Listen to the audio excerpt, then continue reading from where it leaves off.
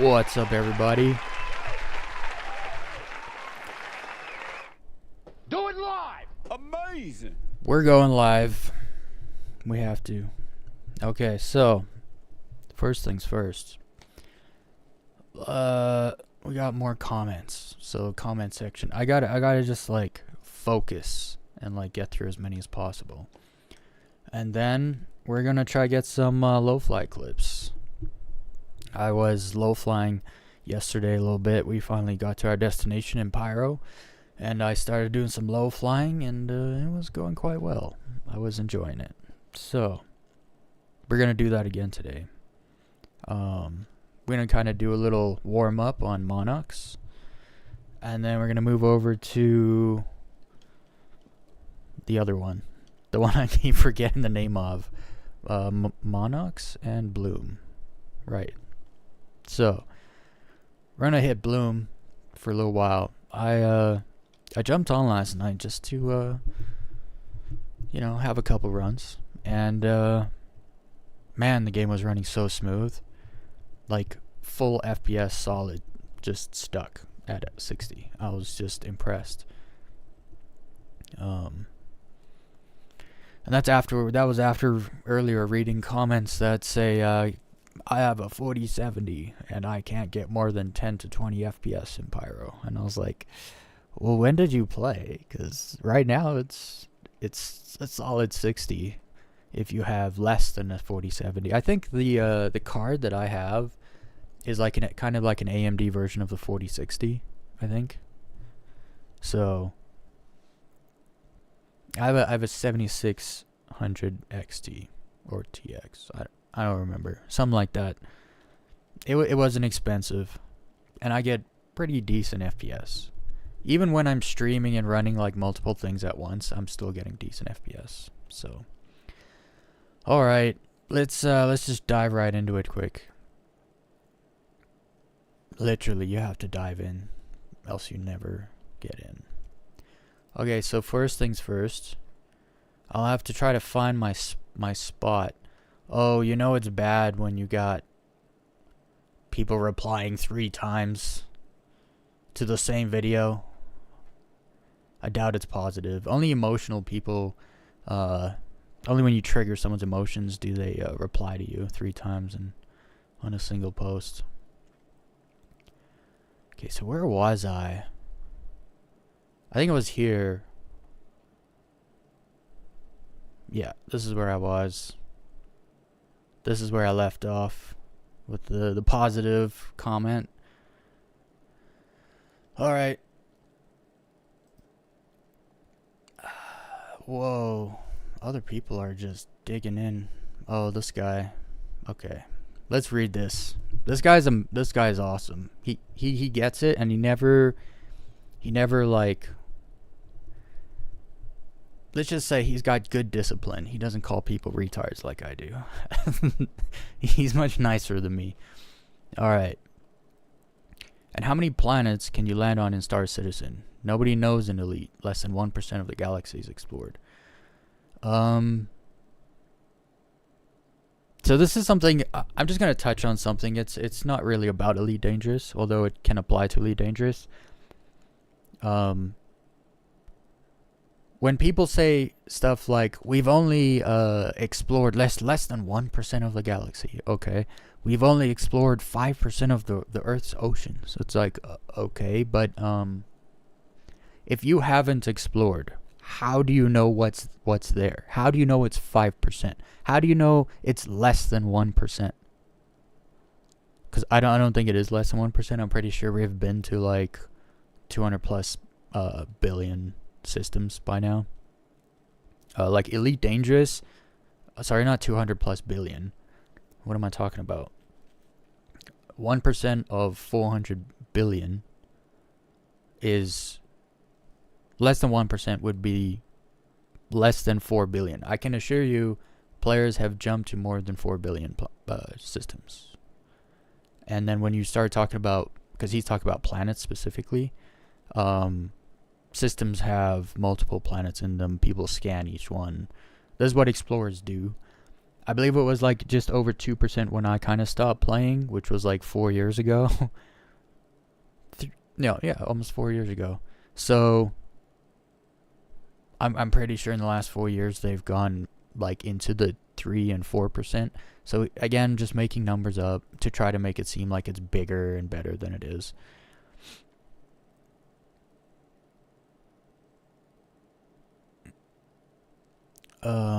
And then obviously this guy just always has a great response. Like you can land on all of them except the gas giant, and even then you can land on a city in the clouds of the gas giant. So you can land in the gas giant, right?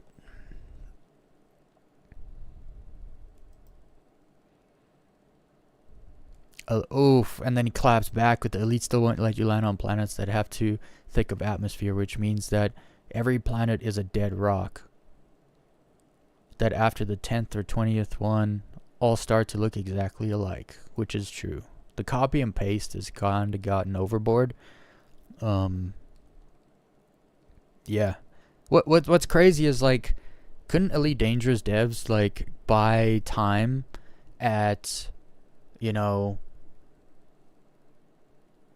because like as researchers, and I'm sure as a company, you can buy time at a telescope, right? You purchase like a few hours to then sit with a telescope expert, and and then you can like face it anywhere you want and look at things. Why not look into deep space and actually look at a lot of planets, or even just pay a company that's already done it for the images, or at least for rights to use the images, and then just remake those planets, like remake several thousand, and then put those actual planets into your generator, and then let it use those to mix and match, instead of kind of just, they really do just mix and match the same thing.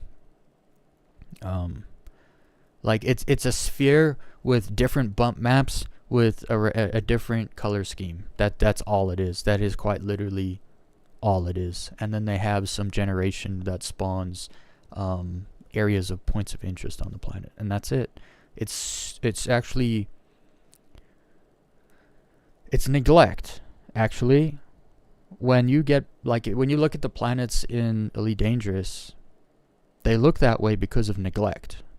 They left it up to the generator to generate the planets, and they put no effort into making sure what was being generated was good enough. And so I feel like that's just what happened. Odyssey was a massive letdown for me. It was the biggest letdown because they promised so much more than they delivered. And even then, like years after, they still haven't caught up.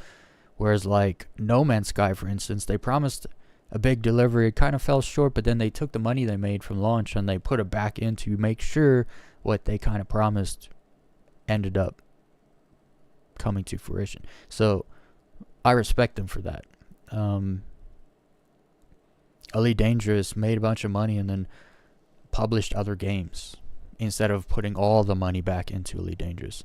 And if that's not true, which I highly doubt, but if it isn't true and I'm wrong, then they didn't make much money because they had a garbage marketing team. One or the other is true.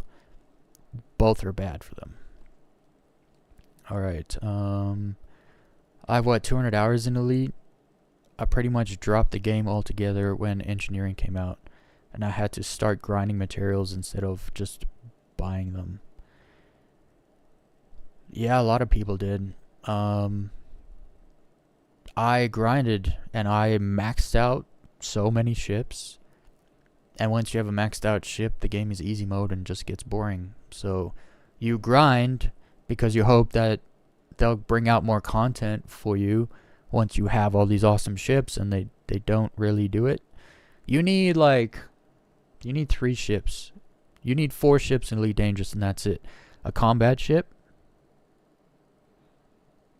an exploration ship, a jump ship, a hauling ship, something that can move, and then a Goid ship. You don't need a Goid ship, but if you want to have the most fun in Elite Dangerous, you need a Goid ship. And that's it. You need 4 ships, and that's it. You can go have all the fun the game has to offer with just 4 ships. And even then, so you could, because the modularity, you could bring that down to 3 ships. Because you could use the Anaconda as both a jump ship and a cargo ship just fine. So, and you could do it as a combat ship, but it isn't the best. So realistically, you could do like 3 ships, and it's just the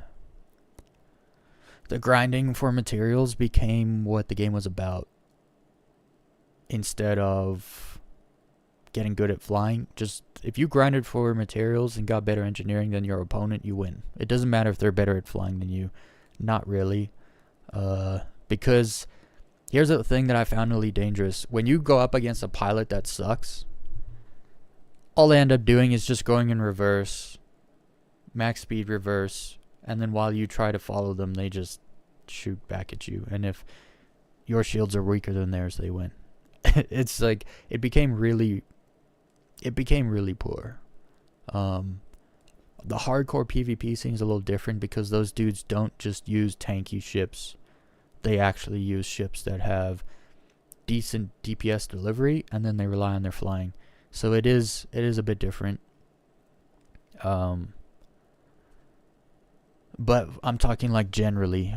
The majority of people in Elite Dangerous don't touch PvP. They don't even touch open play.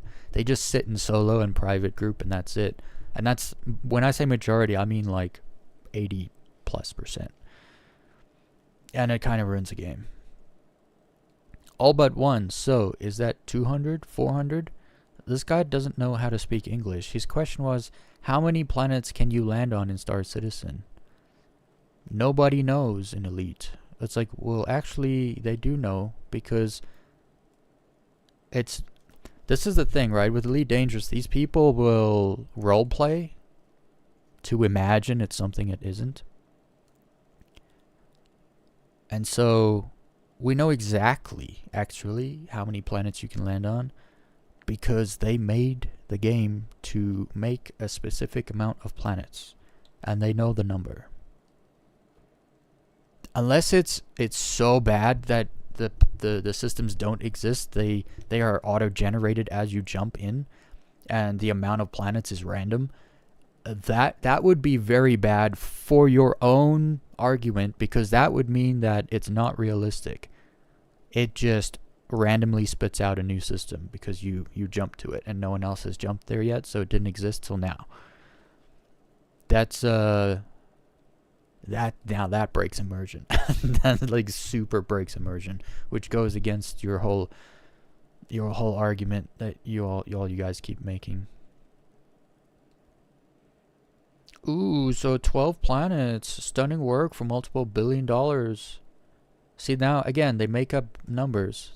This guy's claiming that Star Citizen cost multiple $1 billion. They always just make up numbers because they're liars. All of them. Every time there's somebody that's an Elite Dangerous fanboy that shows up in my comment section, they lie. Because they are liars. Let's see here.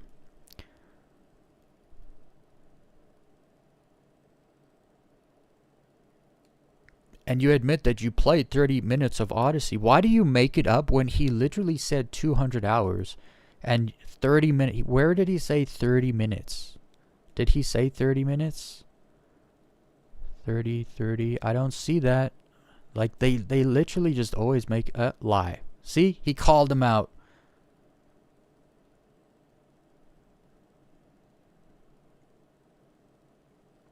I love this guy, man. He calls them out with that. See, I would just be like, you're a retard and you're a liar. And then I would explain why he was a retard and a liar.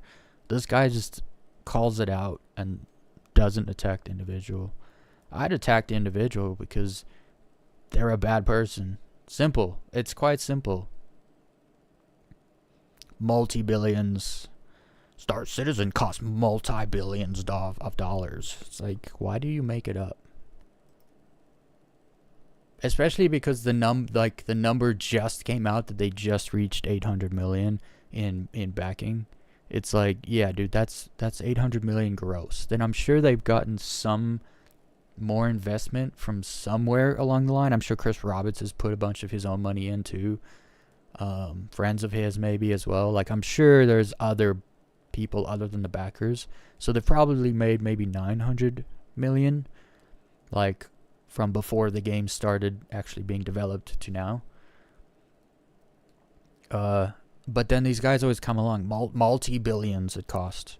It's like, well, even if they grossed multi-billions, when you gross $1 billion, because the company is based in the UK, I believe. The UK's average company tax, corporate tax is like 22%, I think, 22, 23. And so if you make $1 billion, okay, well, you just gave the government like $230 million. Okay, so even if you made $1 billion, you didn't spend $1 billion. Just taxes alone will make that a lie. But they don't think, so that's the other problem. They lie and they can't think. Meanwhile, Starfield is asking for 500 load screens. Yeah, but dude, every jump in Elite Dangerous is a loading screen also. So if you made 500 jumps, there will be a 500 loading screens, and each one is 35 seconds. So that's rough. 500 times 35 seconds, bro. You're talking like 250 minutes. You're talking like, what's that, like 5 hours or something? It's just stupid, man. So yeah, don't even get started on the loading screens for other games. At least Star Citizen, it might be buggy, but at least you're not sitting there just staring at a screen waiting. Like, after 10 buggy years of alpha, can we call SC what it is? An expensive failure? It bites off more than it can chew. It overpromises and underdelivers. Again, with the whole promises thing, like, no one promised you anything. I saw some people talking, some YouTubers talking today about how they've promised Squadron 42 for 2026, and it's like they didn't say we promise, right? So let's use words in context. Let's not use words incorrectly. Chris Roberts got on the stage and he said we're going to try to bring it out for 2026. He didn't give a date. He didn't say we promise it's going to happen. He said this is what we're working toward. This is our goal. It's like, okay, that's their goal. That's not I promise, right? So let's stop making it seem like people are saying I promise. Okay? If someone gives you an idea, if someone shares their idea with you of what they want to see come to fruition, and that isn't them saying I promise this is going to happen. This is saying this is what I want to happen. What do you think? It's not. So stop with the They promised. Just stop it.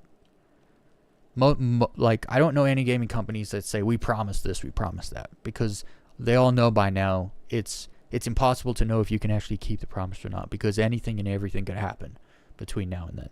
And so they don't say promise ever. So stop with the promise. They promised. No, they didn't. You imagined that. An expensive failure. Well, dude, they made $117 million last year. If they were scamming people, they wouldn't still be making that kind of money. If it was a failure, they wouldn't have been making that kind of money. So we're going to have to inform this person. I regret spending $90 for a starter pack. That is a lie, because starter packs are $45. And if they went up in price, they're probably like, I don't know, $50. So that's a lie. You didn't spend $90 for a starter pack.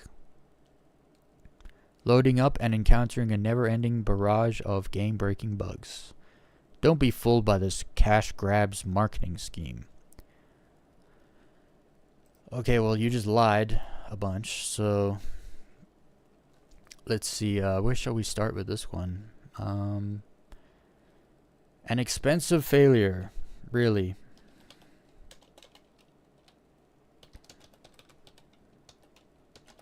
Well, I won.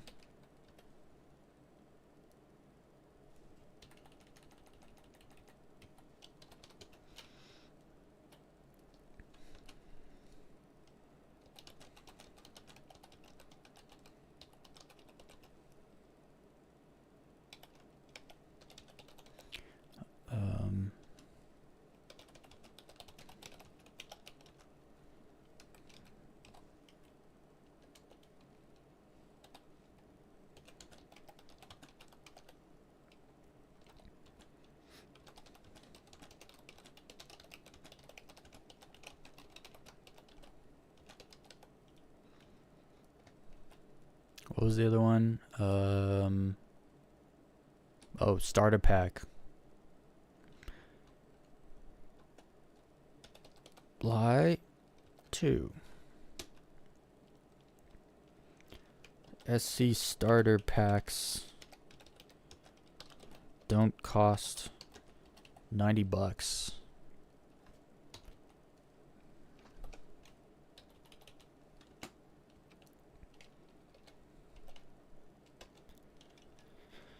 This person thought they were going to just plug and play a game in alpha and everything was going to work wonderfully. It's like these people have very disgustingly low IQs.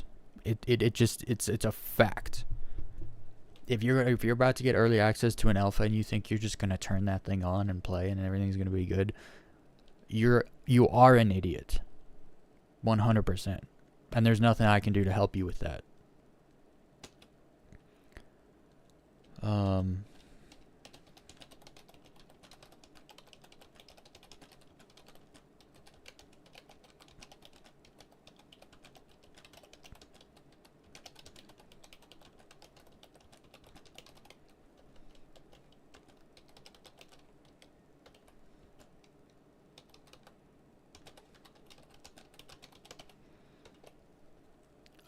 Get on a game in alpha.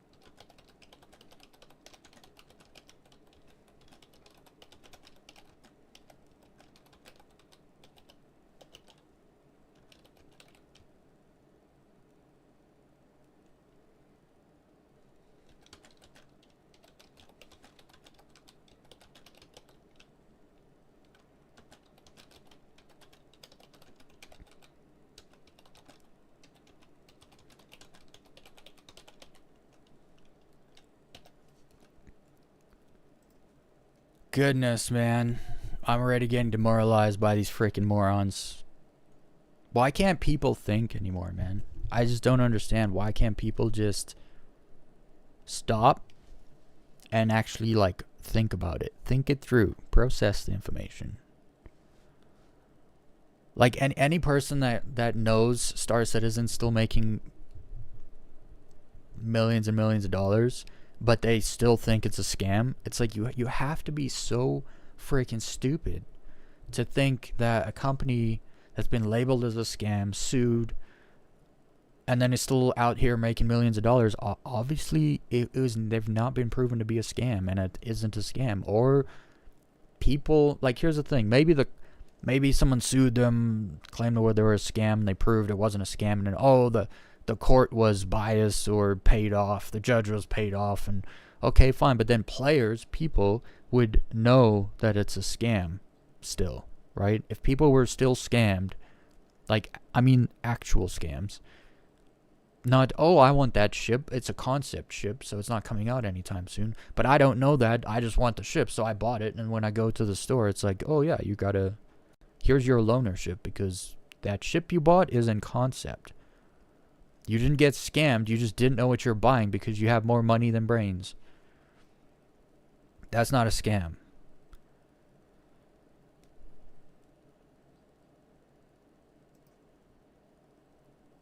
Oh, I'm not even gonna see. I'm all about context, but there's 48 replies. I have no idea what the context of this conversation is at this point, so I'm not gonna. I might not even try. People that say that SE isn't fun at this point, you clearly have not played it. Sorry. That's true, because I see. Look, you go watch other live streams of other YouTubers that are playing Star Citizen with their friends and stuff. I've watched Foxy Loxy, I think he's Captain Foxy Loxy, him and his organization. They go out there and they get to it and they do all kinds of stuff and they have fun, man. Like it's so obvious to see how much fun these people are having, and it's like either you don't know anyone that actually plays it, like you know someone who played it once or twice, or you know someone that tried a free fly, or maybe you tried a free fly and you didn't have fun because you didn't know what you were doing and there were too many bugs for you to figure out. So, but has people not watched? Have you not watched people play Star Citizen on YouTube? Because I did. I have. I play Star Citizen on YouTube. I have fun. I look at other people doing it. They're having fun. I don't understand where, like, even on days where it's really bad, like the day after a patch and nothing's working, like there's still things you can do that are fun. And so it's really hard to take some people seriously. At this point, ED is boring as fuck. Well, again, you know what? There's actually a point to be made. Like, let me steel man this argument. If you're just... So for me, I can't do trucking. Space trucking, it's just so repetitive. And it is literally the exact same thing. The only way I can do space trucking is if I'm watching a movie at the same time, or a podcast, or something that I'm really interested in, and I can do both at the same time. I cannot just sit there and truck. And it doesn't matter what game I'm on. I just can't do that. It's just way too... Like the bounty loop where you go out, you fight for the loot, you take it, and then you take it back to a station. That's trucking in a way, but it's pirating more so. You actually have to work for the cargo, and then there's all the risk involved, and you got to stay on your toes, and like there's just more to it. And it's a little more skill based. You got to be able to take down ships, collect their cargo. Next mission, take down ships, collect their cargo, keep doing it without dying while you have cargo in your cargo bay. And then sometimes it happens, you get jumped, you die, you lose all your cargo. You know, there's that threat. When you're just space trucking, there's less threat. If you do get jumped, it's not your cargo to lose. You just abandon the mission. Like if you're hauling like that, which most people do nowadays. Most people don't go out and buy a bunch of stuff and then go sell it somewhere else to make money. Back in the day, it used to be a little different. You being a trucker in Star Citizen back in the day is a little different with the 30K and stuff. And if like you're going to your destination after you just spent like $2 million on cargo, and then you get there, and then at 30Ks, and then it's gone. You're shipped the cargo, it's gone. It's like start over. So that was different. But so when it comes to saying at this point ED is boring as fuck, I don't think it comes down to the individual, right? Also, if they're role playing, for me, I had to stop just because if I want to jump 1,000 light years, I mean, my Diamondback Explorer, it jumps 60 light years at a time. We're looking at 14 jumps. Well, that's 14 jumps, 14 loading screens. Each loading screen, say it's 30, it's more than 35 seconds, but say call it 30 seconds. That's 7 minutes of loading screens to jump 1,000 light years. And I couldn't, like, as far as that aspect of Elite Dangerous goes, it is boring as fuck. You sit there and you stare at a screen while you wait to get somewhere. That is 70% of the game. Now, unless you're role playing and you actually believe you're traveling through space and hyperspace and stuff, then it's less boring. But eventually you catch on and it's like, this is the exact same loading screen I just saw freaking 100 times, you know. And it's like, yeah. You know, jumping to Colonia, it's like, yeah, you see the same loading screen 100 times. It's not fun. What's up, Modang? Oh, it's honestly, it's not them personally. It's the fact that people, like, the fact that I have to share the planet with so many humans that cannot think, and humans that would rather lie to feed their bias instead of just be honest. Like, we have to share the planet with those people, and that's what's more demoralizing. Because it's not just, here's the thing: if they act this way in comment section about video games, how do you think they are in real life? You think they're not lying to people in real life and all that? It's the same thing. It's bad people. They ruin everything for all the good people. And good people make mistakes, but good people try not to. The thing with bad people is they'll lie to your face on purpose, knowing it's a lie, as long as it feeds their bias or makes them look correct. They don't care about actually being correct because they don't care about the truth. They just want to look correct to seem better than you. And then meanwhile they're not better than you because they're lying to try to be better than you. So saying ED is boring it depends who, right? So for me, if I was just trucking on Star Citizen, I'd be like, yeah, that's super boring. I would say the game's super boring, but that's not what the game's about, right? SE is already so much more with at least 100 FPS. Okay, you gotta have like a monstrous computer to be getting 150 FPS in Star Citizen. I'm just being honest. Like, I can't say ED would be more fun. It doesn't even come close. Yeah. No, that's just true. That is just true. Just because in ED you do, like, the game is about space travel, and so space travel entails sitting there and waiting. Right? You are just sitting, waiting to travel, because you actually have to wait. And that aspect of the game, like I was talking about Hutton Orbital and Elite Dangerous. Once you jump to the system, you now sit and wait for 47 minutes while you super cruise to a station. Don't ever take missions to Hutton Orbital unless you stack 20 of them. Because I used to do it because I'd stack 20 missions and then I'd set the route to travel in, and I'd go grocery shopping or do laundry or make food and eat. I wasn't actually playing the game, right? But people will sit there and they'll like, let's go to Hutton Orbital for the mug. It's like, okay, but you don't actually get a mug and you're just sitting there staring, waiting. That's not gameplay.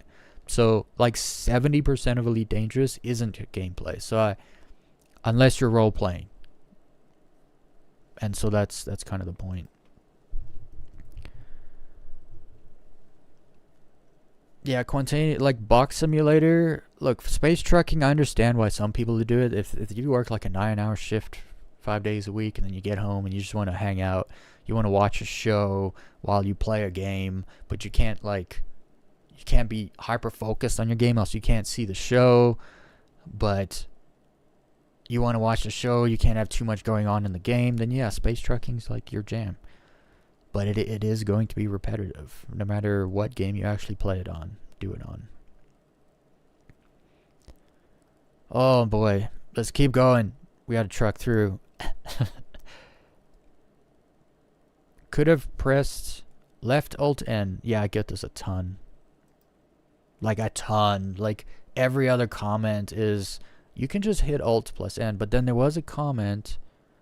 Oh, I'm not gonna find it now, but the dude understood why I used the menu to call the station in Star Citizen, just for comparison's sake.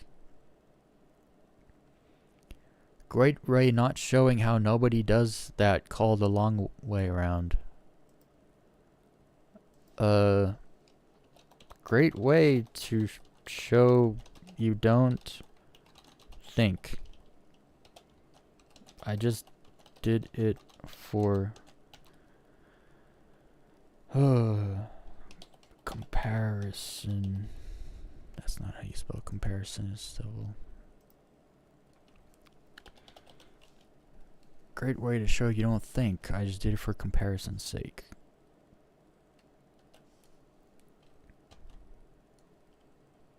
Is there a hotkey to enter station in Elite Dangerous? I don't know. I'd imagine there is. I won't say there isn't, but I actually don't know. So I won't say something that I can clearly tell I'm ignorant. I don't know, so I'm just not gonna say anything. I'm not gonna be an Elite Dangerous fanboy cult member.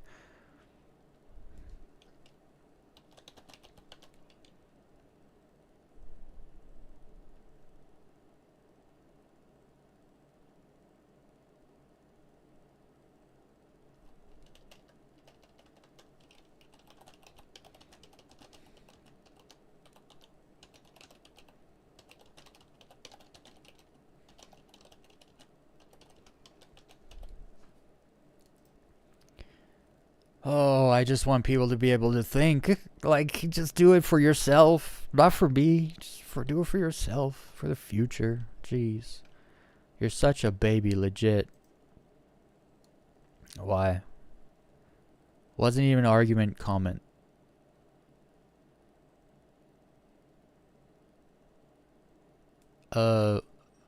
Wasn't even an argument comment. He said classic argument. That's no different.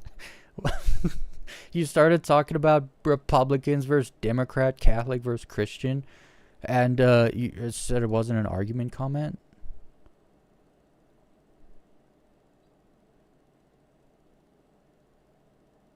I haven't played SC once. Okay, well then you're ignorant, and I'm not going to listen to your opinion about something you haven't done. Freaking take a back seat where you're used to sitting and shut up. You don't even get a reply anymore. Lies. Oh, someone's telling me I'm lying? Hold on. About what? Oh boy. See, this is the problem with context. You take weeks to respond to me and now I'm supposed to just know what you're talking about? I wasn't even talking. Look at all this. None of this is me. There are more game loops in SC nowadays than ED. Is that what he's referring to? Because my friend, show me the salvage game loop. Show me the salvage game loop in Elite Dangerous. Go ahead, I'll wait. Oh wait, that doesn't exist. Okay, show me the FPS mining game loop. Go ahead, I'll wait. Oh wait, that doesn't exist either. Show me the medical gameplay in Elite Dangerous. Go ahead. I'll wait. Oh wait, everyone just respawns on their ship. There is no medical gameplay. So if you're with a friend, your buddy goes down, he's dead. Gone. Boom, respawned. You cannot help him back up. There's no medical gameplay at all. None. Gone. So that's 3 things just off the top of my head you guys just don't have. Show me the ship mining on planet surface. Go ahead. I'll wait. Doesn't exist. Go ahead. Show me the ship repair game loop. Because people forget, you can get a little thing that patches holes on the hull of a ship. And you can, like, replace broken modules and stuff. There's a whole, like, engineering loop gameplay in Star Citizen is actual engineering where you actually work on the ship. You do things on the ship to make sure it runs. That's called engineering. When you get on Elite Dangerous, engineering is basically you looking for materials so that you can engineer your modules to be better. You're not engineering, you're just looking for materials. You're not doing the engineering yourself. So that's, again, we have engineering game loops that are actual, like the players are doing engineering. You don't have that because you have multi-crew, but that's not real multi-crew because when your crew comes aboard your ship, they're just sitting there. They can't get out the seat. They can't do anything. Oh boy. It's not a lie. It is not a lie. Okay, let me go back. Can I,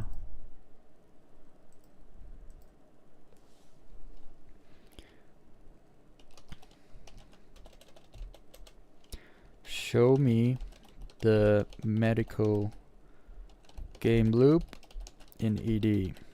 You can't. Show me FPS mining loop. You can't. Show me, what are the other ones I said?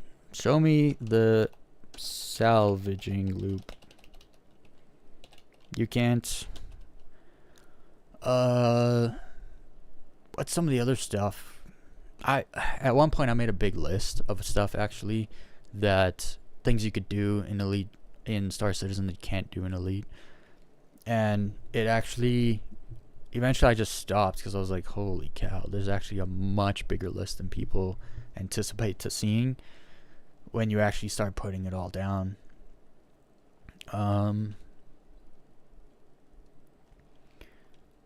Hell, you can't loot, right? So like,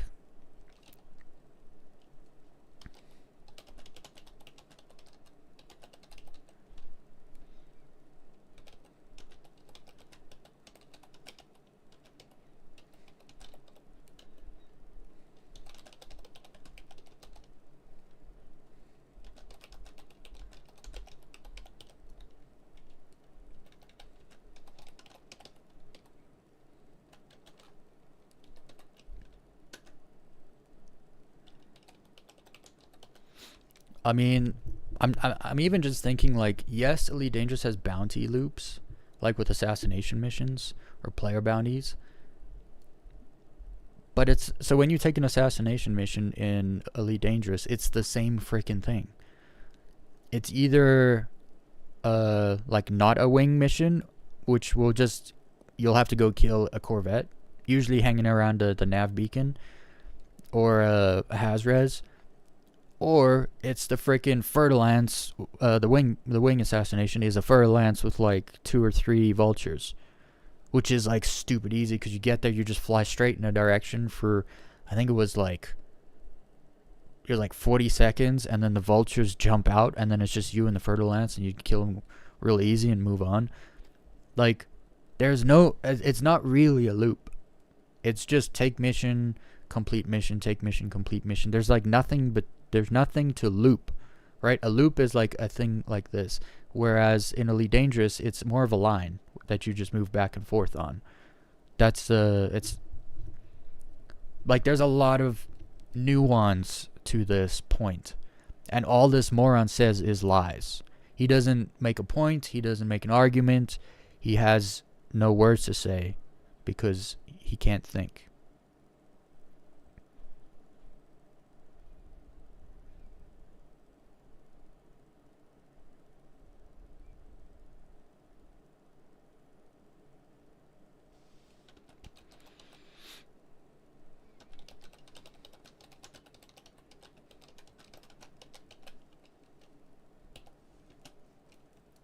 I'm trying to think of something in Elite Dangerous that's like a fleshed out full loop, and cargo might be the only thing that I can think of. Mining's not bad if you actually go mining like an asteroid belt, or not an asteroid belt, sorry, around in a ring around a planet. And that's been pretty fleshed out. Like, you can crack a rock, you can like pull deposits out, you can chip off. But even then, so like, it just refines it in the ship. All the ships just have a refinery, and so you don't have to take it anywhere or do anything. You just refine it and then just sell it. It's you don't have to pick it up. Like, the Olympus just automatically do everything. Like, when I say Elite Dangerous is void of gameplay, what I mean is when you go to pick something up, you park your ship, you sit, you wait. You watch the Olympus do it. When you travel, you sit, you wait. Like, there's so much just sitting and just waiting that it's not. If you're sitting staring at a game but nothing's happening, are you playing it? Right? That's an important question.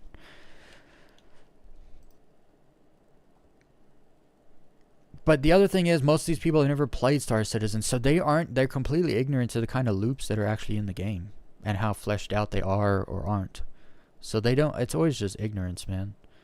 Which is a reason they lie also. I think sometimes they're lying, but they don't even know it just because what they know is wrong. So what they're going based off of is making them lie.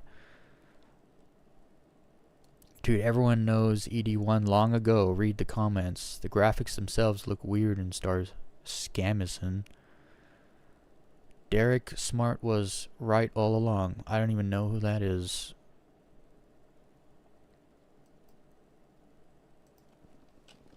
Yeah, read the comments.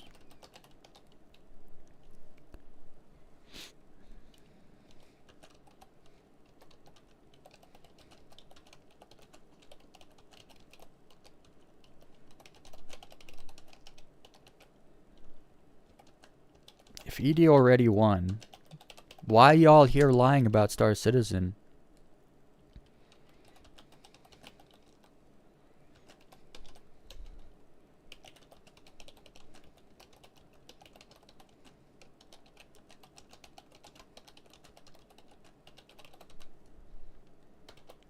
Serious question. Why y'all here? Why are you all here filling up my comment section, giving me almost 1.3 million views if ED already won? I'll tell you why. Because every single one of these dumbasses, these retarded morons, they see this clip, they see this, and they get envious. They get very envious because in their mind, Elite is better. But then they see this and they're like, where's my trees on my planets? Why can't I go to Sol and land on Earth? Why can't I go to Mars and land somewhere on Mars? They could make a landing zone where ships are allowed to go and land, and like a mining what do they call it? Like contract, not a contract, a mining lease or whatever, and it's like a certain area where you could go to Earth and land. You can land just here. They don't have to make all the cities and all the everything. There's a mining claim right here. You can go there and you can land there. You can roll around the planet. You can see the trees and the grass, and there'll be a river, maybe a lake, maybe there's an ocean bordering somewhere. No. Instead, Elite Dangerous players see this and they realize this is something they will never get. Ever. It's in the game. There are absolute explosive amount of Earth-like planets, water planets, even ones that are unpopulated. Why not let Elite Dangerous players land on Earth-like planets that are unpopulated? They could look like this, can't they? No, they can't, because Frontier doesn't have the money.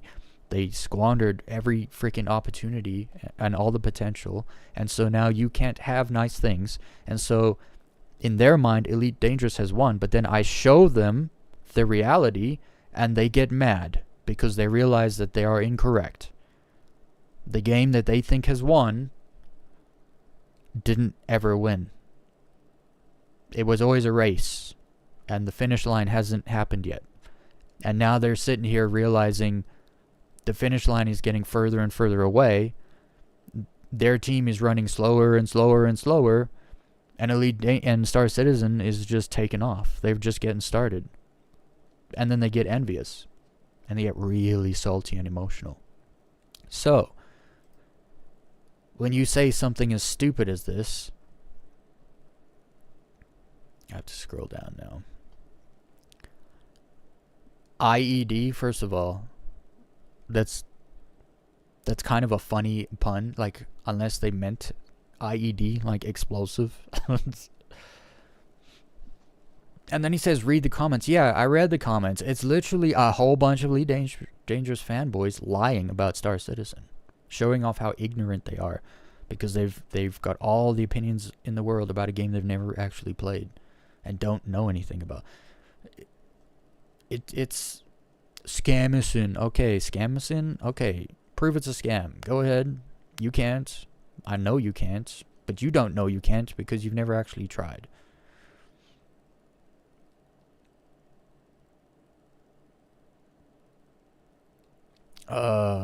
Stupid people. You sound like you recently played the game while I played it years before.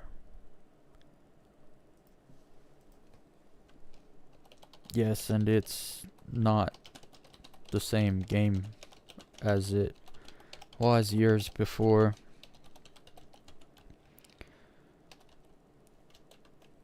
Have you played since they added replication layers, persistence,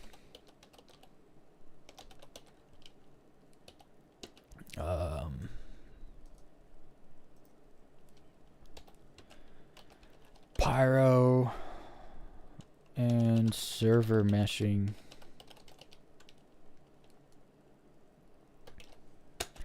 if you played before any of this stuff, you were playing a whole different game. You were playing half the game back then, and it wasn't working as well. So, and yes, of course, I've played recently, which means I'm more. Is he trying to make the point that because he played years before I did, that he knows more about the game? Because I can assure you that's not how it works. You knew more about the game. Knew is a past tense. If you stop playing, you have no idea what you're talking about anymore. Star Citizen is eye candy, but that's it. I got bored and played something else. It's such a lie. It's such a cap. One is a functioning game, the other is a storefront. This dude, I'm pretty sure this dude has answered the exact same on a different video.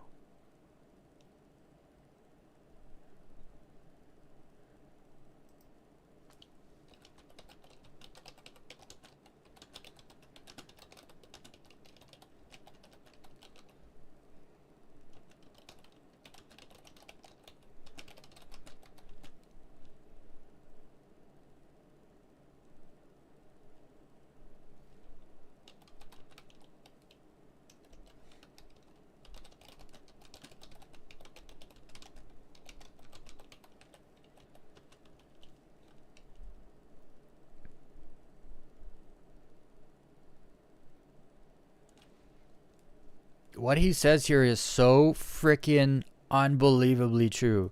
Just because you want to believe it, doesn't make it true. They want so badly to believe it's just a scam. It's a buggy mess, not a game tech demo that's never coming out. They want to so badly believe that. But it's just not true. Like, it's just not true. I used to believe it, but I didn't know. And then I started looking into it like, well, if it's a scam, surely there's a whole bunch of class action lawsuits, right? So you look into it, and it's like, there's been some lawsuits, all of which they've won. There's still some pending. We'll see what happens. But no one has ever proved it's a scam. No one has ever proved to law enforcement or authorities that Star Citizen has scammed them. Ever. So to then continue to believe it's a scam would mean you're believing a lie. Willingly. Because if you know they've never proven it and you continue to believe that, you are willingly, knowingly believing a lie. And then if you go on the internet and you keep repeating that lie, that's what's called a rumor. Something that isn't true that spreads around. But this is what they do. They deal in rumors and lies.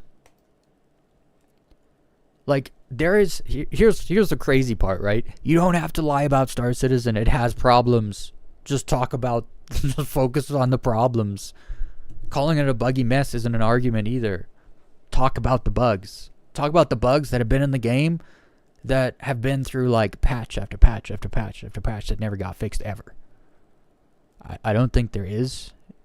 Because here's the thing, like, in the last patch, the elevators didn't work. So now for the rest of this year, I'm going to be dealing with comments talk about how the elevators never work. It's like, yeah, they didn't for one patch. And now, since 4.0.2, I have not had a single hiccup, not once, with an elevator. Not once. And I live stream, like, almost all my gameplay. So, and here's the thing, they could comb through all my live streams and pick out all the bugs that occur to me. I say all like there's a lot of them. There really isn't. I'm smart enough to know how to avoid bugs or how to solve the ones that aren't so bad, because I have experience playing the game. Just like anyone else who plays the game, they know what bugs can occur when, and they know how to avoid them, or they know how to fix them. Like, recently I've been getting this problem where I can't jump. Like, my ship will calibrate, and then I'll go jump, and it'll even give the little, like, the squeezing, stretching, whatever, time warp, animation, but it won't jump me.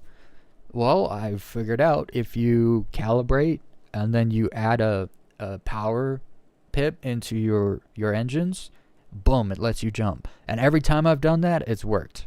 So, if that's a bug, I figured out a way around it. because I breathe through my nose. I'm not a mouth breather or a retard. I'm sorry if that offends you, but if you can't figure a problem out, that means you have a low IQ. I'm not calling you stupid. I'm just saying you have less mental capacity to deal with problems and solve them. I'm sorry I have to be the one to point that out to you, but if the people in your life don't care enough about you to let you know you're, not firing in all cylinders, then maybe you need new friends, or tell your family to be more honest with you or something. I don't know. But it is what it is. We're going to get to one last one here just because it's the same old, this poor person gets all their freaking opinions from rumors. Guys, don't be like this guy. Don't get your opinions from rumors. Just don't, if you hear a rumor, be like, oh, that's interesting. Put it on the back burner and just wait. Wait it out. See if it's true. If you don't care, just say, I don't know, and then just disregard it. It's a rumor. But if you care, go look into it. Find out if it's true. Don't just believe it, because if it's not true and you believe it and then you repeat it, you now look like a complete freaking idiot. And you deserve to be called a retard. Because here's the thing. If you're actually retarded, you have an excuse. If you're a normal person with supposedly an average IQ, you have no excuse. You're an idiot. You can't be an idiot if you're an actual retard. If your IQ is below 80, I will not call you a retard. Because you're kind of expected to not, you're less than, your brain doesn't function fully. So you catch a break. A complete break, in fact. Where I will explain something to you nicely so that you know. Instead of calling you a retard and, telling you to figure it out. But people that have a normal IQ, you can tie your shoelaces. If you say stupid, retarded things, you're a retard. You actually are. That's not my problem. But here we go. Elite Dangerous is a finished and released game. Star Citizen is a glorified tech demo in which everything is monetized. I really gotta stop correcting typos people make, just so I can, because I make them sound smarter than they are, right? And you guys see me type and reply back to people. I make sure I correct spelling errors or make sure the wording is right, because I don't want to be a retard. I want them to know what I'm saying. When you say in which everything in monetized is in monetized, in which everything in monetized, come on. This person didn't proofread their own comment, which means they're lazy. Because obviously he didn't say this on purpose. I'm not an idiot. I know, that's why I read it correctly the first time. I said everything is monetized. Because I know he meant to say is, but he said in again because he wrote in here. I get it. But if you proofread, if you're not lazy, you proofread. But typical. I can tell this person is lazy. How? I've never met him. I know, because he didn't proofread. If you can't proofread your own comment, is sure as hell damn take it to the bank that this guy did not proofread the freaking rumor he heard that it's just a glorified tech demo. And everything is monetized. Everything is not monetized, actually. Hell, I just bought ship paint for my Arrow with in-game money. People are under the impression, if you want a skin, you gotta go to the CIG store and buy it with real money. It's yeah, some skins, most skins. Let's be honest, most skins you do, but not all. I have a skin for my my Constellation. I didn't buy with real money. I have a skin for my Arrow. I didn't buy with real money. I have skins for my Aurora. Didn't buy with real money. In fact, all my ships except the Aurora, I didn't buy with real money. Frick, man. They just always say things that are untrue because they never ever do their due diligence with rumors. They just believe rumors straight up face value. Now, thankfully for me, I have this guy because he takes them on for me. Because I would, and this guy doesn't have to keep coming back to my comment section and replying to these morons. He doesn't, but he does. And so I thank him for it. Let's see what he says. It's funny because if you apply a little bit of critical thinking, see, he pretty much, oh man, he says the same thing I do, but he doesn't call them retards. You will realize that what you said is actually a bit backwards. Sure, SE does not have a release tag on it, but SE has made good on all but one of the Kickstarter promises that Elite made back when it ran one. You should tell me what the promise is, because I don't know about that. The only promise that Star Citizen won't fulfill is the entire simulated galaxy part, because CIG is more interested in the fine detail rather than the broader... Hold on. When Star Citizen came out, they promised us a whole galaxy? An entire simulated galaxy? Dude, you know how happy I am they're not giving us that? I don't want a whole simulated galaxy, because all you get is emptiness. And for a game, emptiness equals boring. Nothing to do. Nothing to see, nothing to do. Oh, seen it before, done it before. That's not... Like, when I found out they were just going to focus on bringing, like, 1.0 could have 5 systems, and they're, like, handmade, fleshed out, lots to do in each system, all very different. I mean, the one thing I'm finding crazy is going from Stanton for so long to Pyro is how little copy and paste there is. And I was like, yo, they really did go and make a whole new thing. And the thing is, you can't do that for a whole galaxy. And so I'm glad they're not just taking something and throwing it in a generator and just having, like, auto-generating a whole galaxy like they did with Elite Dangerous. And it's just empty. There's no point. It's crazy how, like, a 1-to-1 scale of the galaxy is nothing more than a marketing point for Elite Dangerous. Because once you really get into it, it's like, yeah, there's no point. Like, outside of the bubble and Colonia, there's no point to any of the other space at all. I went to Beagle Point, there's nothing there. There's a beacon there, and that's it. And it looks like every other freaking system on the way there. So, that whole thing is quite literally a waste of everyone's time and money. So I'm actually super happy that they decided not to do this. And that's a promise they broke? Well, let's break more promises then, if that's the case. Holy. No. I think something's wrong with my mouse. Unless all my batteries just seem to be freaking dead. I keep having to change it, and it keeps just turning off. But I did charge 2 batteries just in case. So now I'm on the second one, and then I got one left here, and hopefully we're good here. Because when I start playing the game, I'm kind of gonna need the mouse. Low flying, kind of need the mouse. Let's see what this guy said. Spoken like someone who invested all their cash on digital spaceships and can't admit he made a mistake.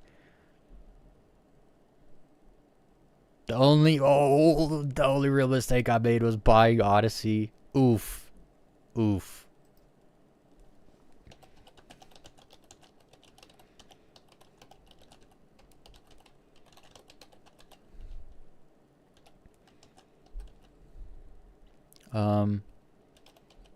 I spent $45, bruh. I spent less money playing Star Citizen than Elite Dangerous.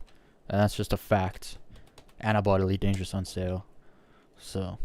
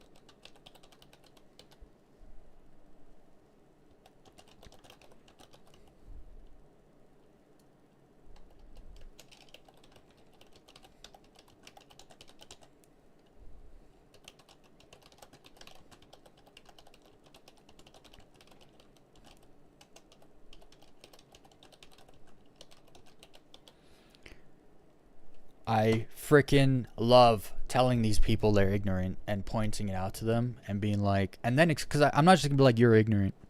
No, I'm going to explain to you why you're ignorant, because calling you ignorant makes you think I'm just calling you names. No, I'm not calling you names. I'm stating a fact and then explaining said fact. You are ignorant. Why? Because you think you have to spend real money to play Star Citizen. You just don't. And I can prove it 100%. I spent $45 over 3 years ago. I haven't spent a single cent more playing Star Citizen. And it's just a fact. Like, I have ships and skins for said ships in-game that I only bought with in-game credits. No real money. And then I just love being like, you're ignorant. And you didn't know. Because you get your opinion from rumors. I love telling people they get their opinion from rumors. I love it. So when I find someone that gets their opinion from rumors, I can't wait to tell them. Because they don't know. The thing is, when you get your opinion from rumors, you don't know that you are. Right? You heard something you didn't know and you just believed it because you're ignorant about said subject. And so you got your opinion from a rumor, which means you have a low IQ.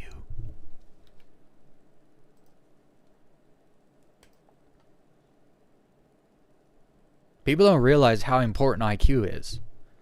If your IQ is too low, being successful at anything in this life is going to be almost next to impossible for you. And when you think you're just like everyone else because you graduated high school, you're going to have a hard time. And what's worse, the people you work with are going to have a hard time with you because you're not going to keep up. But you think you're just like everyone else because you have a piece of paper. They told me to remember this and I did, so I passed. But I can't tie my shoelaces. You know.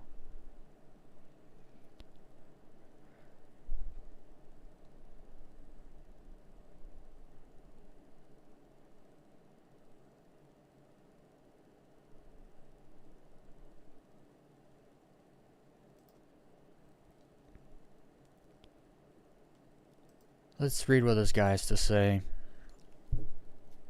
I remember saying something about like they can't make arguments or something, so they don't have an argument otherwise. They also like to throw around the word cult while behaving like they're in one. Actually, that's kind of crazy. So because Elite Dangerous fanboys don't actually know anything about Star Citizen, they can't actually properly criticize it. The actual criticism that comes the actual criticism that Star Citizen gets, like, I mean legit criticism, always comes from the people that play it, that are called cult, like, you're in the Star Citizen cult, except they're the ones that actually critique the actual issues part of the game, because they play it, so they know.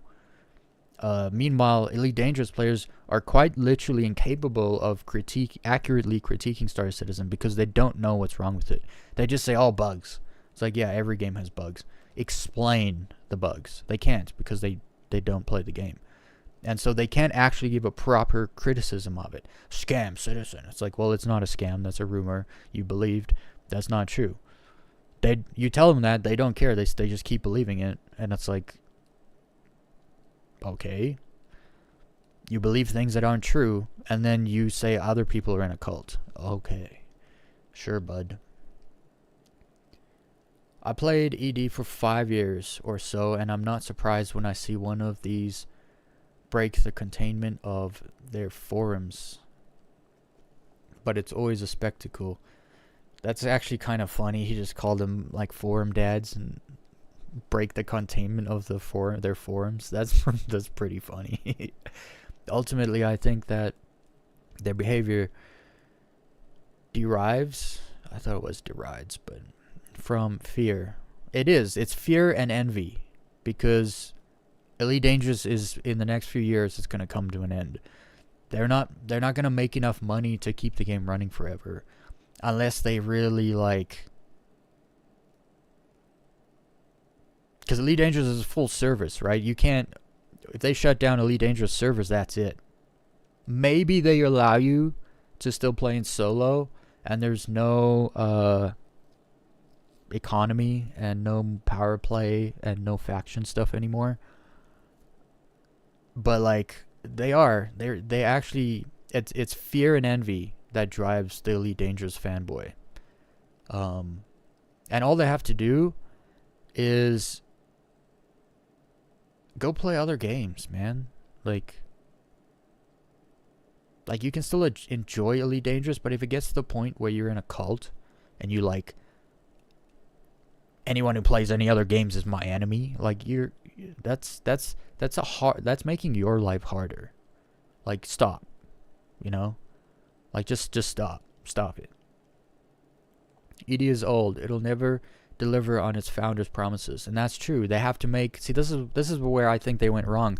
They made Odyssey instead of making a new Elite game, and so you got a half-assed DLC that was underfunded instead of them taking their time and saying we're not going to be putting much more into Elite Dangerous because we're making the next Elite game. And then around this time we'd be getting announcements of Elite Odyssey coming out 2026, summer 2026, and they would have had time and money to make it, but they didn't. They spent all their money on publishing Dinosaur Park Simulator and whatever other games no one's heard of, and then squandering the potential of their base product. I'm sorry, but that's what happened. Don't get mad at me, go get mad at them.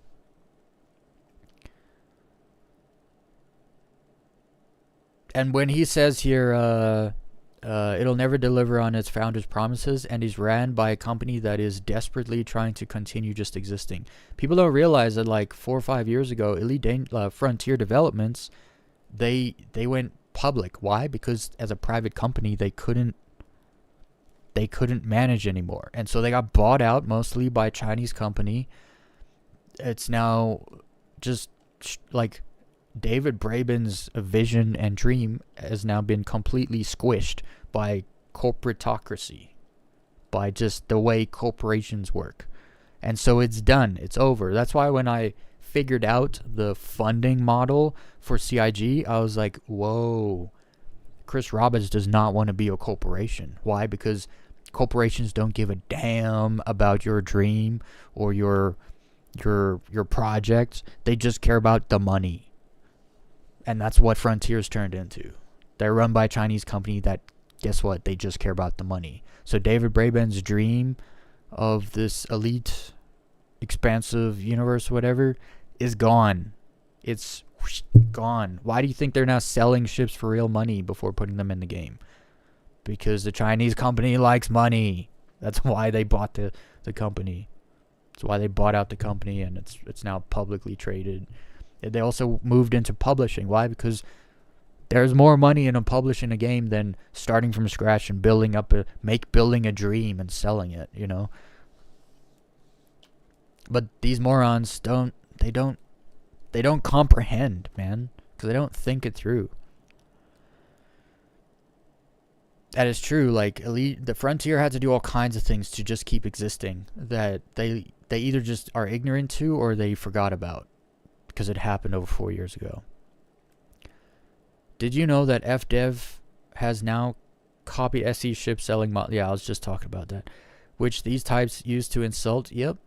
Star Citizen used to be a scam because you had to buy ships with real money. And it's like, well, you never had to, but now Elite Dangerous does the same thing.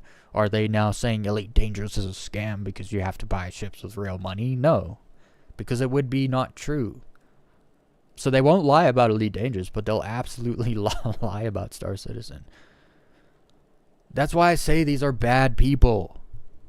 These people, like, if you would lie about something so stupid, in their real life, I guarantee you they're lying to their family, they're lying to their friends about all kinds of stupid things. They're bad people. This is why you have to teach children morals. You don't just send them to government school and think they're going to learn how to be good people. They can maybe learn to read and write, maybe. But you're not going to be... You send your kids to just government school, they're not going to come out outstanding humans. You know, they might be able to enter the job force after. If you're lucky. Did you know... Okay, I read that.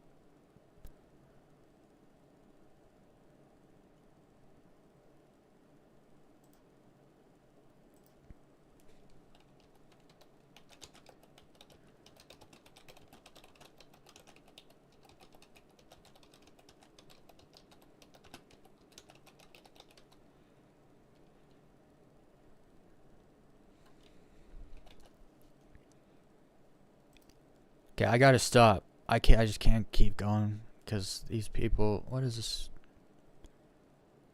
Oh, people are actually seeing some of my lo-fi. Let's see what people say. Did I get some criticism here? Despite the rough spots and incomplete features, that game is still incredible and beautiful. Hard to believe you can just fly directly into space from here with such high definition and realistic looking graphics. Yeah, no.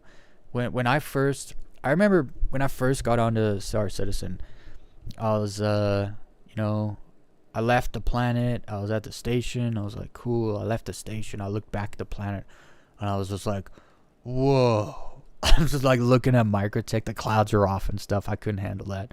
And then I got out my ship, and I was EVAing, and I was just like, in absolute awe. Coming from Elite Dangerous, leaving your ship in space is an impossibility, so it's like freaking Christmas for an Elite Dangerous player. And then I got in the ship, and I remember saying, I wonder if you can just like fly down to the surface. And I did. And while I was flying and getting closer and closer to the planet, I noticed like these sparks, like these bits of light. And I hit F4 and went into third person, and I see my ship was like burning. It had the plasma burn while I was going into the atmosphere. And I blew up. I was like, how is this a game? Like, how is this possible? And then you like go in and you land, and it's like, it's all just seamless. Like, how did they do it? And then you play Starfield, and it's, planets are PNGs you fast travel to that you can't fly around, and it's like, you compare Starfield to just Star Citizen low flying, and it's like, yeah, that scale just like, you honestly just can't compare.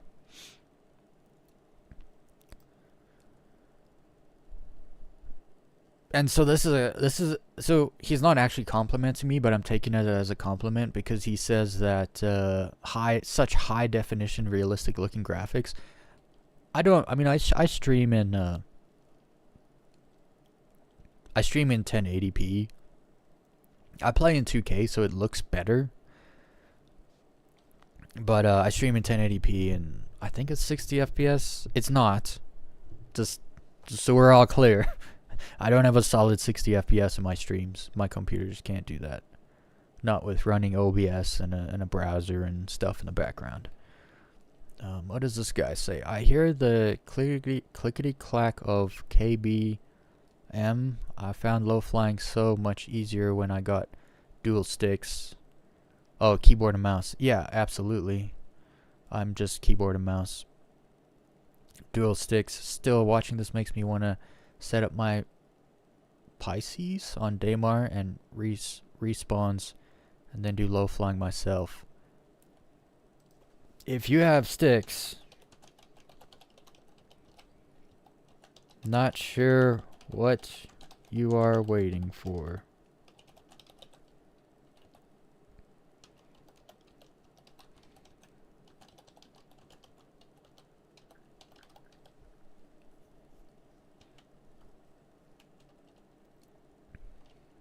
I'll be honest, I'm probably never getting sticks. I'm just gonna be completely honest. I had sticks for a little while in Elite Dangerous, and I don't know. I didn't like it. I mean, I liked it, but I didn't like it enough to keep doing it. And also, it's a whole different learning curve. Once you learn how to play a game a certain way, like for instance, when I played Elite Dangerous on PS4. When I got an Elite Dangerous on PC, I couldn't play. I didn't know any of the controls. I didn't know I had never used a mouse and keyboard to play a flying game before. So I mapped the controller best I could, and then did that. When I started playing Star Citizen, I was like, I'm not gonna map a controller. I'm gonna learn to use a mouse and keyboard. Now that I know how to play the game with a mouse and keyboard, getting on sticks, I just have to start from scratch. I have to just learn all over again. It's going to take me weeks, probably.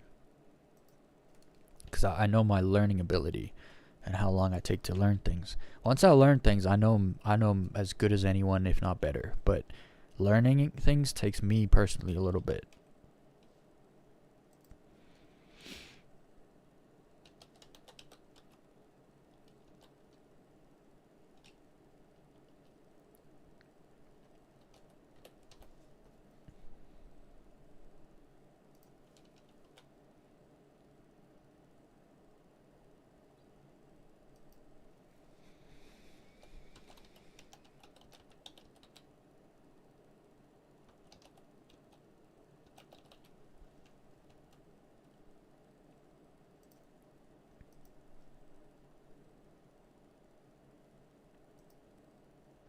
Alright.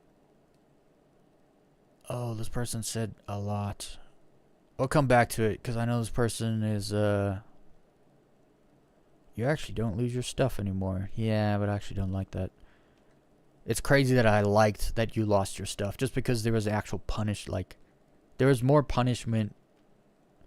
When you die in a game, there should be punishment, so that you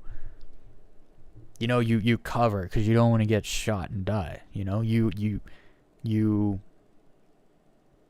react and interact more realistically, because there's, like in real life, there's an actual penalty for dying. You're gone. And in games, I like penalties, harsh penalties for dying. And now there's not really. You just lose whatever's like in your backpack. That's not a penalty, because food is like not. I don't know. I could get into it. I could steel man the argument too, though. I've seen people spend more time focusing on like gameplay and like getting out there and doing things, because they're not so worried about losing their stuff. They're also repping their best stuff now too. Like, I'm seeing crazy outfits now that you never used to see, because people would leave those outfits in their inventory because they didn't want to lose them. So I understand both sides of that argument.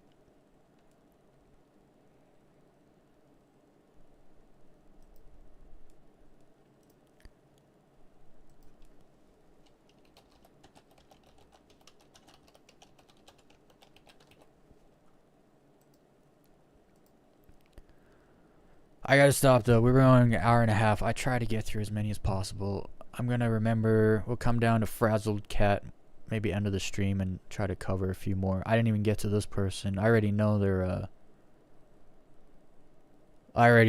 they're emotional ED fanboys. You don't reply 3 times on the same video,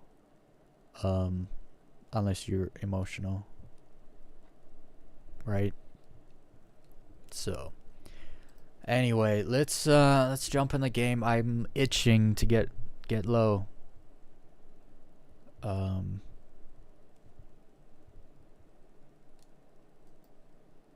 Let's get into it. I did the hotfix, like the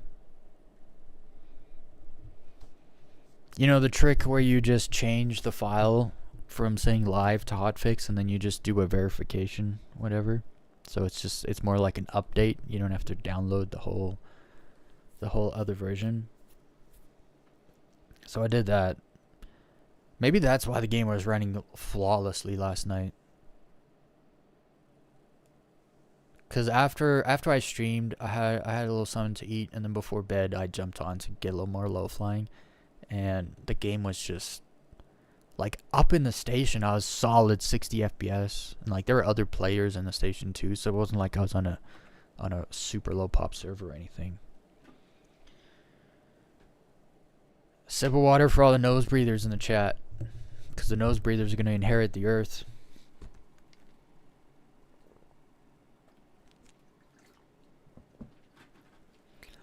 Alright, let's see, any good servers here? What are you guys in?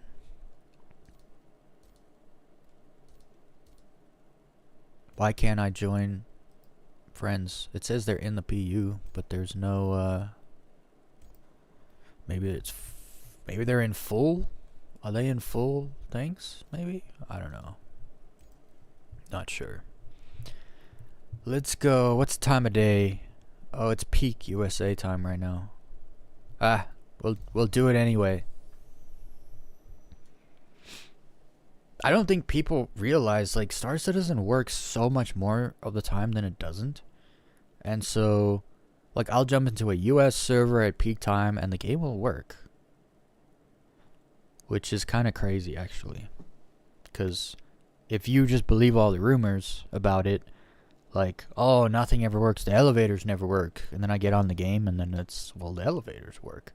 And then it's, missions never finish. And it's like, yeah, I took 30 missions this week. But one of them didn't finish. But somehow that means missions never finish, you know? Like, it's wild to me how... Actually, you know what? Is exaggeration honest? Serious question. Is exaggerating lying? Because there's more, the intent is the same. If something bad happened to you and the thing that did it to you, you feel negatively toward, you are going to make it seem much worse than what really happened to you, right? Why? Because you're biased. You want that thing that did it to you to look bad. That person or that game or whatever, you want it to look as bad as possible. So you're going to lie to make it seem what happened was much worse than it was. Same vice versa. If something good happened and you like the thing that made the thing happen and you want to make it seem better, you'll exaggerate, you'll lie. Okay, well, this is not the frame rate I was experiencing last night, that's for sure. Let me just fix a few things here. Also, you gotta give the game a bit. When you first get in, the first 5-10 minutes are always choppy. Always. Let's fix... I know I had, like... I'm at full... Yeah, clouds are very high, which takes a toll on my computer.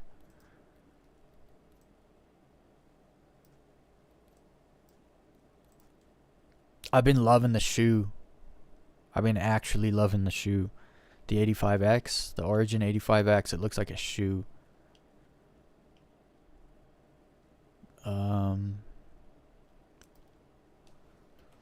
Let's see if it's any better. Also, last night I was wondering, like, I was really harping on the darkness of everything, and it's not that dark. It's dark, but it's not as dark. It's just I have a light in my eyes, so it looks much darker than it actually is. It's like being outside all day, and then there's the sun, and then like going inside and everything, like it's really dark inside. It's not actually dark inside. Your eyes are just adjusted. So that's actually my issue. My eyes are adjusted to the light in my eyes, and so everything looks darker. Goodness, the frame rate is horrendous. I don't even want to touch anything, it's so bad.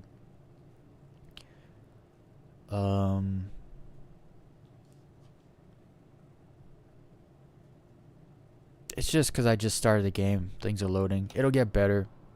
I promise it will get better. I only know that because it actually does get better. I was getting like easily like triple the frame rate last night. And then it makes me wonder, like, is it just because I'm spreading my computer thin and this game is mostly based on your CPU? I could overclock my CPU. It's only running at 3.9. But it can go up to 5. Doing business, I guess. What?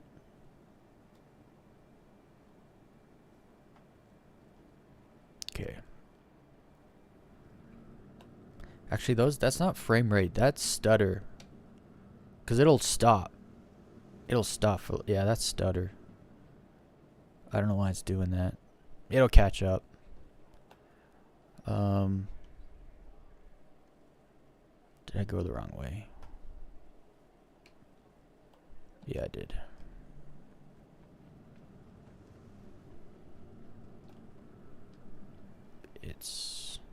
No, that's where I come from. And this is where I go. I'm still learning the layout of the station.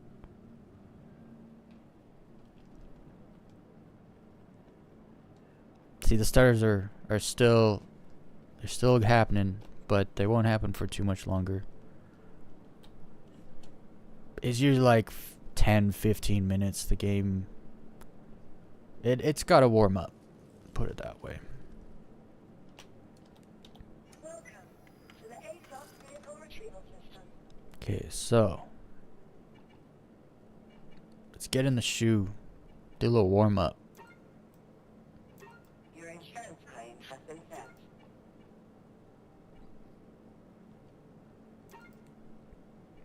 Your insurance claim has been sent. Do I have everything? All Claim the Gladius. Your insurance claim has been sent. After Bloom, I want to hit up Monox and take it for a spin. Never low flowing at Monox before. Been there before. Once. Your insurance claim has been sent. Your vehicle has been moved to authority safety. Vehicle selected. Stand by. Your vehicle has been delivered to the... Please visit us again. Okay. So. What is this? Oh, someone has a bike in here. Just realized those bikes are so small and they can fit in the elevators.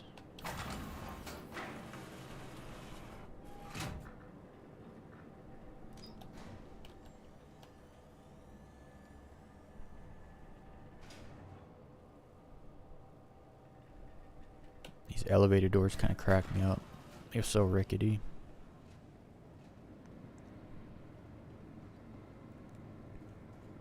See, the FPS getting better.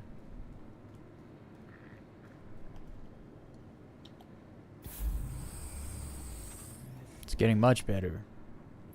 Hell yeah. Alright, guys. It's time. One of the things I like about this place is certain parts of the day when the doors open, it's like, look at that. Look at that. You just see the planet. It's like, yeah.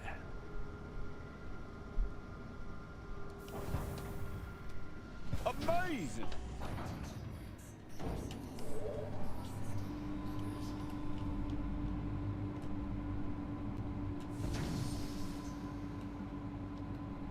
Okay, there's a freaking gun. Don't want to hit anything.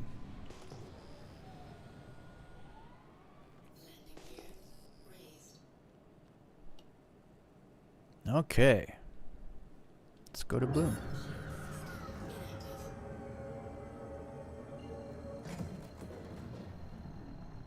I need to get comfortable. Whenever I first start low flying, it's garbage. It's so bad. I got like no confidence and no like, I don't know what to call it. So the sun's kind of going down this on this side. I don't know if it's coming up. Like, is the shadow going to move back or forward? Is it going to move away from Windfall or is it going toward Windfall? Because then I need to figure out which way to go once I'm there. I guess I'll go towards the sun, I guess. I don't know. I need to figure out which way this planet turns.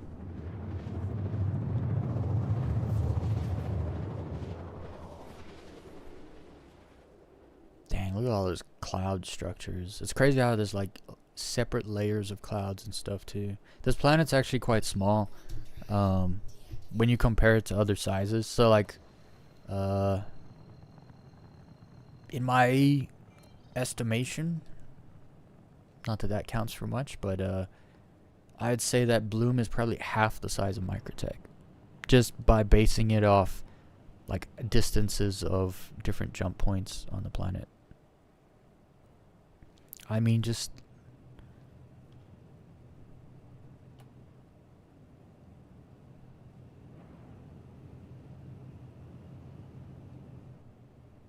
you just look and it's just like, wow. See, this is why the Elite Dangerous fanboys, they see this and they're like, we're never gonna get this ever. And it's demoralizing, and they get emotional and angry, and they take it out on you instead of going to Frontier and being like, do you guys have a game plan for like bringing us full atmosphere and full ship interiors? Because I guarantee you they don't. There is no plan for this for Elite Dangerous, and that's what gets to them. Because this is what they thought eventually they're going to be getting. Or maybe hoping. Because they don't really think. Alright, let's stop just staring at the the beautifulness of bloom. Let's get decoupled.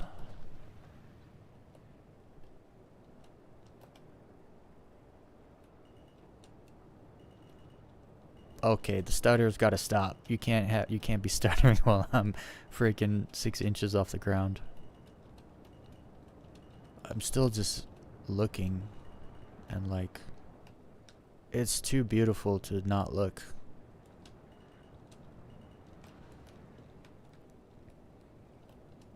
There's not much I can do about keyboard sounds. I know that guy, one of those commenters said he could hear the keyboard and mouse, and it's like, yeah, there's nothing I can do about that. This is the microphone I have. It's a condenser microphone.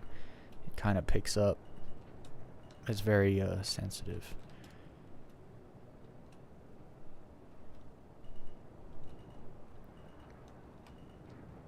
Oh, it's all black here. I can't see. Oh, the sun like that. I can see the silhouettes of the rocks actually, so it's not bad.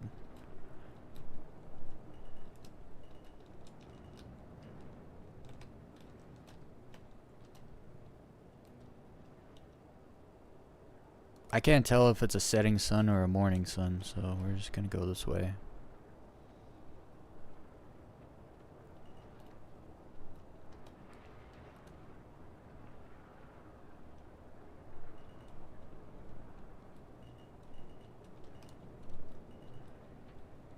Wrap around the backside here.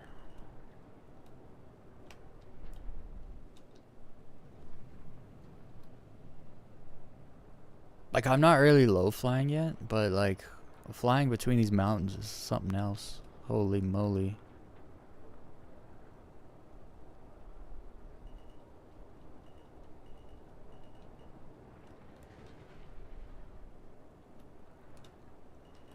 Okay, let's find a slope.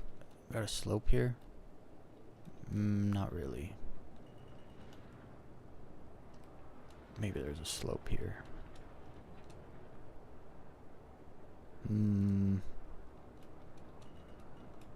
I need to get between.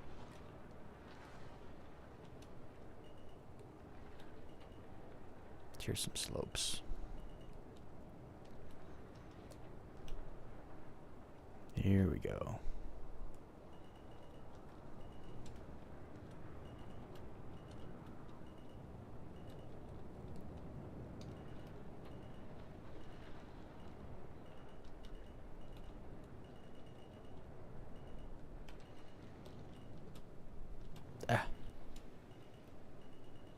Still learning to turn, like turn from one side to another without losing my, you know, not gaining altitude.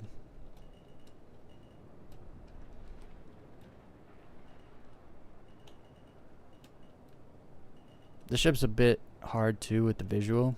It's kind of buckety, so you kind of sit lower in the cockpit.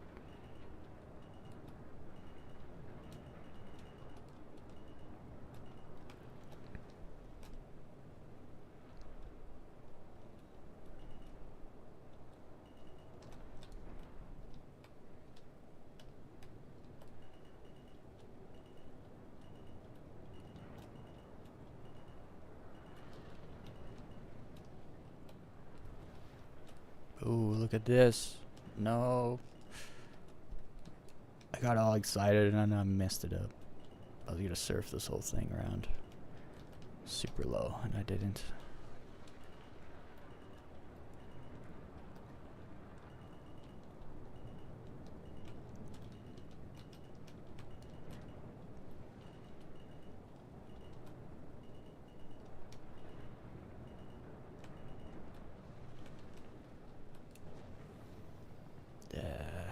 See, I don't like when it's like black rocks on black ground. I can't, there's no contrast. I have a hard time seeing.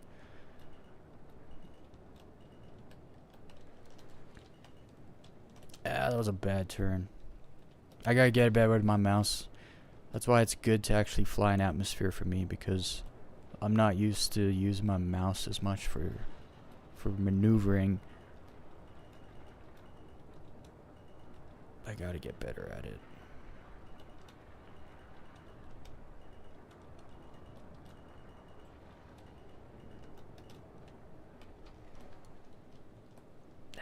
See, I just... there's like a specific movement I think I need to learn. It's kind of like a... it's a bit of like a flick.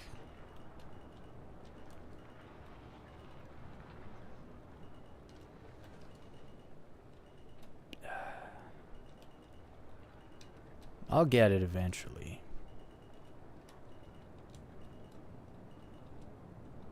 I'm liking this ship though, like, for low flying.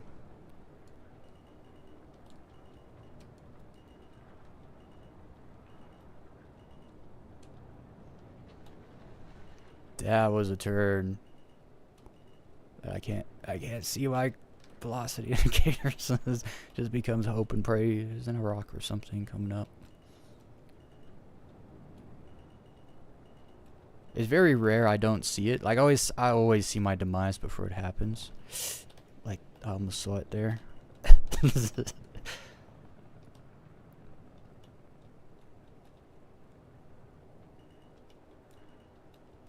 This planet, man.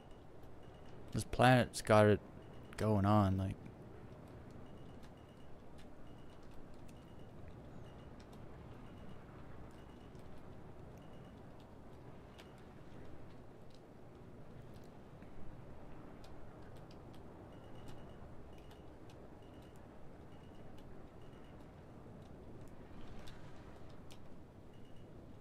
Is there any fun on Bloom?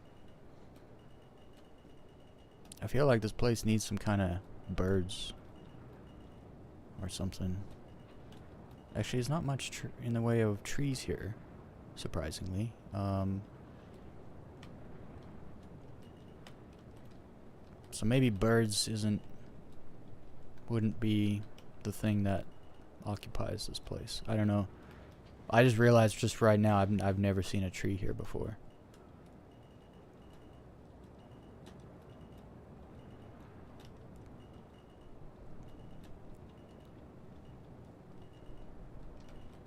Which makes you wonder, where does this planet get its like oxygen and stuff from? Oh, you know what? All this yellow stuff is like algae or something, right? It probably puts off a bunch of nitrogen and oxygen. And then whatever volcanism happened here probably is where the CO2 came from. Sometimes I just can't tell how low I am because I'm like sitting in a bucket. You can't really see.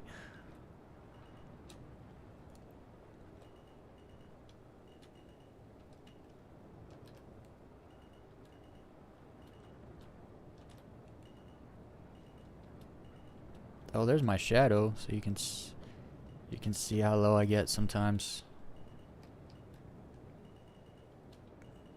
Oh, the water. Man, that's so cool. You get like moisture on your windshield when you fly over the water. And I don't even have the water settings on.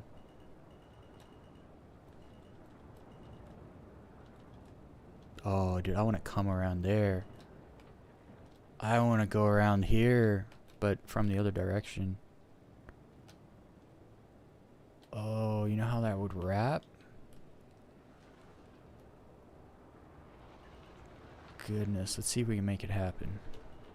I have a hard time remembering, like, topography lines.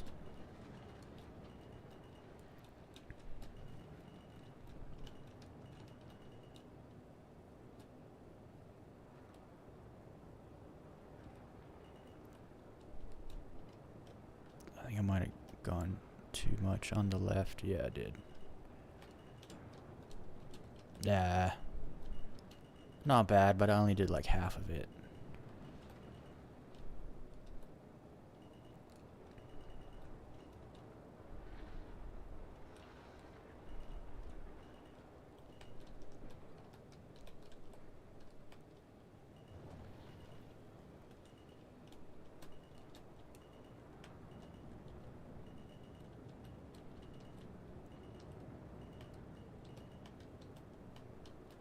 The ship just feels so good.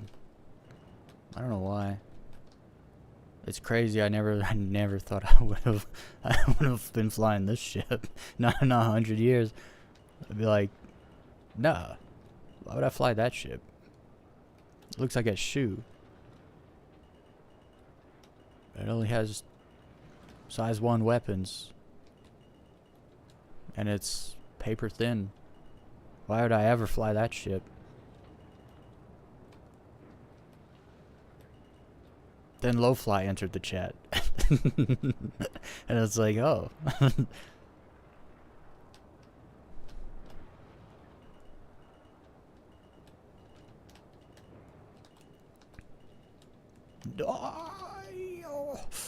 I didn't see that little bump. And it should have killed me, but it didn't. I like these mountains. They got the hills. Couple rocks here and there. The lighting's great. I can see for the most part. I can't see. Sometimes I like put the nose up by accident and then I just can't see because I'm sitting in a bucket.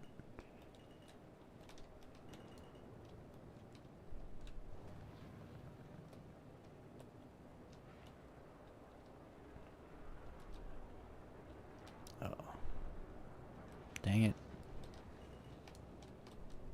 I don't like anticipating a line and then it just ends up being not a line. I think I gotta go more this way. I think the sun is setting. I want to stay in the sunlight, so we're gonna head toward it.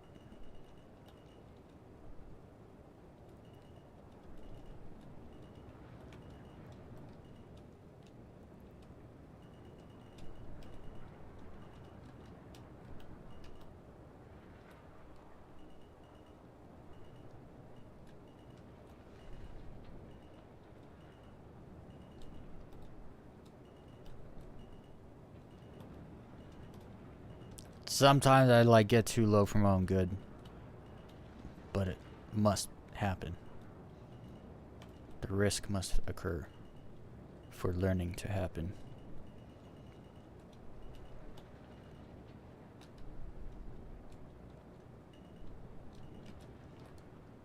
Somehow I have wings after that one.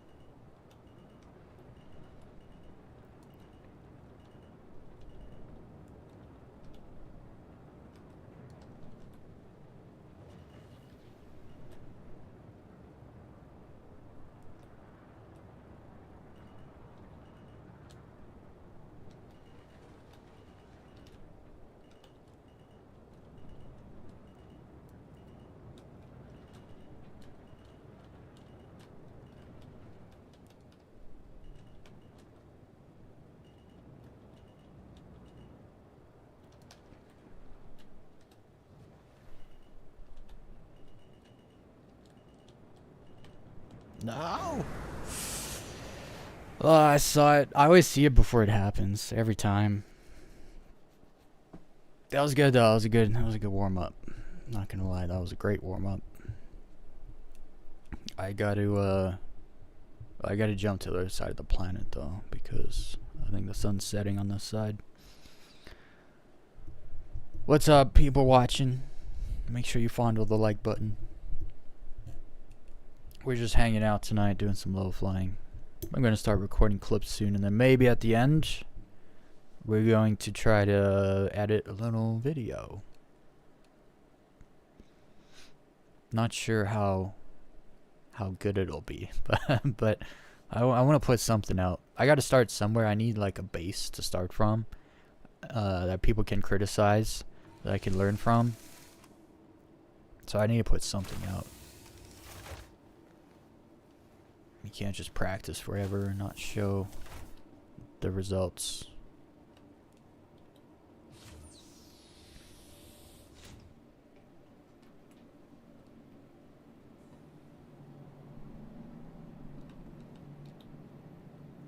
I feel like the stuttering stopped.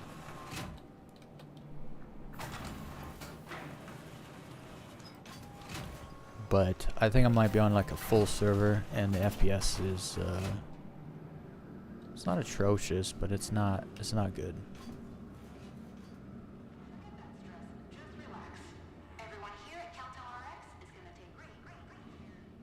Oh, this way.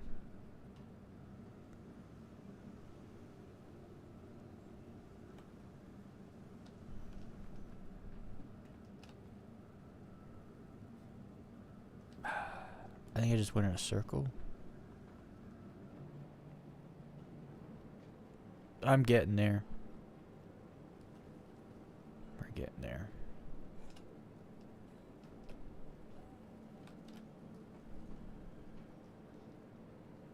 I kind of like this ASOP terminal. It's kind of knocked over. This is my terminal. Okay, I want to get in the 100i now. I freaking love the 100i. Let's call that ship so it's ready for the next time. And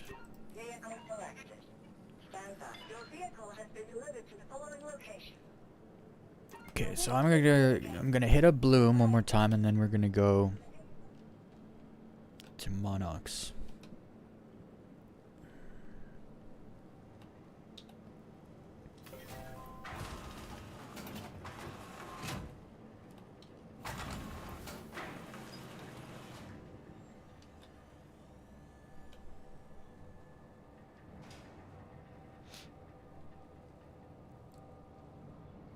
I must be on a full server. It's just behaving that way. I was on a smaller server last night. That is a fact. That's probably why it was doing so well.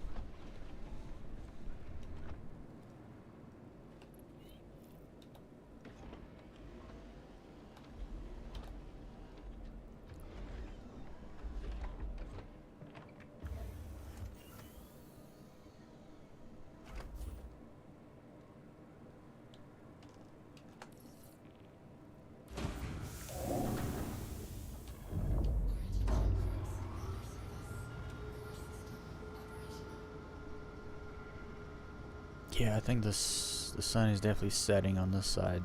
I need to jump around to the other side of the planet. I've honestly only ever gone low flying at that windfall location where it's like all yellow or mostly yellow.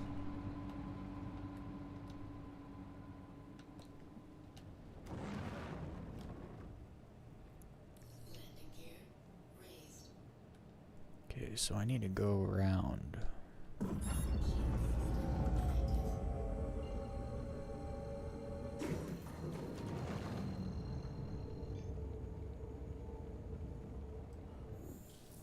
Someone also said I should try Vulkan.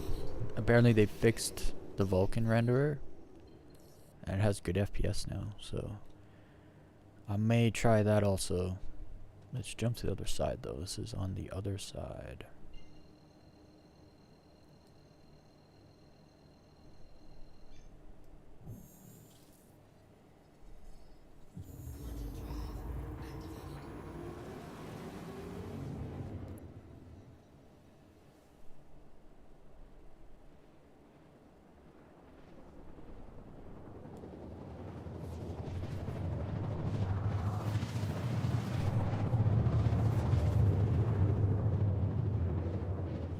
That looks like a good spot.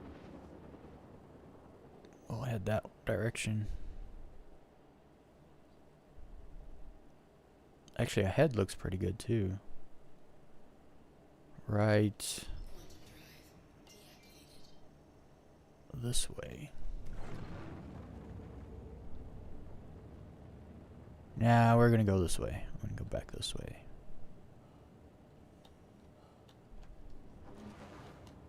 Whoops, we blacked out.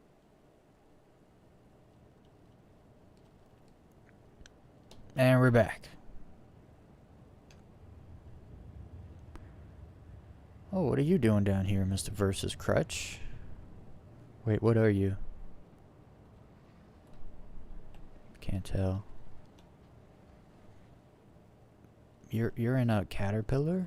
What are you doing? What are you doing here? What is here? Is there anything even here? Well, let me unlock you. So you're not nervous.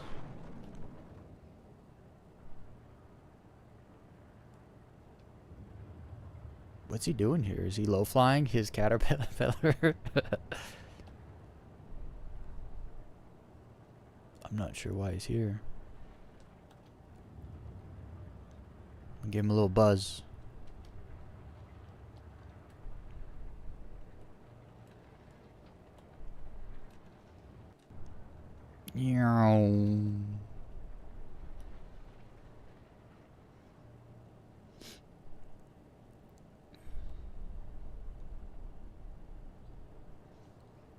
Let's turn to coupled off, shall we? Get into it.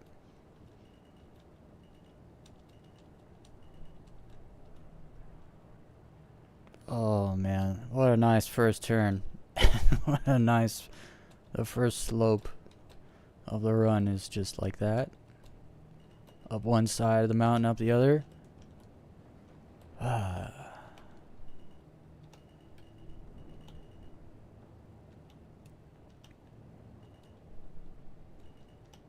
I gotta remember, I'm not in the 85X anymore.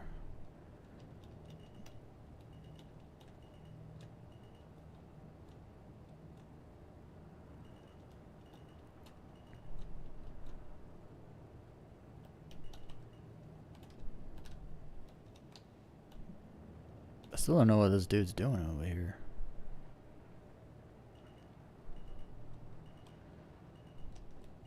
What are you doing flying a caterpillar around PYRO? This sounds like a bad idea.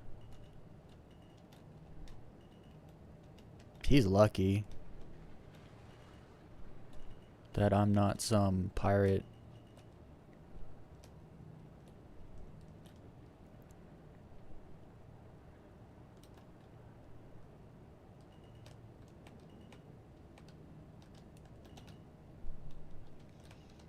I gotta be better with my mouse. I'm not good. I'm not good with the mouse. I gotta be better.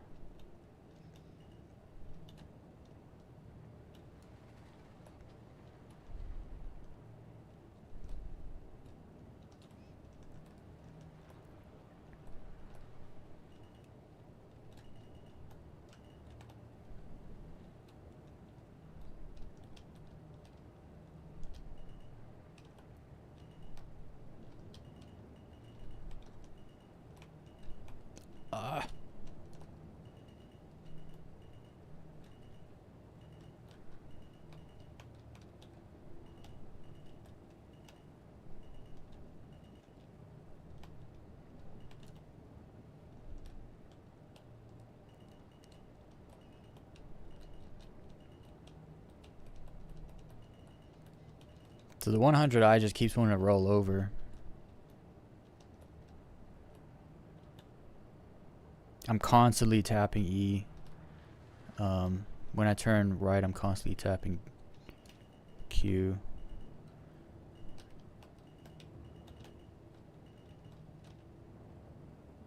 This is, although I love the 100i, it is definitely harder to low fly in because it just has a weird, it just pulls. I don't know, it's weird. It's like, like if I don't like unroll myself, it'll just roll over more and more and more. Like if I'm just accelerating, but see how it's turning me over more and more. It kind of stops at a certain point.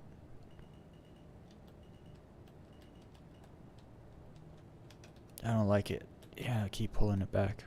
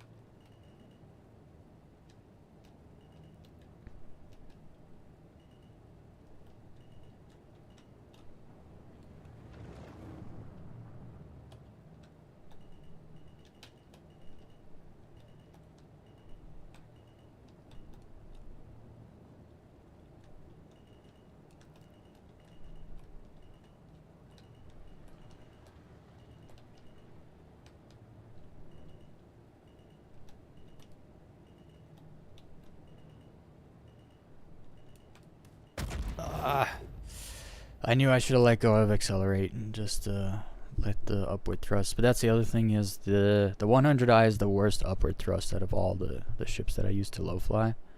So it is what it is. Now I'm gonna get in the arrow, and we're gonna go to the other place. Monox. We're going to Monox in an arrow. Unfortunately, I don't think there is a a station that orbits Monox, so we gotta make the jump every time. It's not too far. Maybe I should have grabbed an Atlas drive before I came here. That way we could at least get there much quicker.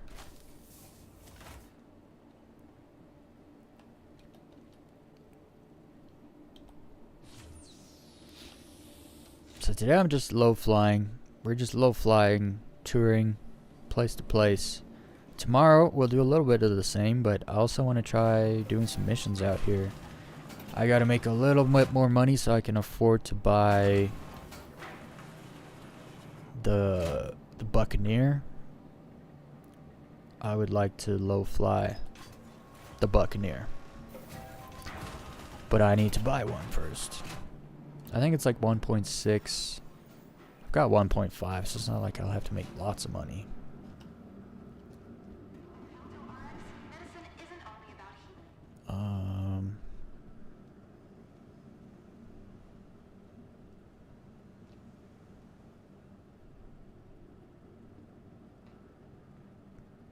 Did I run in circles again?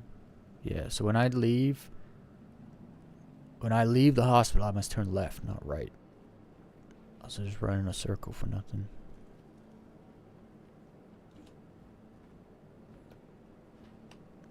What was that? Did you guys see that? I had like a yellow line of text like roll down my screen. Yellow line of text? I had a pink or purple or blue, I don't know. It happened so fast.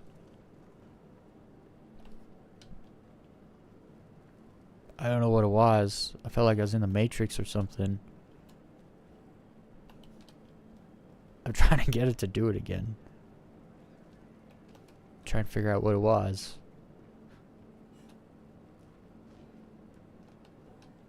Don't know what that was. It happened though.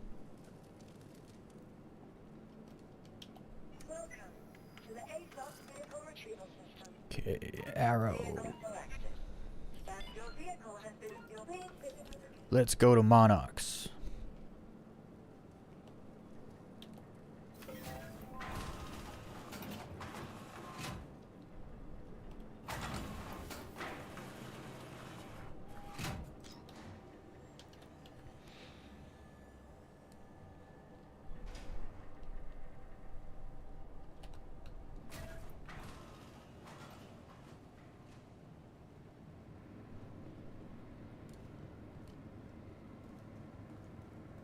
Dang, it's so dark.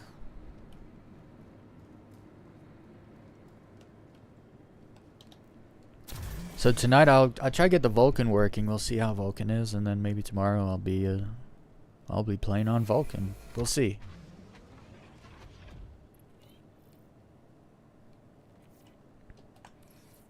I need to figure out where exactly. I cannot travel manually. I have to actually look at stuff. Oh, Monox is far.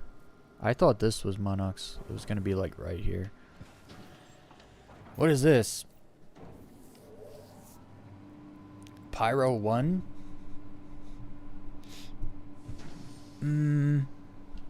Let's go check out PYRO 1. I've never been there. What just happened? Oh, the door is open. Psych. They made me look.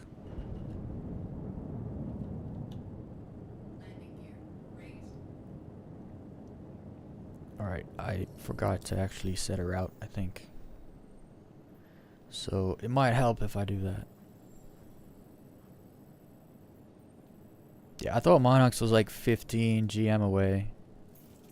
I'm guessing I was looking at Pyro 1. But that's fine. We're here to see all the bodies. All the space bodies.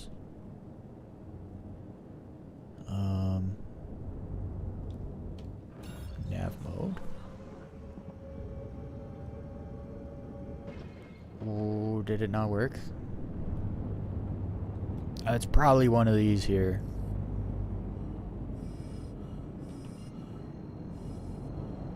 Is that it? No, that's Monox. That's 30 GM away, which means it's gonna be... which one would it be? Because these aren't planets. If that's Monox, it's... oh... what's this? Pyro 1. Okay, makes sense. I was just upside down, so I was thinking it was on the other side.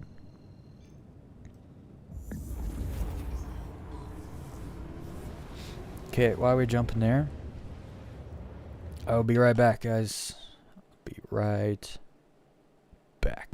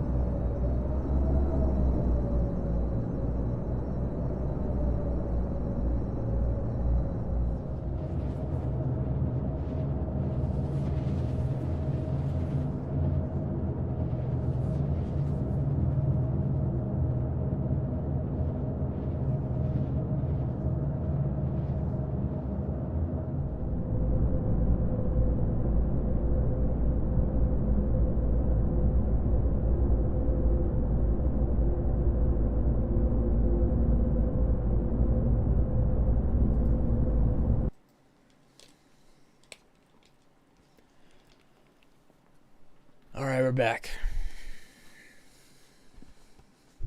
Did I unmute? Yes.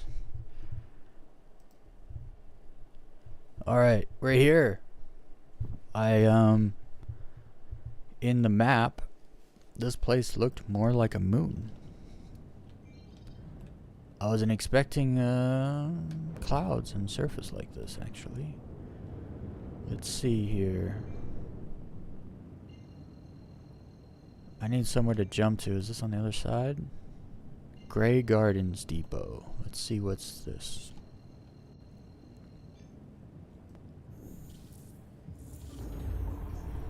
Look at this place.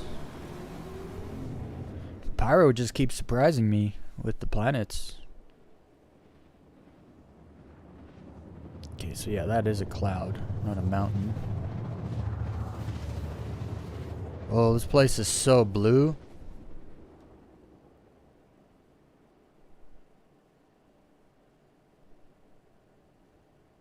Dude, and it has cutouts. Like, what is this place? What are these circles? You see this? You seeing this?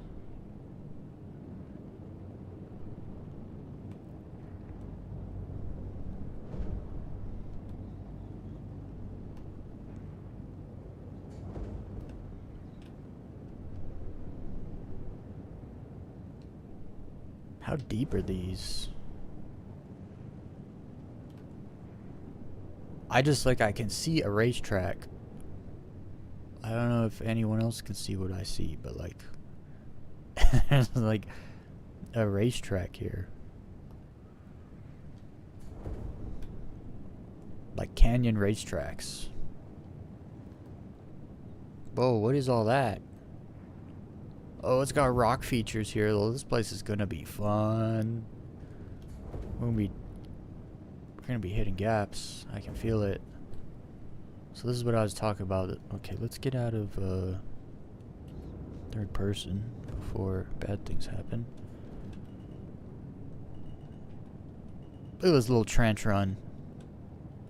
Magical.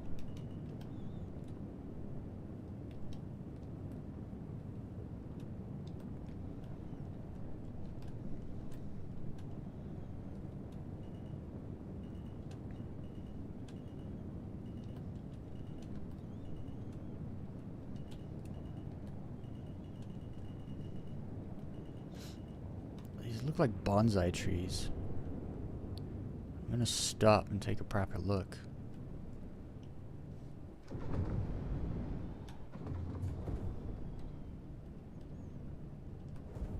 What's the foliage here?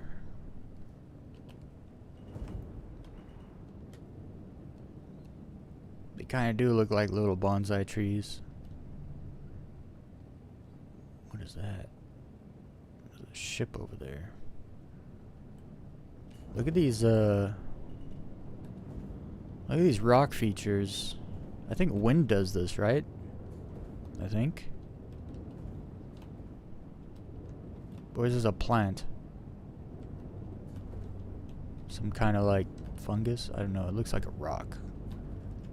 I think it's a rock. Giant mushrooms. No, they're definitely rocks. These are cool though. Holy hell.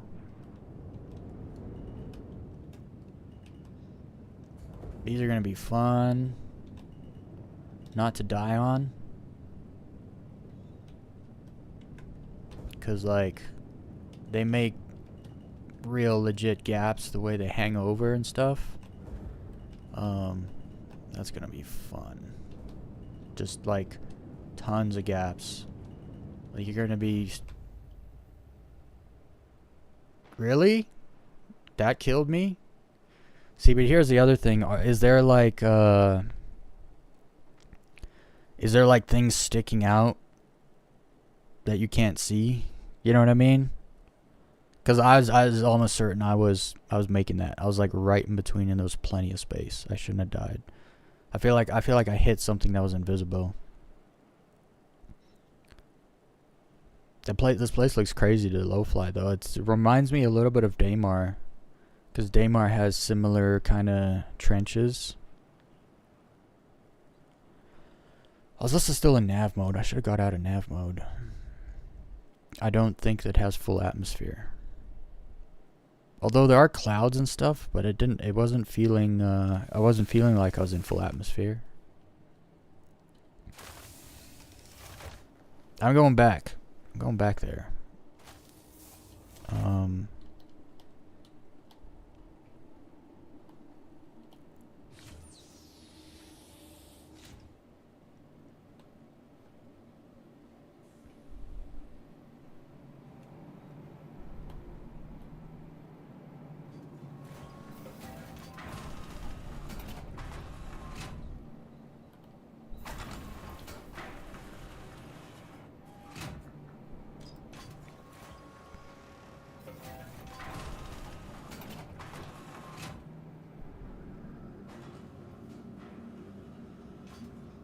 Restarts actually spending hundreds on this game.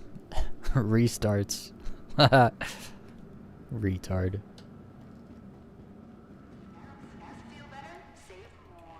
I'm just gonna close the chat. Oh wait, when I left the hospital I didn't go. Oh wait, I wasn't in the hospital. No, I was in the hospital. Turn left, right? That's what I told myself. Yeah.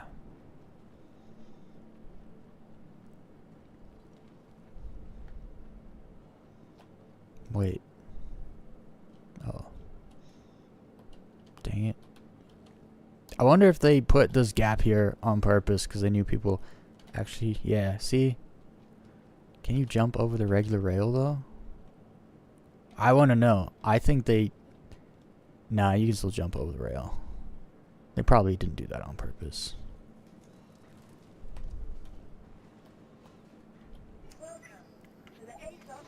Okay, I'm gonna jump. I want to jump back in the arrow. But I'm good with the arrow flying in a place I know. I don't know that place. We're gonna go in the shoe.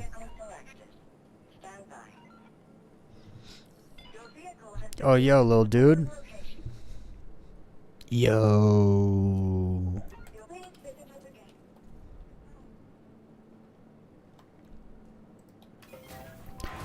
Little dude only ever pops in and then leaves. So I oftentimes don't catch him. I didn't. He must have said something when I was away.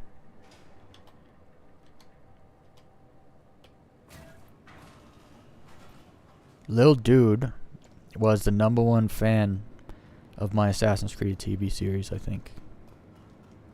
He watched all of it, every single episode. And then he always showed up for the live streams where I watched the episode with the people.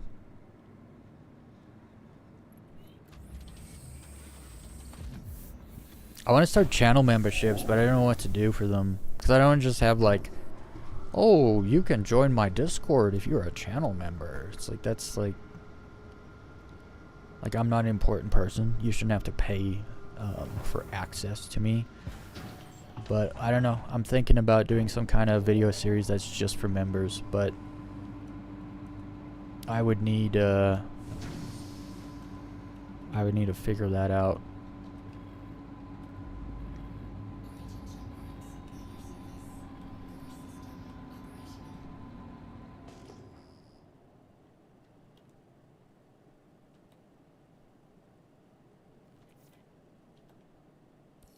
Oh, landing gear. There's a Corsair. Alright, so let's go back to, where was it? It was,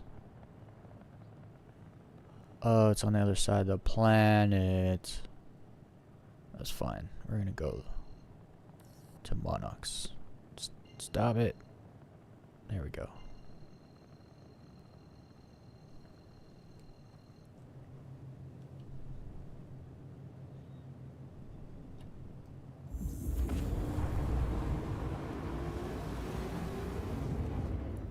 So this is why I call this ship a shoe.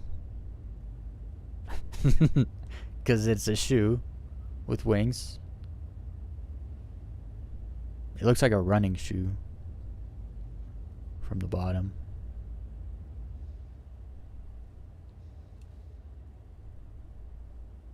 If feet weren't left and right, they'd look like this.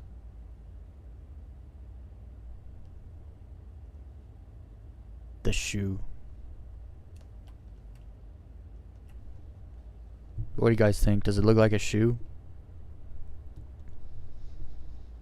I named the ship Cinderella's slipper.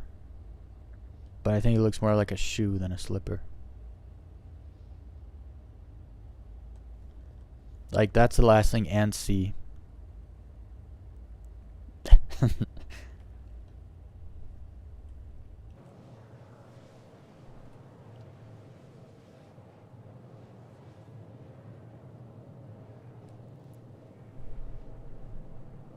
There's the other planet that I died on.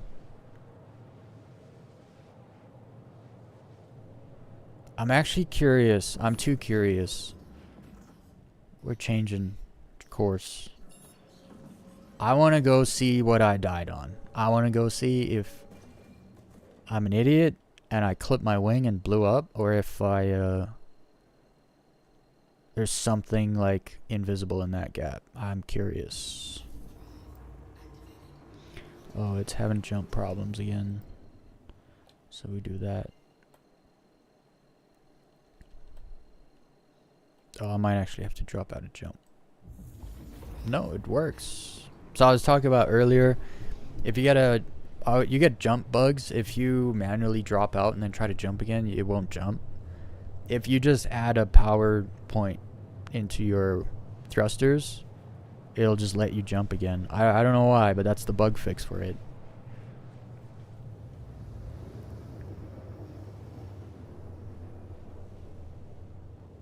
Why do you not see the planet?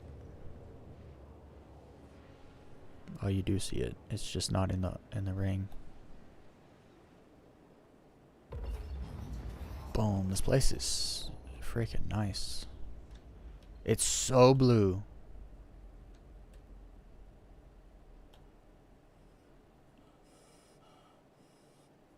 Okay, let's jump there. I'm not gonna fly there. Boop.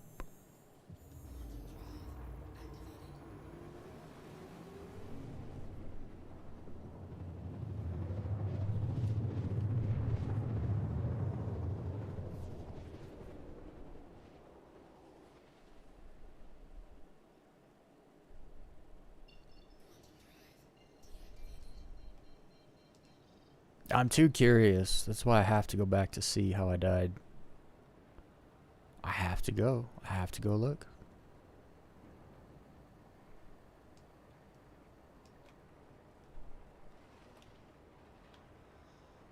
I think this is a full atmosphere. I'm just seeing how much drag there is on my nav mode, and it is absolutely full atmo.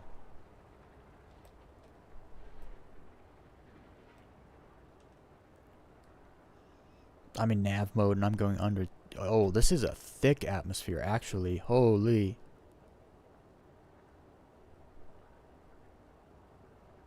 I'm going under 300 in a straight line in nav mode.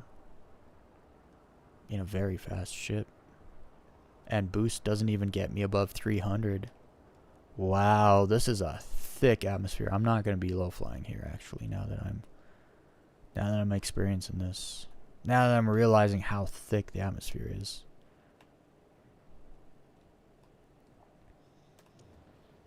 Okay, it said I died here, but I didn't die here. Oh, no, I did. I came from that side, didn't I? No, I came from this side. Nah, something's here.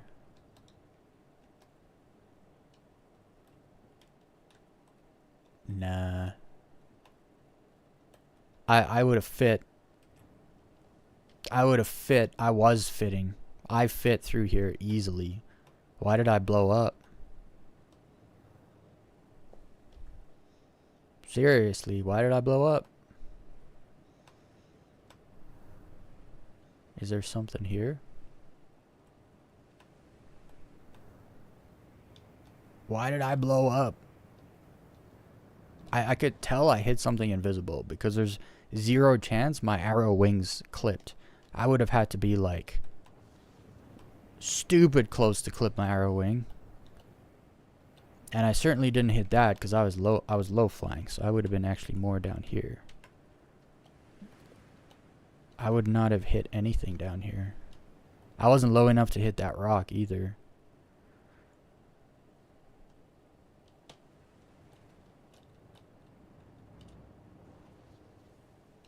I don't know.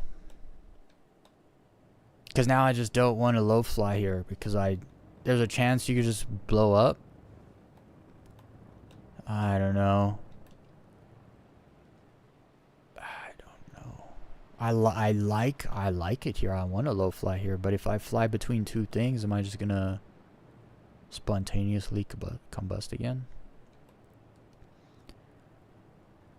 I didn't just blow up because I stopped. My ship stopped, which means it didn't just blow up. I hit something, but I just didn't. I don't know. It didn't look like I hit anything. I hit something invisible, but I just went through that gap. There's nothing there. This place is wild, though. Like, what are those? Like trees, or are those rocks, or are those? What are these? What is that? Is it?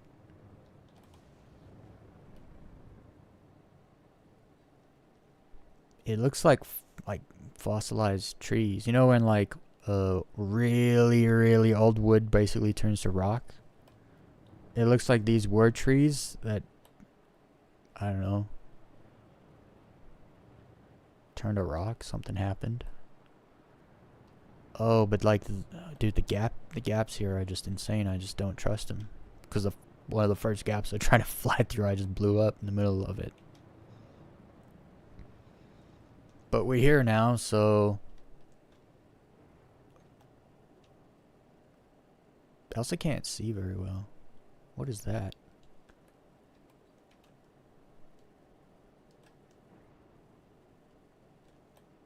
Oh, it's a ship. Oh, that's the location I jumped to, I think. Alright, so, nav mode, under 200 meters per second. I'm a little confused by that, actually. Oh, these things don't have good spawn-in rates, also. Which means anything could spawn in right in front of you. And the light's bad. We're just leaving. I'm leaving.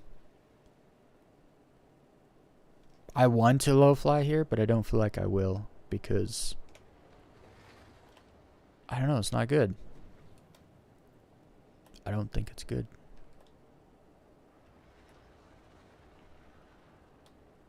All those gaps and stuff, I don't know. There's too many negatives. The lighting's bad. The atmosphere's too thick. You can't go fast.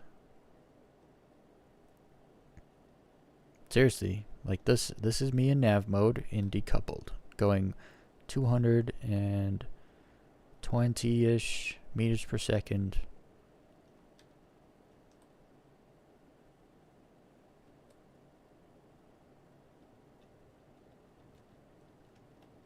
I mean, you have to fly slow anyway because the things don't spawn in good enough. I can't see. It's really bad lighting here, actually. I wonder why it's so blue.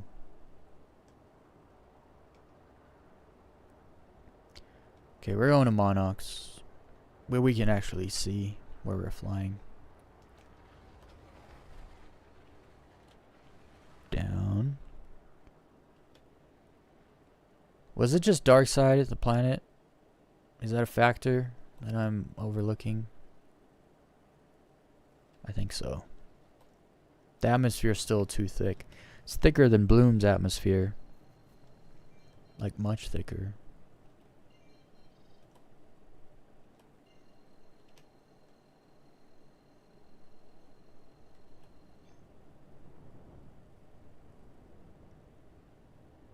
Is there something wrong with my ship?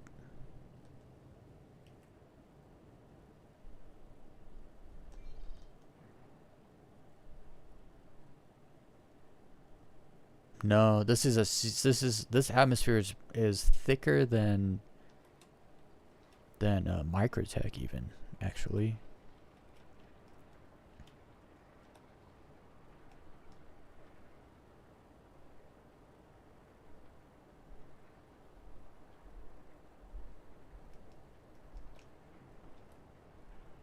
Yeah, it's bad.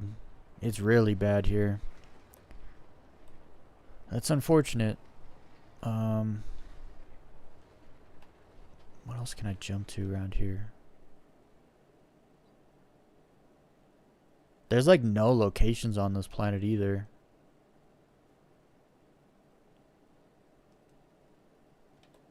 These are all around it. Yeah, well, there's Monarchs. We just need to leave the atmosphere. It's got so much drag.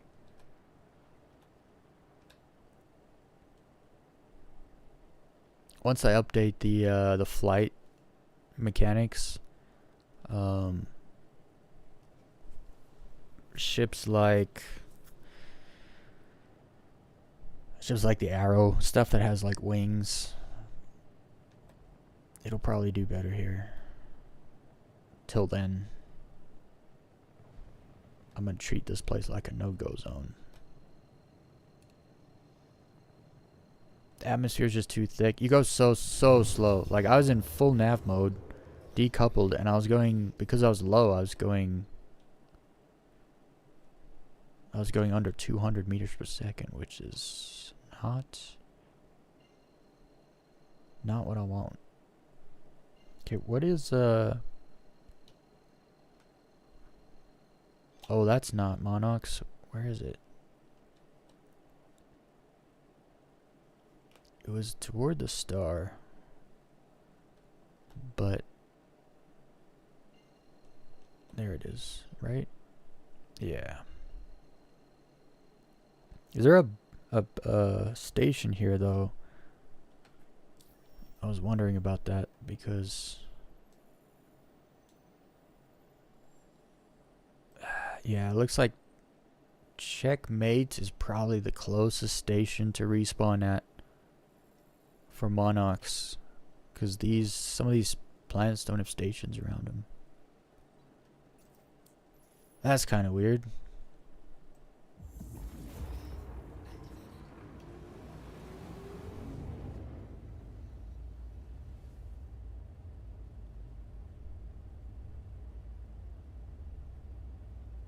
I keep forgetting to take the weapons off my ships, my low-fly ships. I don't want weapons. Why would I have weapons on my low-fly ship? Shoes don't need weapons, right?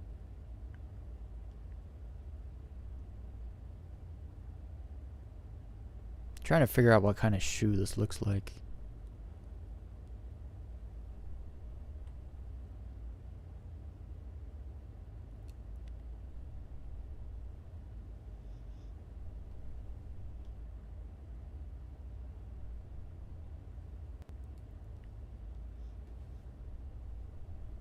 This ship is awesome. It's growing on me.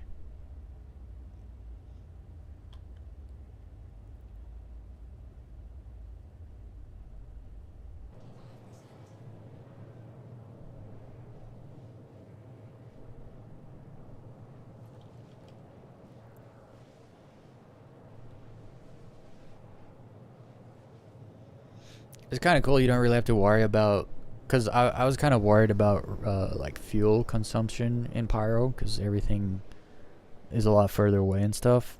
But when you're low flying, you're always fast traveling back, and you never have to make sure you have enough fuel to get back. Dang, look at this place. Okay, so less clouds, which could actually be a good thing for low flying. Let's just get down there. Is this right there? No, that's on the other side. Other side. Just around the bend. Is there anything facing me I could jump to? No. Anything? Yes. Ostler's claim. I don't know if this is a good place to go low fly. I was kind of thinking straight down here would probably be good.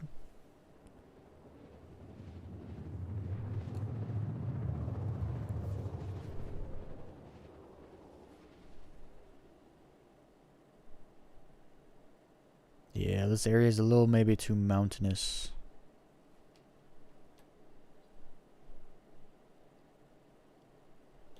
Although it could be good. I don't know. I've never come low flying here. Let's go this way. Looks interesting over there. Let's get down.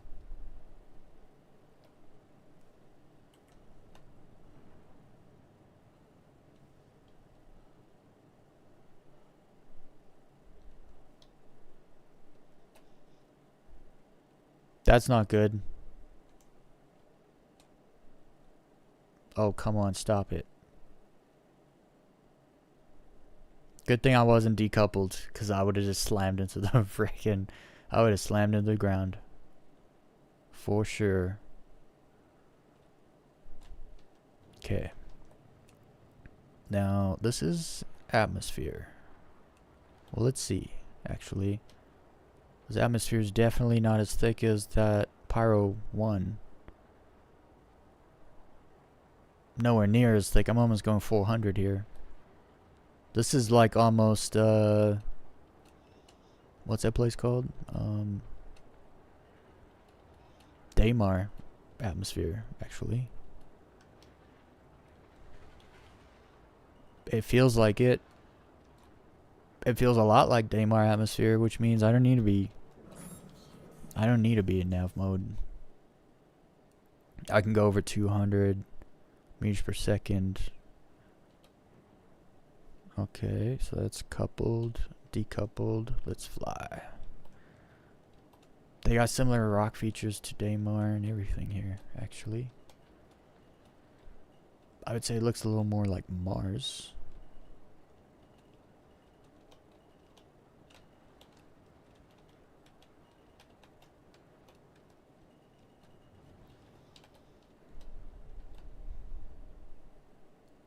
Yeah, you actually glide.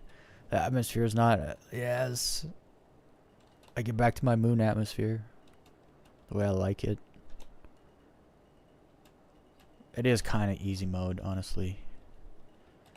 Because you get to glide a lot. Like, easy mode for mouse and keyboarders, I should say. What was that? What are these? These are the trees here? They look kind of weird. They look like kind of white palm tree looking things. Dude, the gaps here are just ridiculous. Can you imagine knifing through that?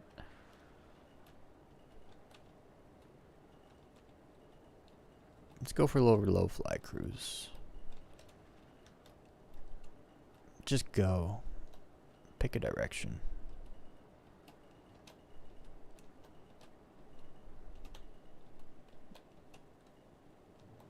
Almost lost it there. Oh, dude. There's some about, like, gravity really matters. Sorry, not gravity. Atmosphere. When it comes to flying, like, atmosphere really does matter now.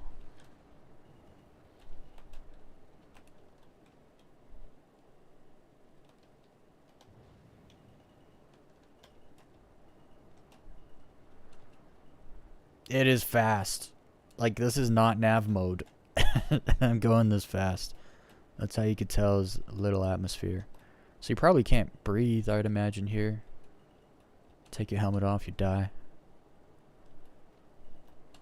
Hook it. Hook it.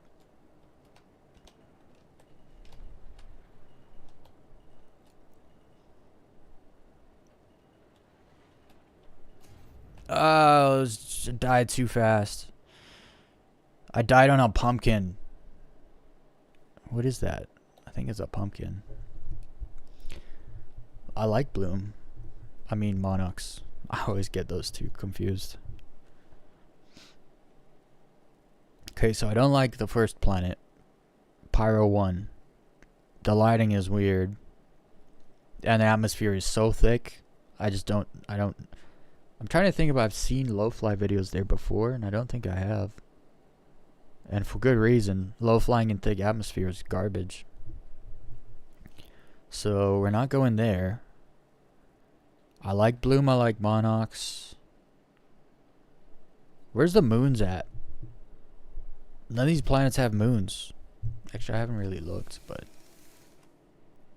let's look actually.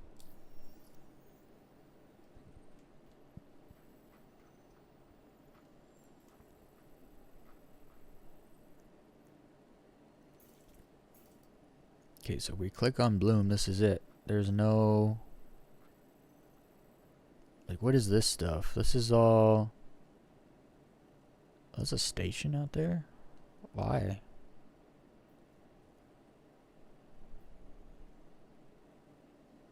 That's an L2. That's like a Lagrange point. That's like a cluster. That's asteroids. Asteroids.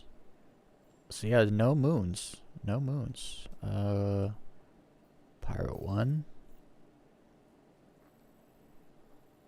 No moons. Monox.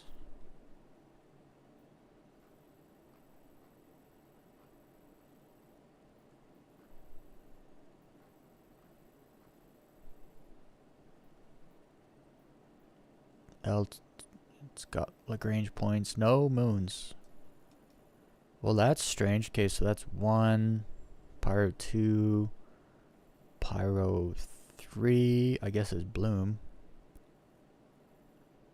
And then 4 is...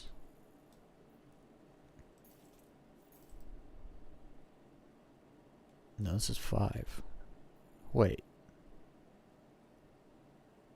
Did they have 4 and 5 on the same orbit line? How does that work? Terminus is 6. This is 5. Where's 4?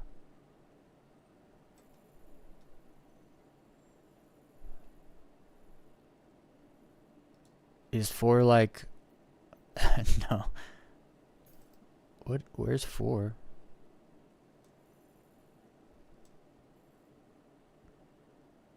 Wait, there's more than one planet here. Wait, there's like 3 planets here, right? What's going on here? Whoa. Whoa. Okay. There's Pyro 4. Wait, so Pyro 4 orbits... Pyro 4 is a moon. Wait. That doesn't make any sense. Bro, this is where we gotta go low fly. Look at these moons. Moon, moon, moon, moon, moon, moon.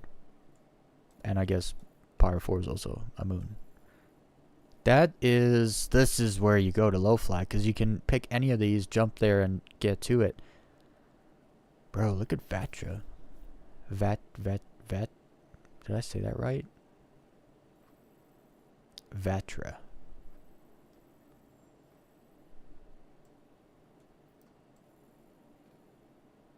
Yeah.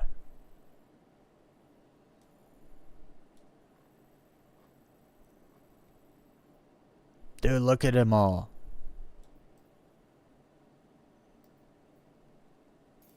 This one looks freaking cool too.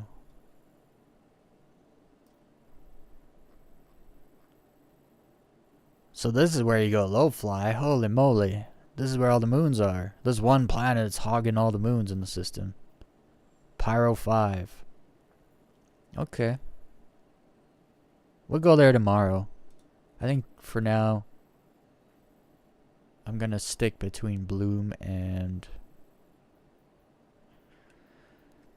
Monox. That's where I'll stick. I'll stick to there now. It's kind of crazy. So on this whole side of the system, there's just nothing. I mean, realistically, from like checkpoint. Is this checkpoint? From checkpoint over. What do you got? Like Lagrange points? and then the gateway, and that's it. So everything is on the one side of the system. I forget all the lore for Pyro, but something bad happened here, obviously. Okay, well, I kind of just want to go down to Bloom. Get down on those freaking yellow slopes. I need to get some clips. I forgot. That was what I was supposed to do. Let's go to Bloom, get some clips for Bloom, and then I'm gonna see if I can't put some kind of video together.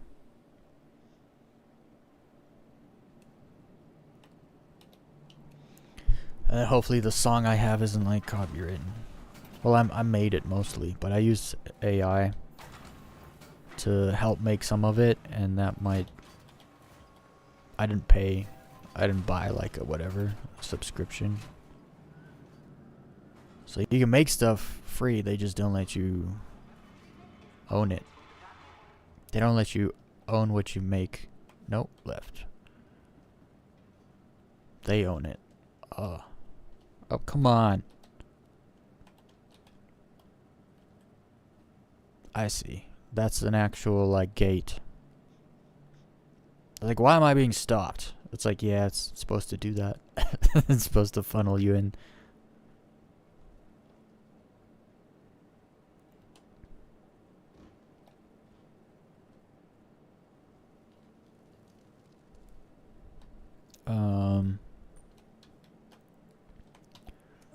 What ship should I use? We'll go the Arrow. I didn't get nearly enough time in the Arrow because I got screwed over. Dude, I can't believe that one. Oh, my bad. I can't believe that one planet has like 5 moons. They're all in one spot. I hope there's a good station over there. There must be. So many bodies. There's got to be a station.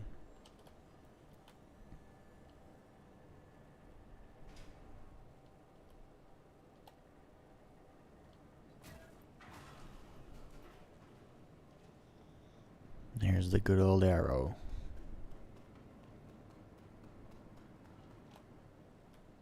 Oh, you know what? You know what?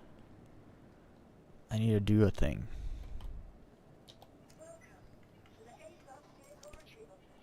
Okay, so I want this back.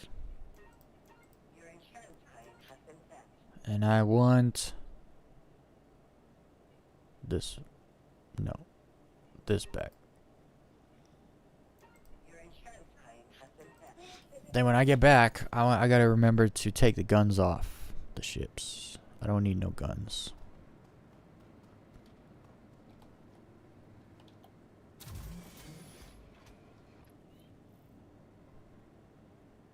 Damn, but the Arrow, you really are like right in the nose.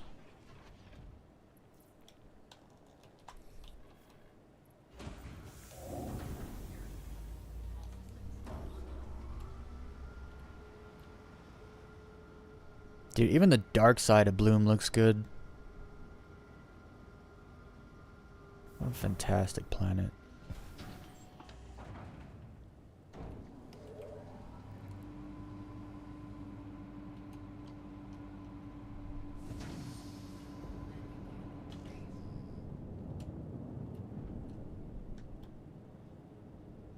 Also, the FPS is smoothed out by now. I don't know if anyone noticed. I said it would.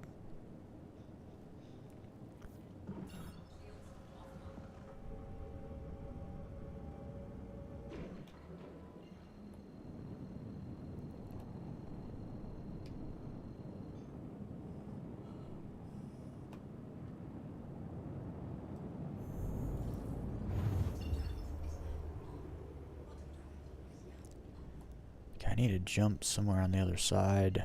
What about this? Shadowfall.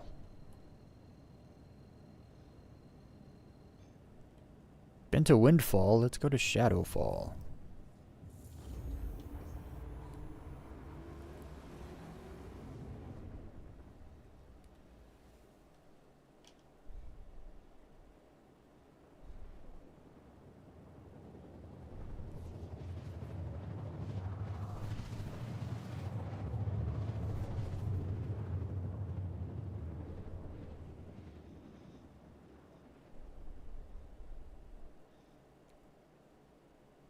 Looks like a nice spot just there to the right. Well, left, but we're upside down.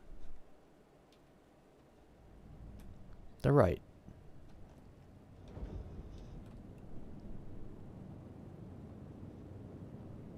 Let's see what we can't handle, what we can't manage to get up to down here.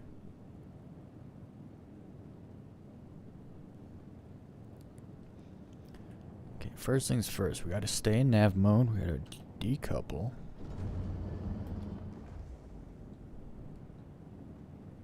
And then let's get low.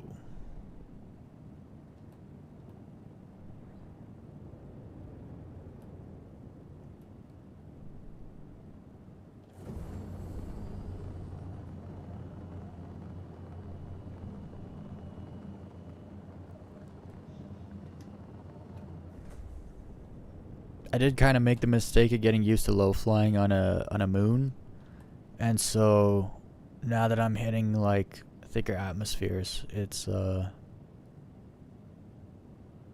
different. It's quite a bit different.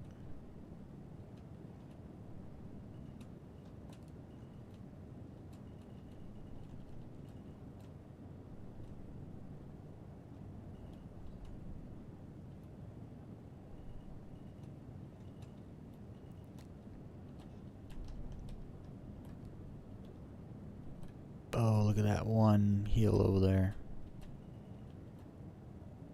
That is what I want to hit.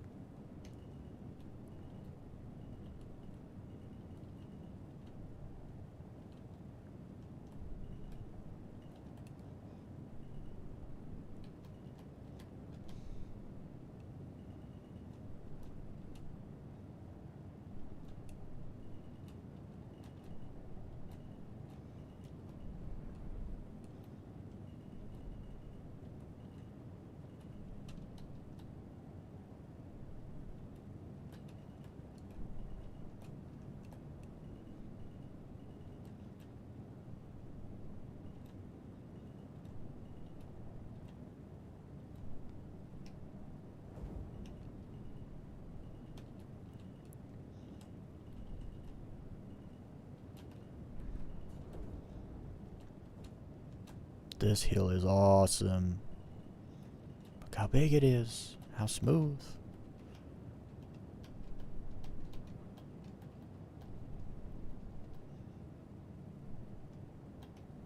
Wow.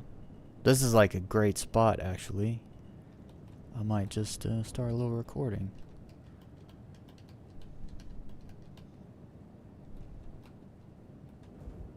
It's just so smooth. Like, I just went over the top and you can just roll up one side, down the other. What a nice spot.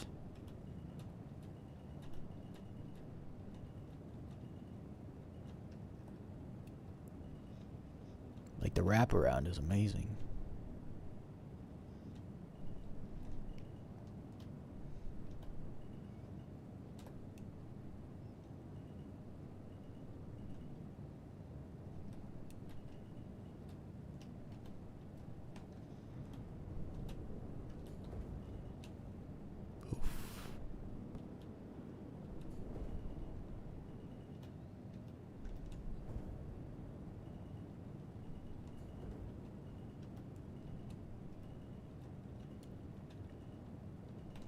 Ah.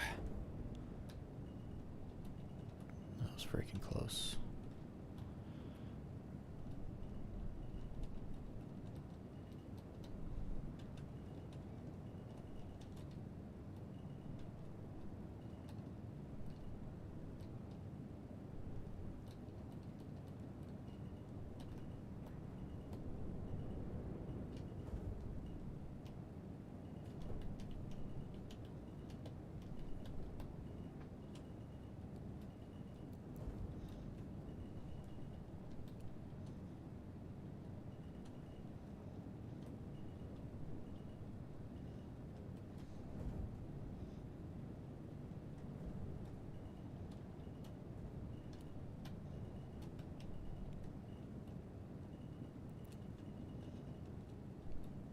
I wanted to start recording, but I knew if I did, I wouldn't live long enough to have a decent fly.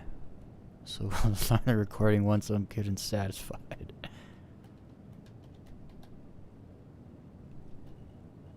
Recordings cause death. So everyone knows.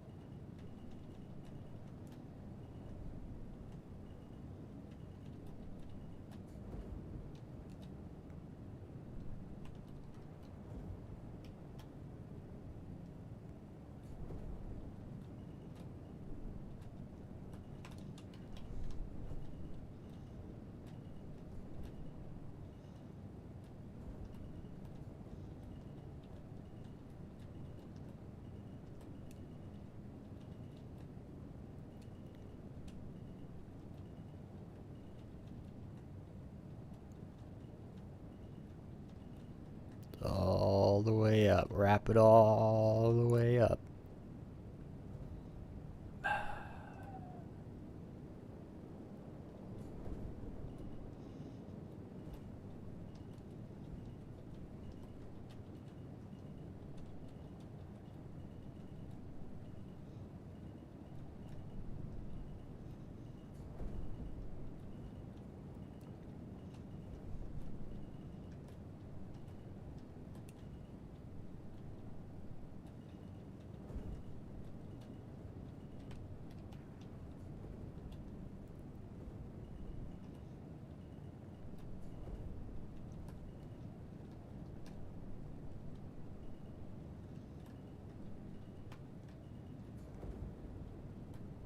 Sometimes I think, oh, I'm in the shadow of a like a cloud or something, and it's like, nah, that's not a shadow.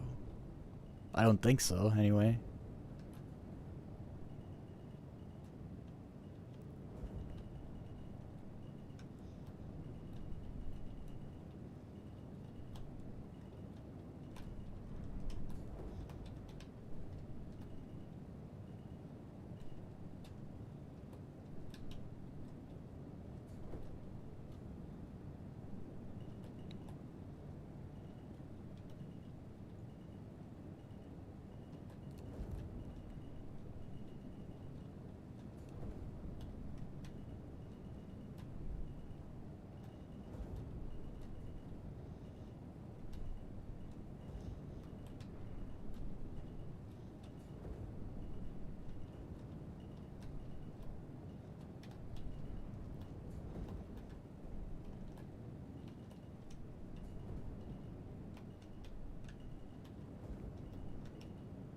I can't do tricks yet. Acrobatics, just so everyone knows. If I go upside down or something, I didn't mean to do that. It just happened. Just so everyone knows. I'm not trying to be fancy. I can't do fancy yet.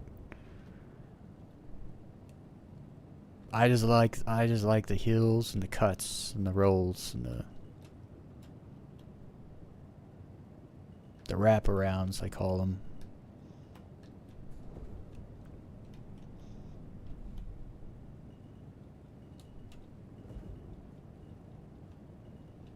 See?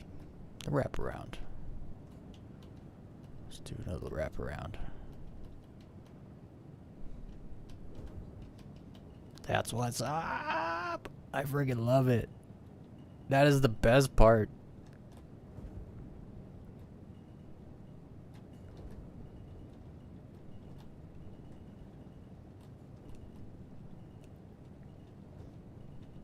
That's why I'm going back to do it again.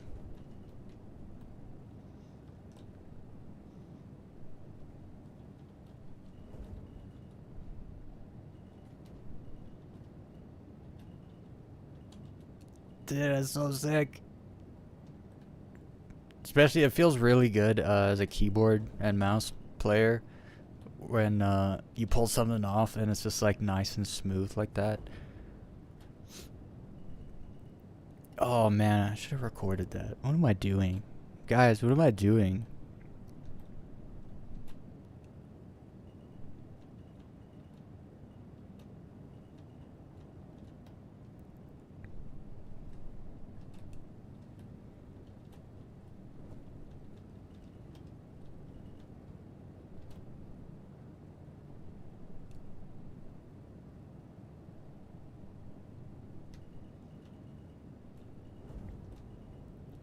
I should be getting clips though, so maybe I should turn on the recording. I don't know. Recordings make me nervous. I make mistakes when I'm nervous.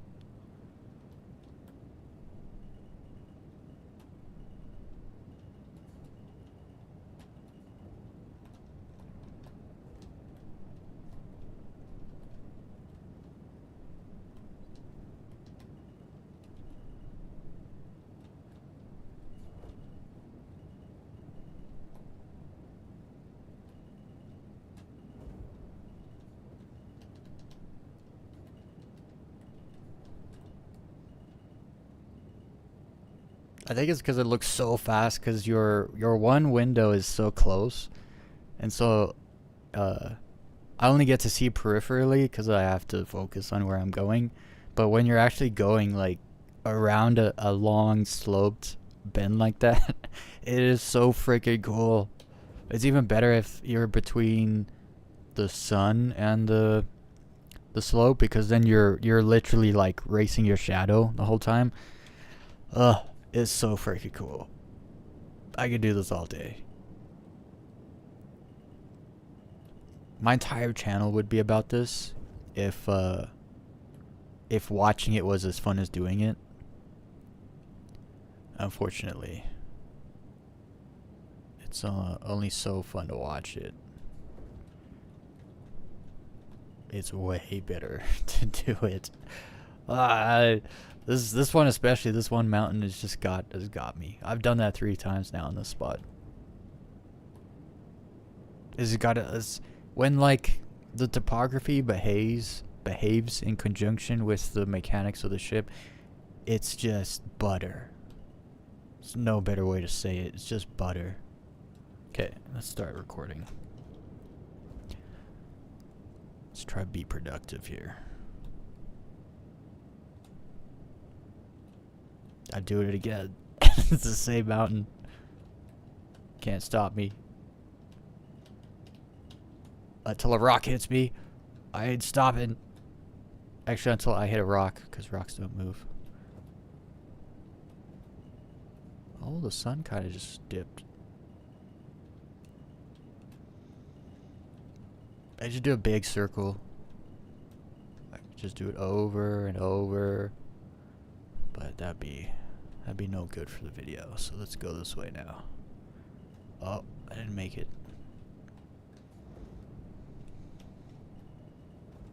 Let's go around here. What's around here?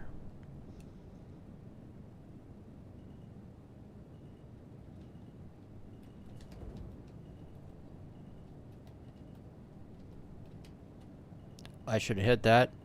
I should have hit that.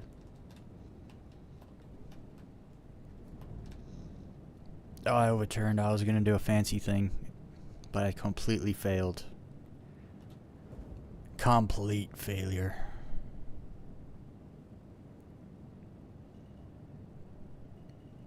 Because I have ideas that I'm not yet good enough to bring him to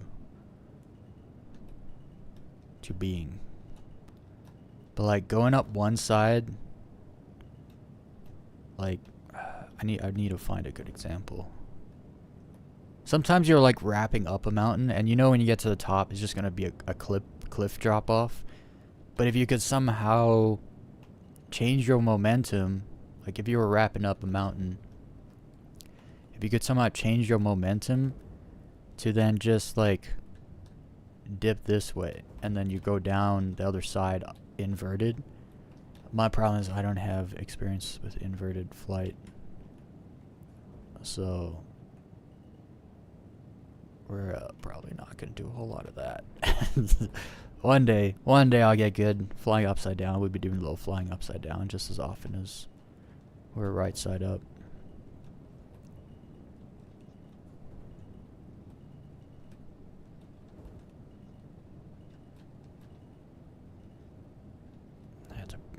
push it that time.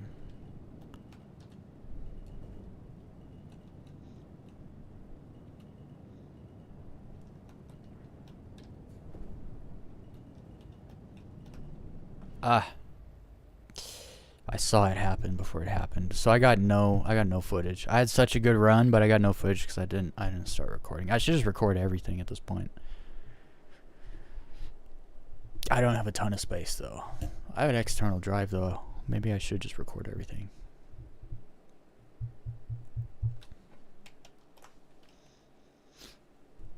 The arrow feels good though. The arrow feels really good on Bloom.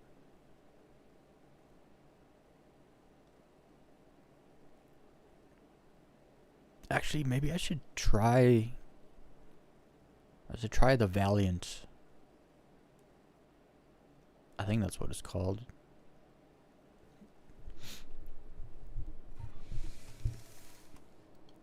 The Gladius variant, that ship. What's everyone up to? What are people doing while they watch me? There's no ways you're just sitting there watching me.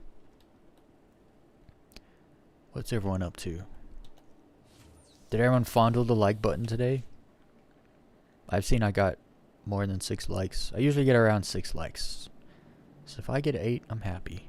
I'm happy. If I get 10, that's great.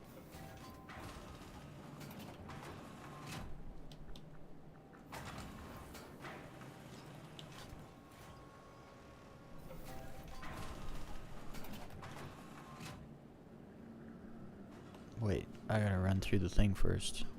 Right? Yeah. Run through the plastic tunnel, go left, late right, while you run into the gate. I gotta be able to do this with my eyes closed.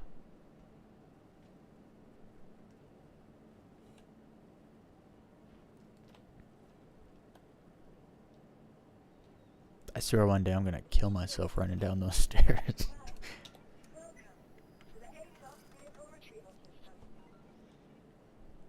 The Gladius Valiant.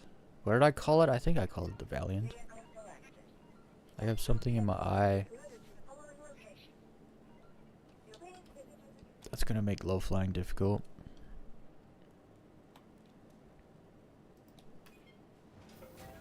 You cold or something, bruh?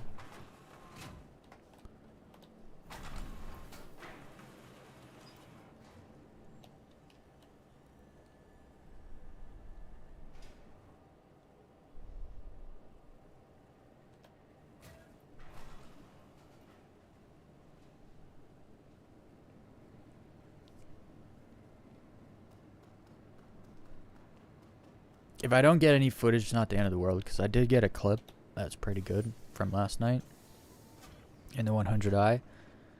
I just like to get something equal to or better. Hopefully better.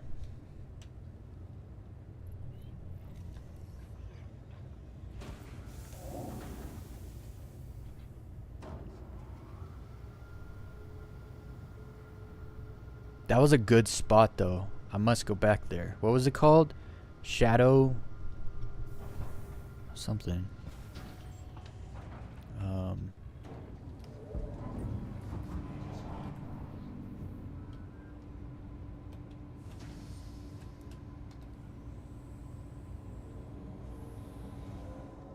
Also did mess with some settings so it wasn't so dark but not washed out. Dude, why does the backside of this planet look so good? I think it's because it's actually lit up by the background space.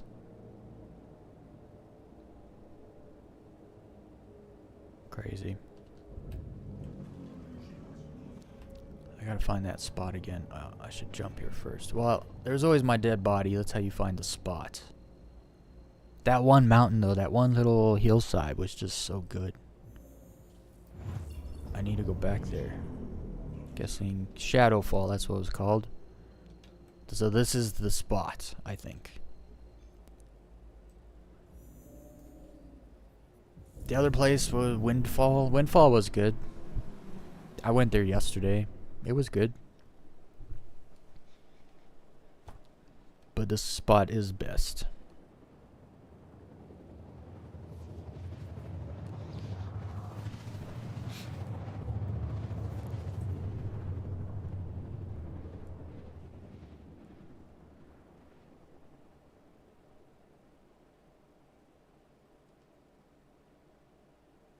Okay, where's my body? Which way did I go?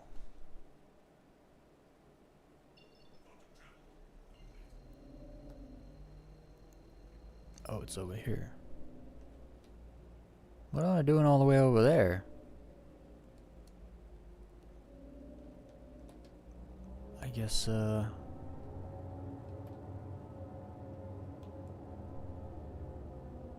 let's get under the clouds so we can actually see. And then I gotta keep in mind, I'm not used to this ship. I've tried low flying it one time at Microtech. One time? No, I think I tried once at Daymar. Also. It didn't go well. But I've seen other people low fly these, and it's like, well, why can they and I can't? So, if it's possible, must be a way.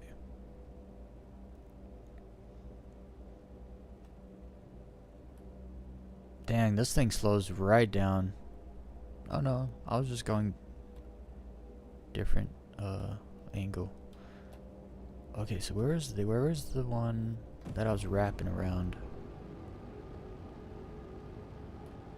It's crazy how slow this is.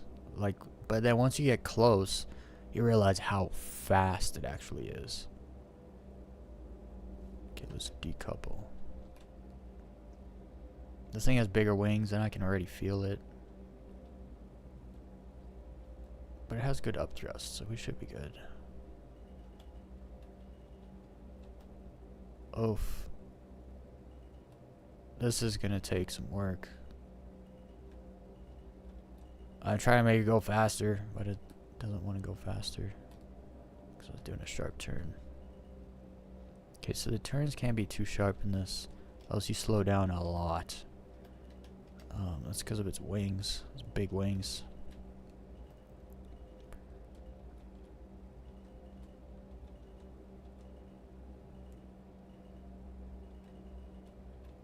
Whoa, get tons of moisture in this ship.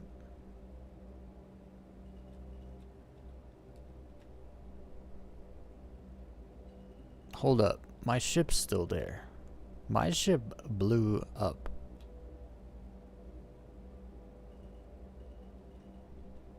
What's cool is when you, it's happened twice to me now, when you barely hit so softly, but your ship soft deaths.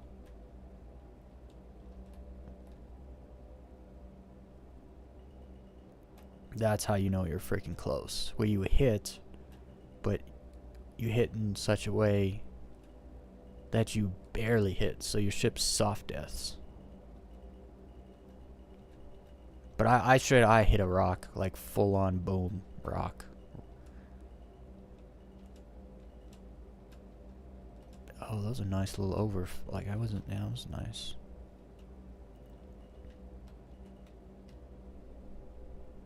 Sometimes, like, things will feel better sometimes than they look. Like, let's just be honest.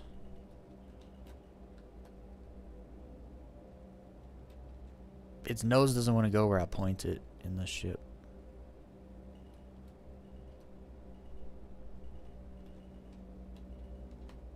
Like it has problems.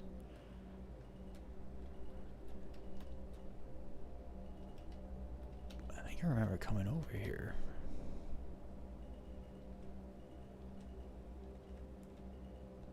I think I could get used to doing it in this ship though. It's just the turns. I gotta get used to turning it. And there I am. Dead. It says my ship's here, but it's not. Oh, it is. That is my ship. That's wild.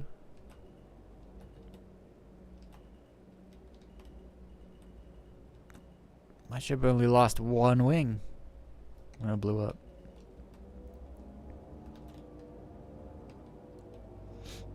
Something I don't like about nav mode is the things pop up, right? Like when you jump into nav mode, all the quantum beacons show up. I don't want no quantum beacons.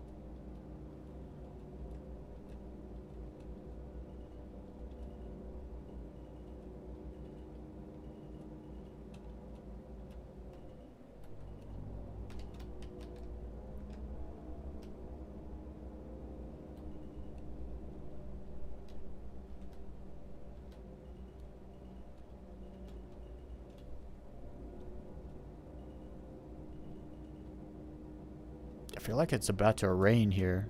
You know what I mean? Like the clouds, they're all like thick and purple. It just isn't raining. It feels like it's supposed to rain though.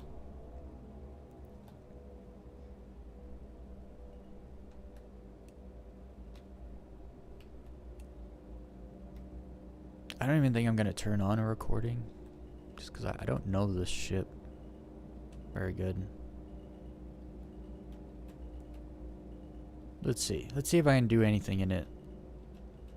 Let's get in the zone. See if we can't do something in it.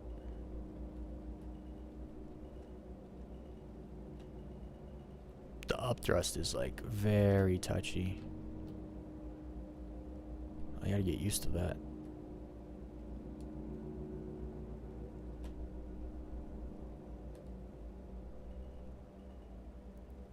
Okay. Let's try to thread it. Connect all these slopes.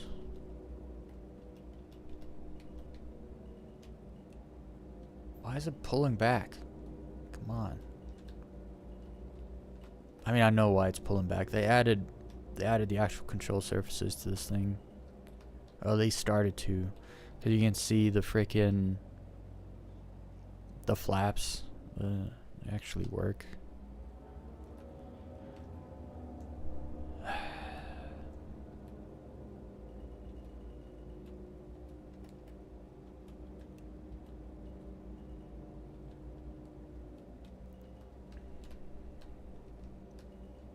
I'm just not comfortable in this ship. You could tell it's I don't fly smooth in it.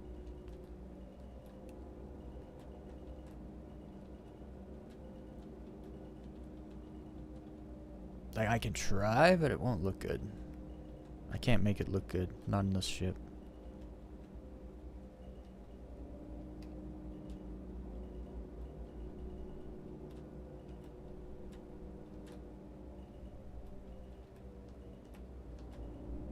No. Put the nose down too much. I think I'm just gonna leave that thing away, honestly. I'll bring it out when I go to those moons over there. It just doesn't. A few times, like you make a turn and it tries to pull you back because of the control surfaces. I can't be doing that. All right, let's go back in something I actually feel comfortable in.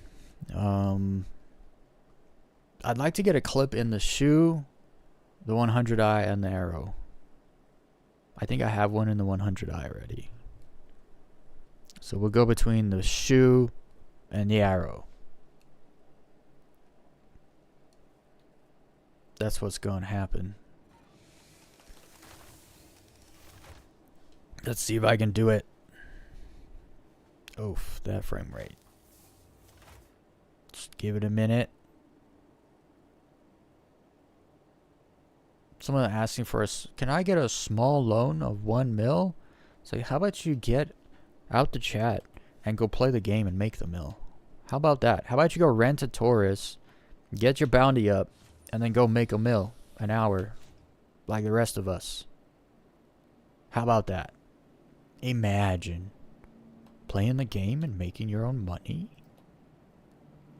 Why do I feel like I'm in a hab?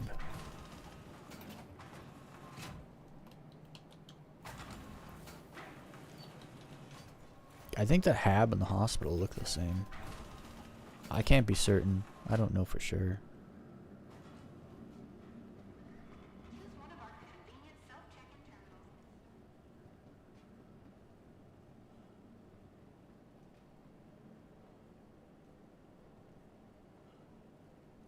The frame rate's definitely worse when I run, but I don't care. I need to get back there faster.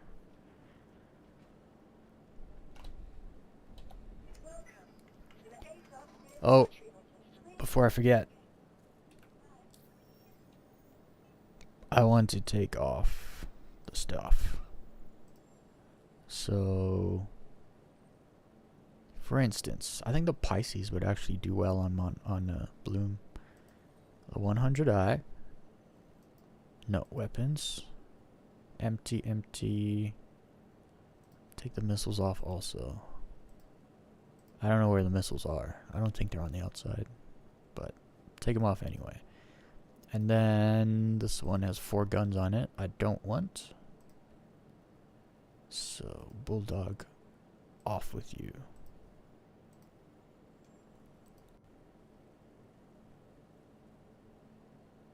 Why does it have bulldogs and badgers? That's stupid. Pick one. Go with it. Alright, let's get in the shoe. Welcome to the A-Class Vehicle Retrieval System. Vehicle Jump in the selected. shoe. Stand up. Your vehicle has been re-exhibited. Go to Shadow Fall.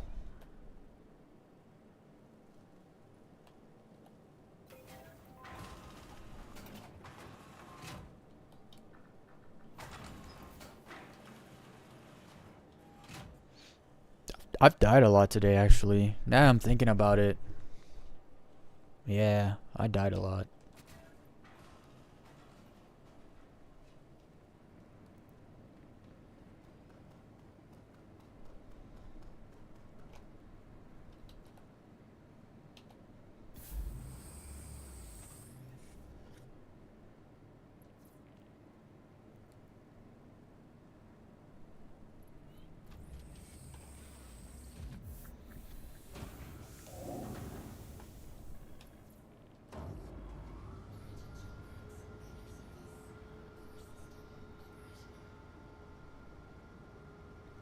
What is going on up there? I thought that was the sun for a second.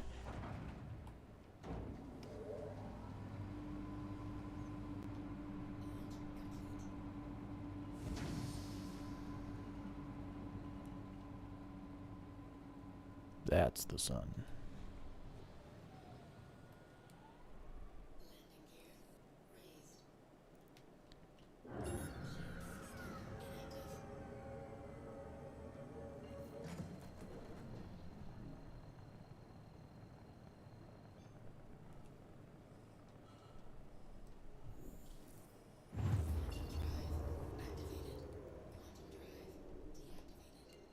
Oh, that's not it. This is it.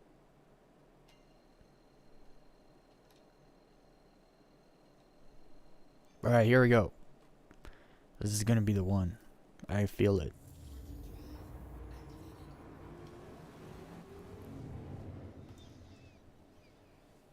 Good old shoe. It looks much better without the wings. I mean, the wings. The weapons.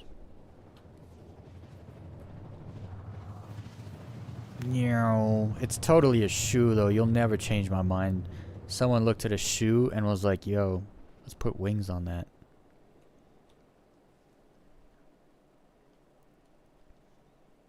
I love having the death marker, so I always know where I was. That way it's like, nah, that place sucked. Go the opposite direction. Or, no, that place was great. Go back there. And I'm definitely going back there.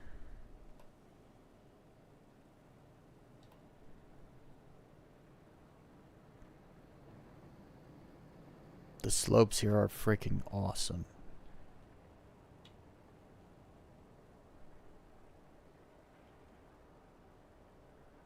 Dang, I really made my way over there.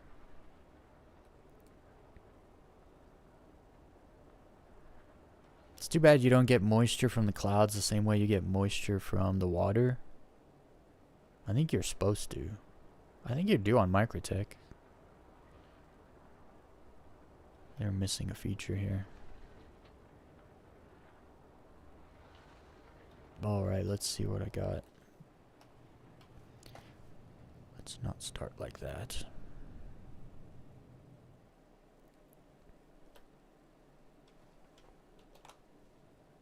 Decouple. Start recording. Let's see what we can do.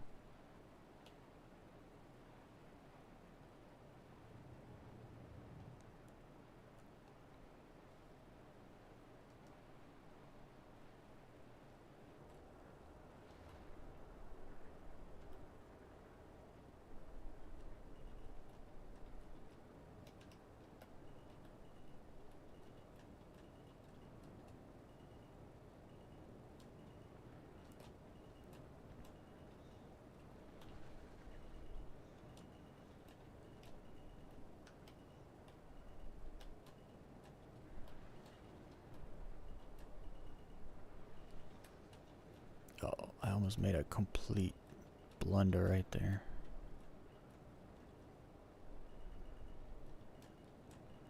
There's this much moisture, I actually have a hard time seeing the velocity indicator.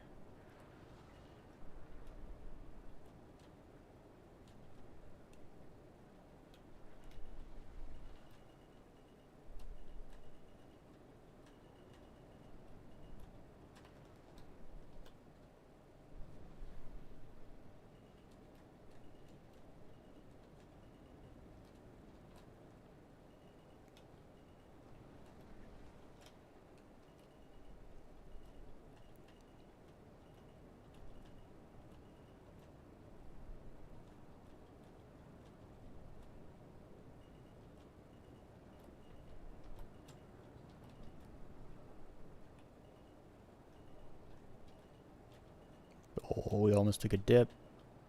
We almost took a dip.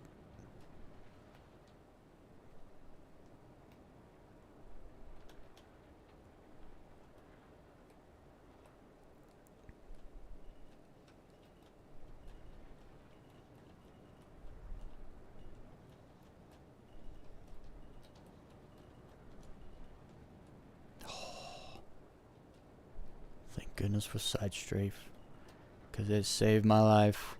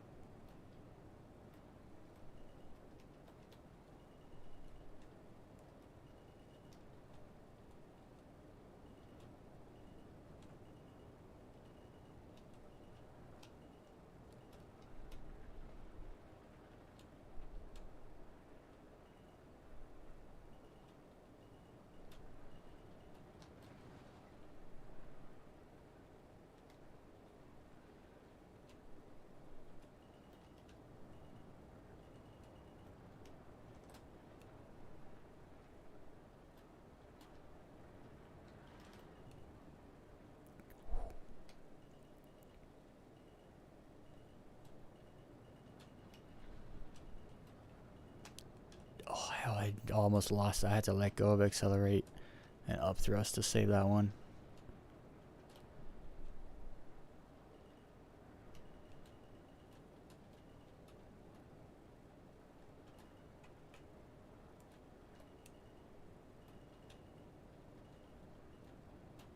Ah, can't see. Windshield wipers.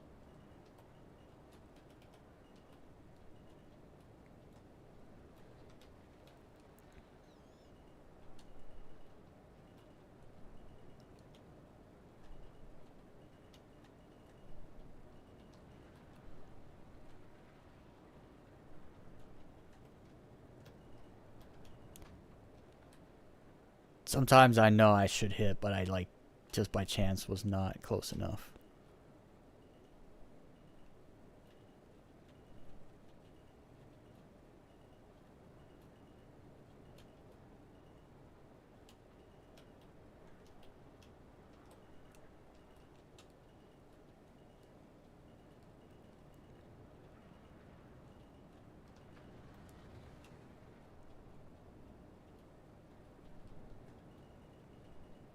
I can feel I've gotten much better, especially in like the ships I've actually flown in.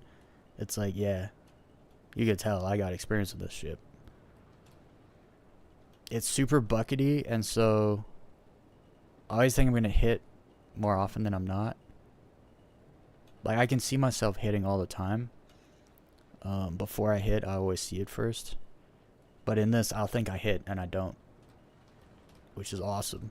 That's the kind of close calls you want in low flying. So I just feel like this ship is just matched for me. They made this ship for me. Ooh, that was nice. That was nice. I like it.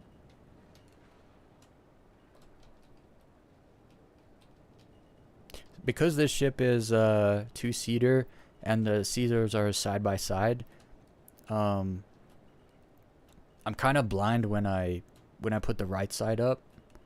So when I put the left side up, I can see, because I don't have a seat next to me. But when I put like this, I can't see because there's a freaking... I have to kind of like flatten my ship out a bit. Oh, I should have died. I should have been dead.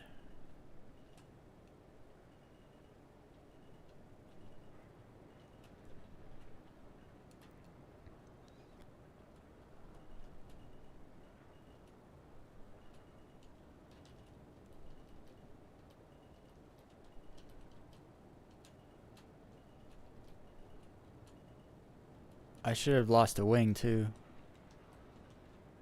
I feel like the slopage on this planet is so glorious.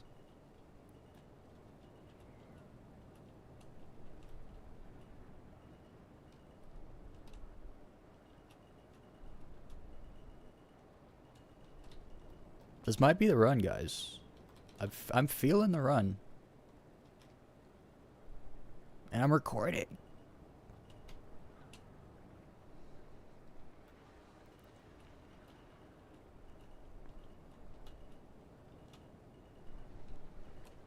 Nope, nope, nope. Oh, I lost it and I saved it. We brought it back from the dead.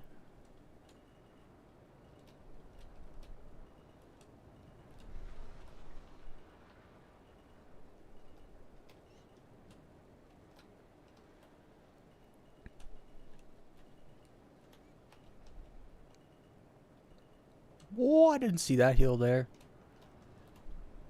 See, now I'm getting cocky. Now I'm just getting cocky. That feels like I'm going so much faster, but I'm not. I'm just keeping it lower than I usually would have been on average. Oh, and it feels good. It feels good. This is so good.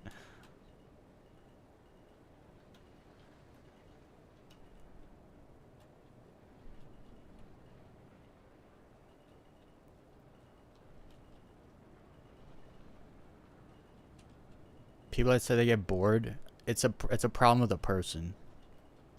I'm sorry. If you get bored of Star Citizen, you know what? Like, you're a boring kind of person that always needs to be told what to do.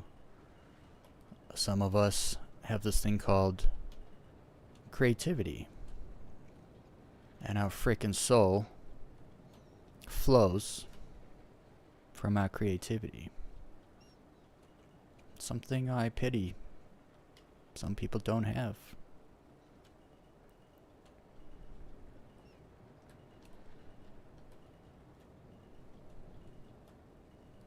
I'm like in a freaking tunnel vision danger zone right now.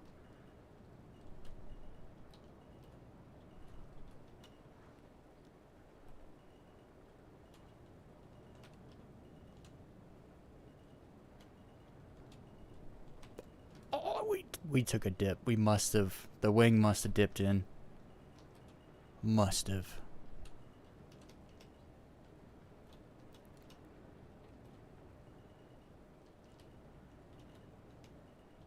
I want to wrap this thing, but I just realized I came at it from the complete wrong way. Nope. Oh, I should have died again. I didn't.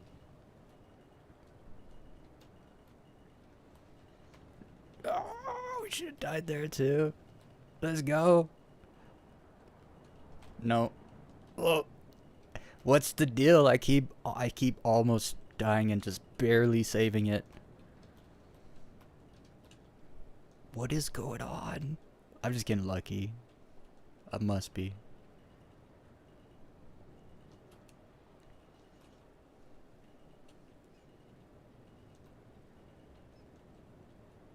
Let's see if I can get back to this one spot here.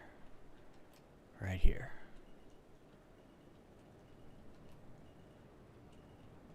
Something about going sideways like that too. It's so fast. We're not going that fast. We're at 200 some, but when you're that close, goodness, you look like you're going fast.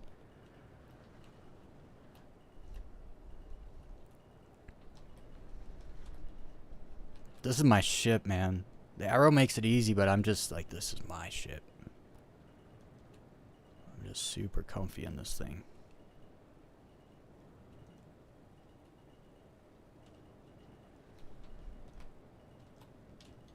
I tapped the side thrust button and it completely saved my life. Completely saved my life. Magic. It's freaking magic.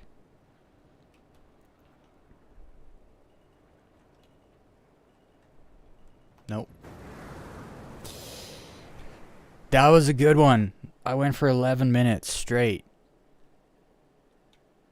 Pretty decent, actually. For me, for a keyboard mouse pleb surf. For a console gamer playing on keyboard and mouse, I'm doing pretty good. I'm pretty good. It's funny though, the mistakes I make are totally because I'm a keyboard and mouse noob. And I can feel it every time too. I should have died so many times. So many times I hit the wrong button and I was going for it like the rock, and then I just barely be able to live, because I'm also flying in atmosphere has me more so aiming with my mouse instead of correcting only with my side thrust or up thrust. I'm now correcting with like pointing my nose more. It's been good for me actually, flying in atmosphere. I bet I could go back to Microtech now and kill it there. Definitely learn how to do it on planet, on a moon. Actually, maybe doing it on a planet might be better, because the thicker the atmosphere, the slower you go. And I think the slower you go, it's just a bit easier. Like doing something slow until you're good, and then like doing it faster. I feel like it's I feel like that's the way. That's the way. Hey, 21 people. Can we get some likes? Can we get the like button fondled a little? I'd say gangbang the like button, but that'd be gay. Not everyone swings that way. Let's tickle fight with the like button.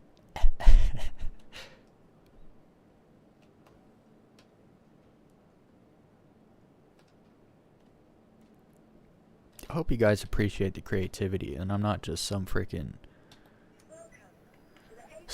cookie cutter cutout, and I'm just like, smash the like button, hit subscribe and notify, don't forget to click the bell. God, if I ever become that person, someone needs to shake me and be like, dude, you're that guy. Let's go into 100i.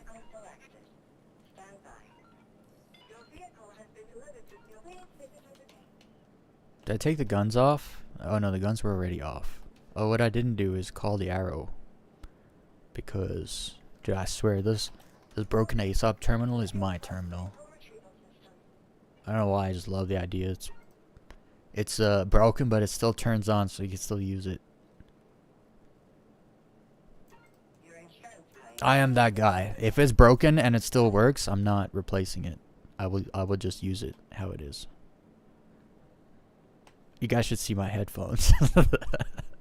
I have headphones, but they're so good. They sound so amazing. I have broken them. You know when you super glue something and then it breaks again right where you super glued it, but you can't just keep super gluing on super glue. So I've had to actually like sand it. You know what I mean? Like get the glue off so I can glue it again because it broke in the same spot. I'll show you guys. These headphones are the best headphones I've ever had. The most comfortable. You see the wire is broken, and I freaking tied it up, fixed that. It breaks here every time. And then the top piece like broke, so it was like very uncomfortable. So I wrapped a sock around it and sewed it. And now it's like super comfortable on the head.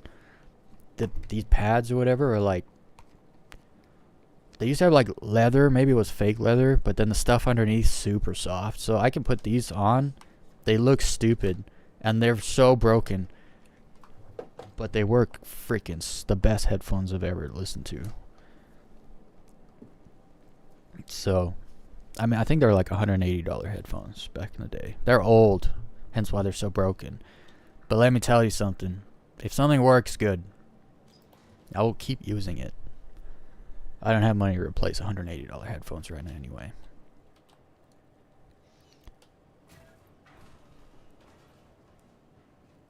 But I use these headphones just because they're not bad. They're like Sony studio headphones.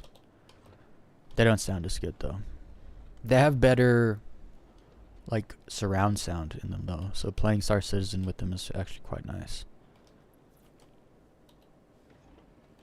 I'd never watch a movie wearing these headphones though.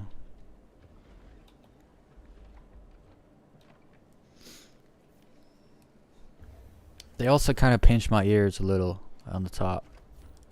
I can put those headphones on for like 10 hours and I don't know they're on my head. They're that kind of headphones.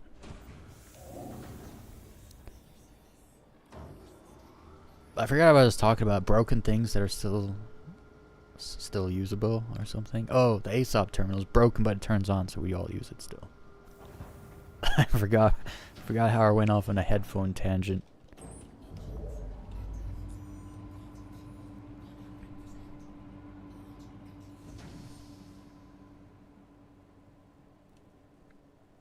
I think I just got a clip actually. Should I go somewhere else? Should I go back to Monox? I think I got a clip there. It felt good enough. See, it always feels better than it looks, let me tell you. It'll have to do. I'm gonna go to Monox. Which should be over here somewhere now. If I'm right side up, it should be this one. Yep.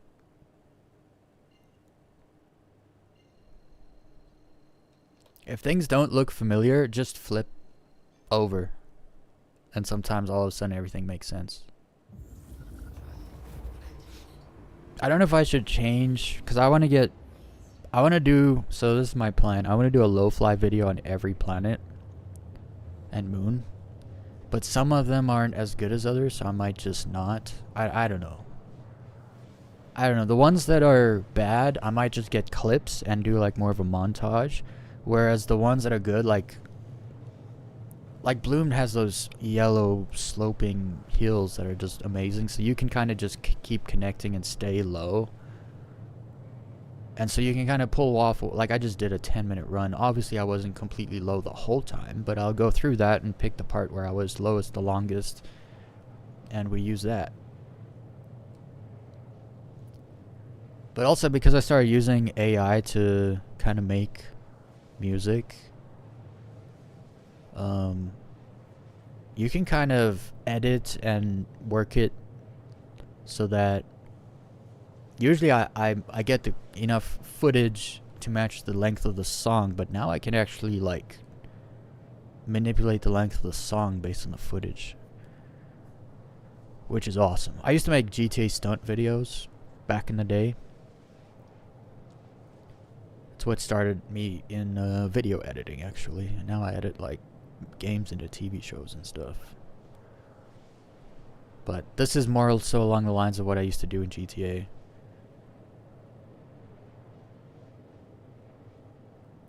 Except back in those days there was no AI, so things were quite a bit different actually. It's wild to think what the world used to be like without cell phones, because I grew up in that world, and then after, and see the contrast between the two, and then I also grew up in a world before AI, and I'm gonna be living in a world with AI. It's crazy seeing like what things become when you add something to the mix. I used to be interested in social engineering, and then I realized social engineering actually goes against freedom.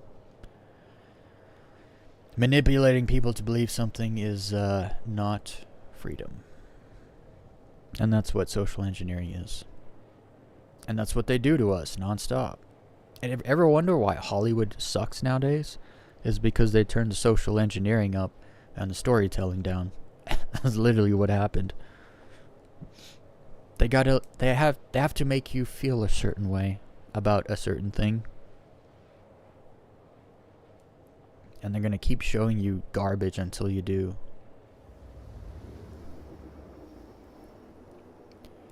I say let AI freaking loose and everyone can just sit down and make your own movie. How about that? Imagine getting home from work and you're like, I kind of feel like a movie where like Iron Man and Batman team up together and go fight Saruman and his army of orcs. I want to see that movie.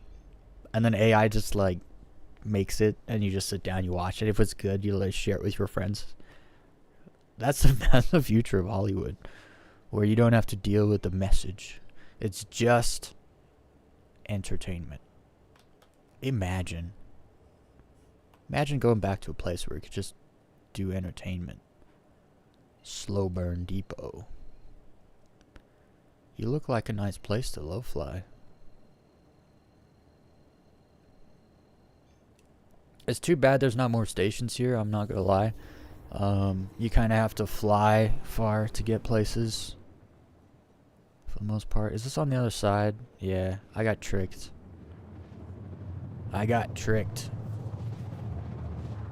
Probably have to jump back because it's too dark. Yeah, it's too dark here. The sun's going down. Wah, wah, wah. Let's just flip around here. Whoa.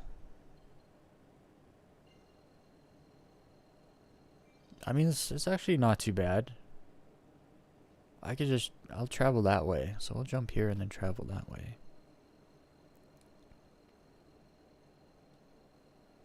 You know what I noticed? So since so now in Star Citizen you can't turn the clouds off at all. Like they've done it to where they optimize the clouds more, but so you can't turn them off. The best you can do is medium. You can't even go low.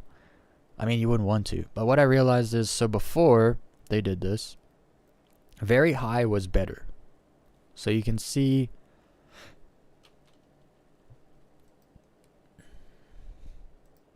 the clouds, right?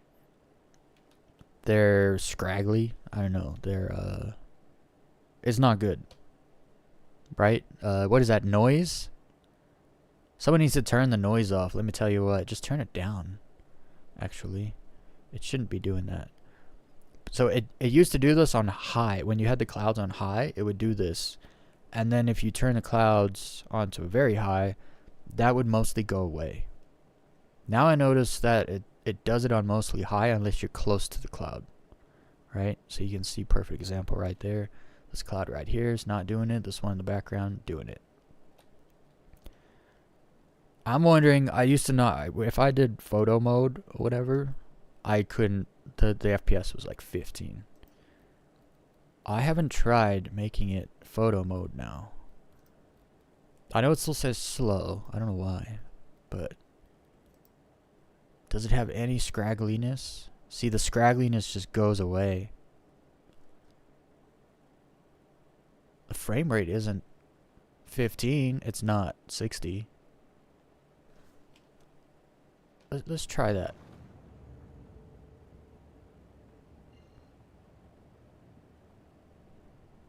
Oh, I also wanted to try something else. I was watching someone else's video and it just looked so sharp. And I was like, hey, they're definitely playing 4K, I get that. But the sharpness was, it made it look like almost another game. And I was like, what, is that after, like, post-editing? Or is that, you know, you can add, what's it called? Sharpen. I just turned it off because I figured it helps the GPU out a bit, you know? Why sharpen it? It looks fine. But that sharpness that he had was just unbelievable. And I'm wondering if it's both. I think he might have sharpness maxed out in the game. But then also, like, post-editing sharpness also. I wonder. It's crazy how slow you think you're going and then you get close and it's like, whoa. Fast as fuck, boy. Okay, before we do this, I want to see the sharpness thing. Let's see the difference. I'm getting smooth FPS with those clouds on max. That's surprising to me. And I haven't tried the Vulcan. I wonder... Dude, I wonder how good it is. Vulcan with FSR. I wonder if that's a good mix. So I wanted to turn this sharpening setting all the way up. See what happens.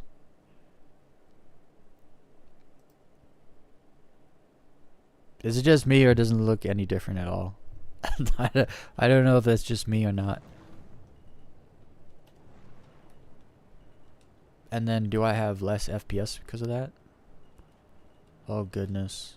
Oh, that's right. I don't have to do nav mode here. We can go fast in SCM mode just fine.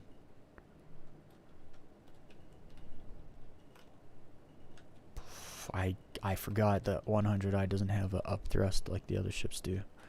I'm gonna have to keep that in mind, or die much sooner than I want to. This will be more practice. I'm not very familiar with Bloom. I mean Monox.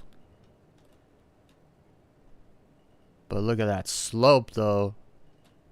Monarch's got some slopes going on.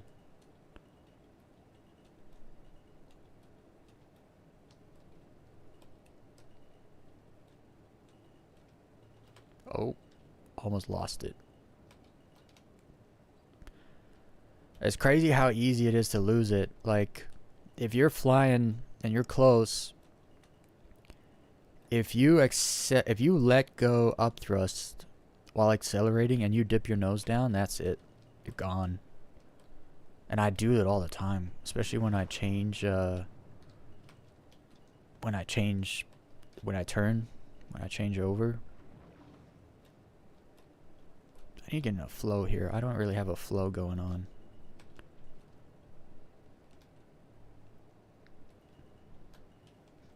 I'm not comfortable in the ship anymore. What's going on?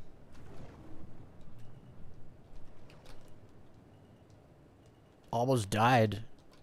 Like what? Oh, guys, you can't do it. I gotta decouple. I was like, what is wrong? Why do I feel so uncomfortable? There's no smoothness to it. It's because I wasn't decoupled. Obviously. Look at the differences night and day. It'd be so funny if I died right after I said that. It's night and day, guys. 1 minute you're alive, and the next minute you're dead. Meow. Freaking love it.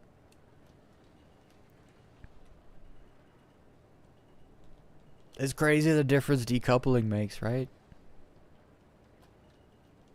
Oh, I didn't see that there.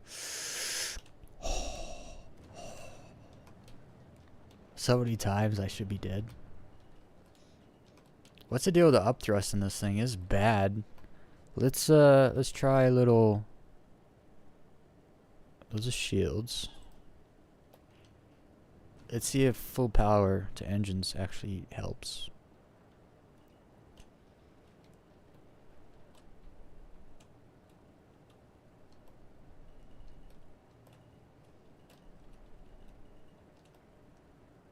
You know what? Because this has bad up thrust, I probably need to use side thrust and up thrust. But then I also have to keep rolling. Man, this ship is probably so good with sticks. I don't want to learn. I don't want to learn to fly with sticks. I'll just be honest. It's just like too much. It's like, yes, I can make it much smoother. I could make it look better. Like, but if I just work hard enough with keyboard and mouse, I could do it also. Be harder, but you can do it also.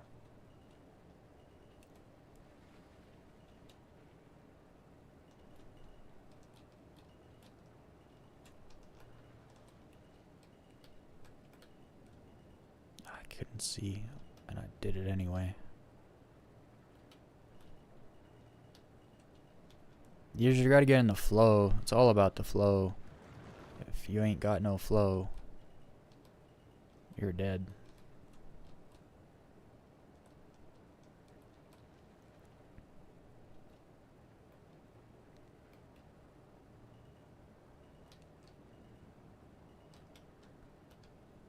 Nah, I lost it.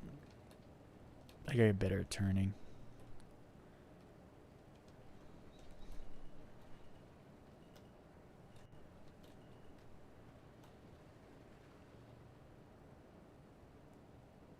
I get out the cloud shadow.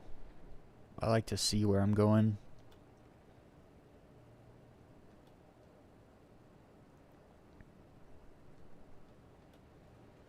That's better.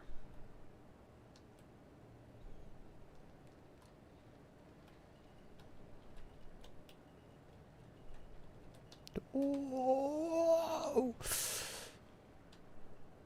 Sometimes you should just, it's probably better off if you died sometimes, honestly.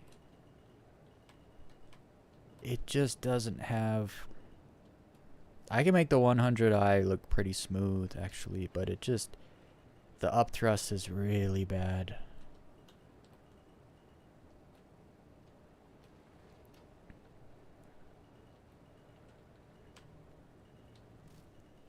Like there. I'm losing it with the 100i. It's the up thrust. I get too used to the 85X and the what's the other one? The arrow. It's too bad. I just get stuck on. I've always been that way though. I can't flip from one thing to another because I get used to something.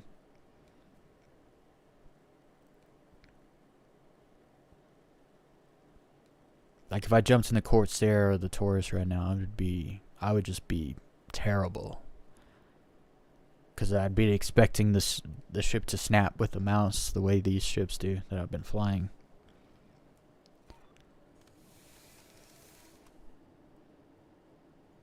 I like that though. Monarchs has some heals there that are actually pretty good.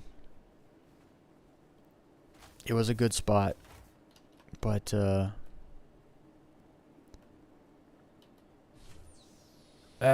what do I do? I want to go one more time, but I think I have a clip to work with, so I think I'm just gonna go. We're gonna try and make a little video. I'm gonna try and make a video in the last hour of the stream here. I just want to make sure I call all the ships so that they're ready for tomorrow.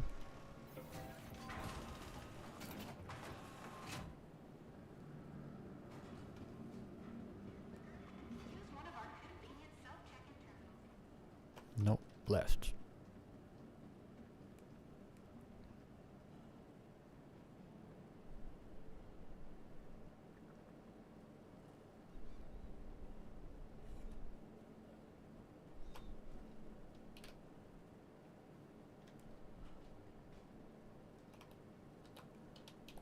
I also want to take some weapons off the arrow. Let's get the 100i. Claim. Your insurance claim has been sent. And the shoe. Gotta claim the shoe. Limited edition. The shoe. Your insurance claim has been sent. Alright. There we have it. Now I just want to make sure I take the weapons off. I gotta take the missiles off the arrow. That's what I wanted to come off. I wanted it to be completely clean.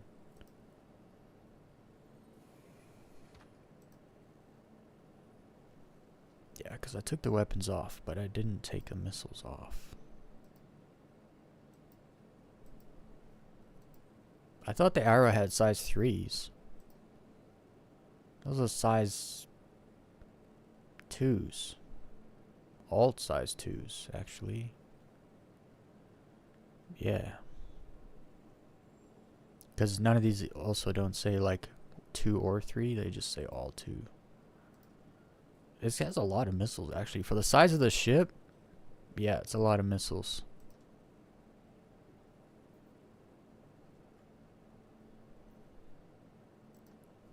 Alright. So that's ready. Let's see what we can do. I gotta kind of make the song. I have the part, but the lyric part I don't like, so I'm gonna cut that and just have... It's gonna be short, too. I don't need it to be that long. We can close the game right now.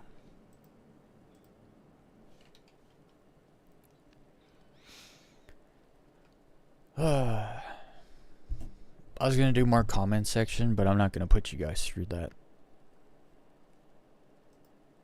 We're going to go and open Shotcut, and then we gotta go to videos,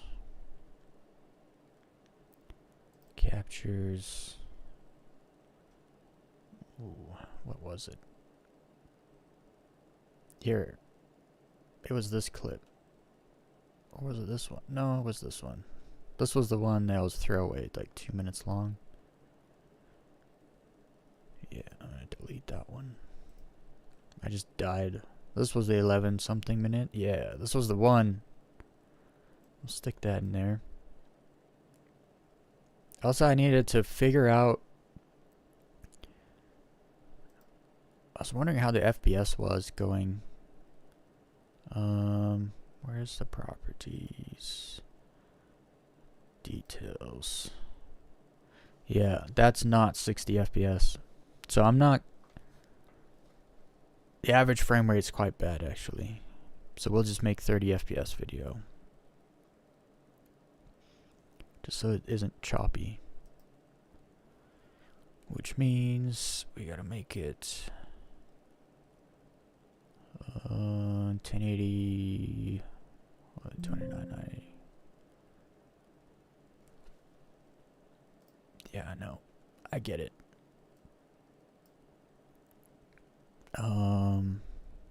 Actually, we'll do this after. I need to make the song first.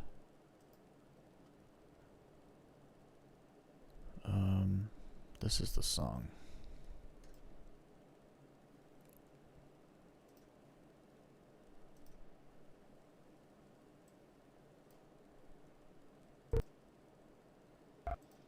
Now, I wanted to make it faster, so we're going to speed it up a tiny bit.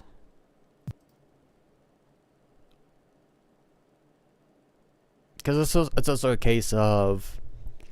I'm going to pay for Suno, because it's not expensive, and I'm probably going to actually use it quite a bit for a few months. But right now, I made this song just using, basically I'm sampling a song that I generated. But because I don't pay for the subscription or whatever, they own the copyright of the song. But I'm going to make it faster, which changes the speed, and will also change the pitch, because I'm not doing pitch, whatever. And then I'm going to add a little bit of EQ settings and cut it differently. So technically is different. It's not the same song. But I figured I'd do this on stream because if it is copyrighted, they give you a warning. I shouldn't have done that. You do it in properties, right? Properties, speed. Just once. That's it. That's all I need. Nope, too fast. So 0.05.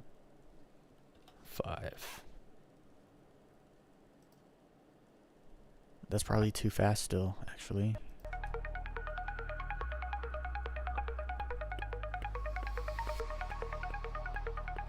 No, it's like 140. It's a little too fast still. It doesn't need to change much, just a little bit.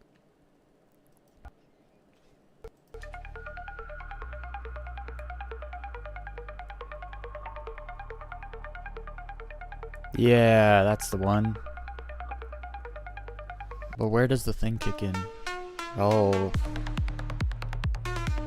Okay, I'm gonna have to make it less even. I know it was just a little.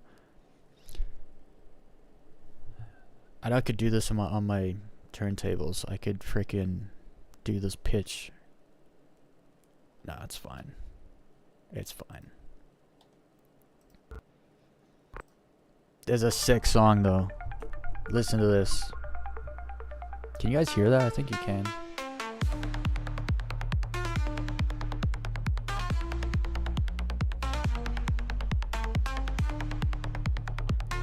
I wish I should add.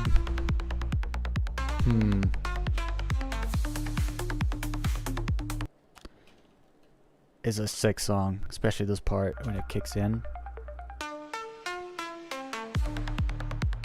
It's freaking perfect lo-fi music. I heard it, I was like, that's the one. That's the one. The way it kicks in. I don't like the lyrics though. Where's the lyrics? Are these lyrics? No, these are them. That's a whole different song. Where did the lyrics go? I know there were some. Yeah, I don't like him. I can't play the lyrics. The lyrics are probably what, like, the lyrics are so stupid easy to copyright. So we're not going to play those. But I need to line this all up. Because there's like, it's like down moments and up moments. There was a start too.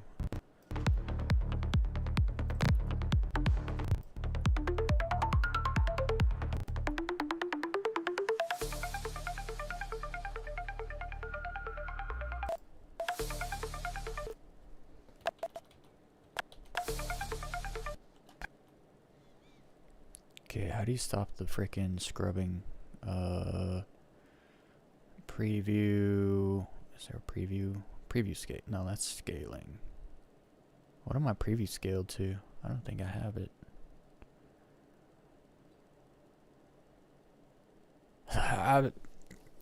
So I had a, just before I started streaming, I was on a different computer and I had all my like settings, and then I have not ever set it up. Is it the sound preview? Because I scrub a lot and it's annoying to listen to.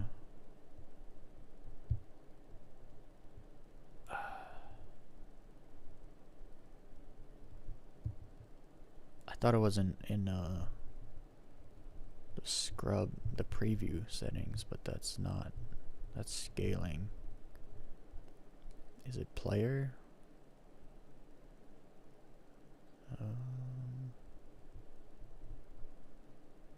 Dang, I can't. I don't know.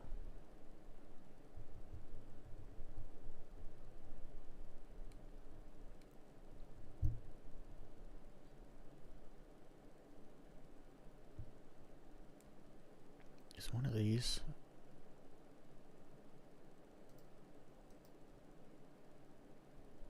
No, I don't think this will be.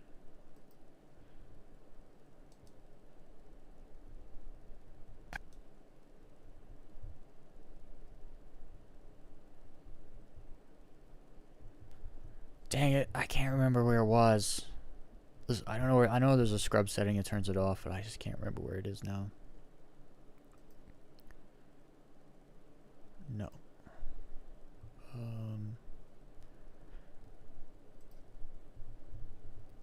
Time format, timeline.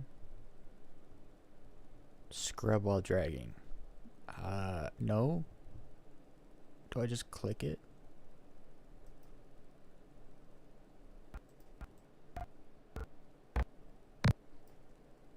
But I don't want that. Why does it do that? Where was that?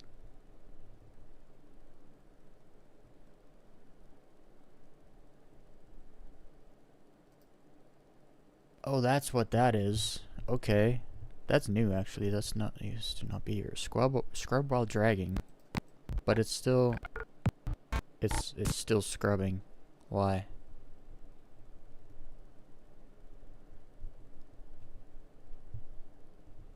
Whatever. Y'all just gonna have to deal with it. I don't even care. See, but it probably bothers me more than bothers other people. It's like every time I click, there's gonna be a the sound of the frame. You know what I mean? It just annoys me. Because I'm trying to get the beginning here. Actually, that might be it.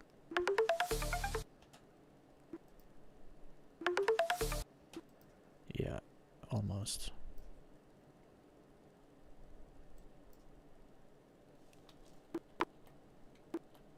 There it is. No, is it this one? Yeah, this is it. What is this?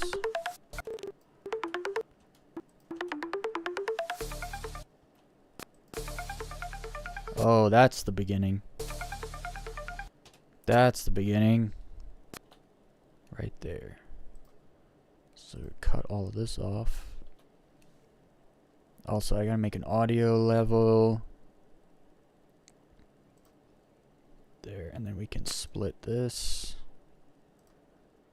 So now there's no video. Hold on. Delete. There we go. Now there's no video. So now we have our song.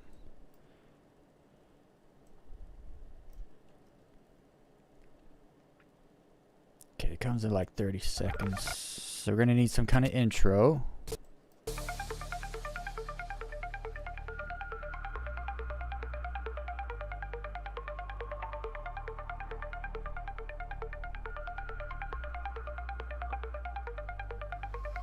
I don't know if it's too fast or not. I feel like it's too fast now. It's not much faster though.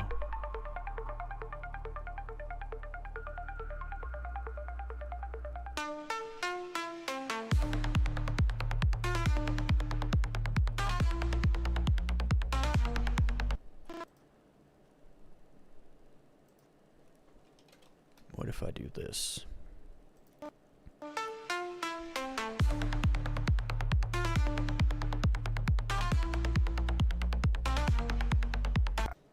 That sounds better. Okay, and then it breaks down.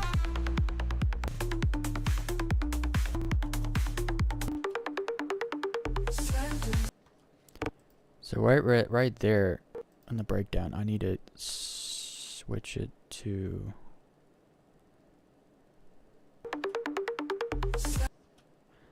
it's too bad he starts talking right away.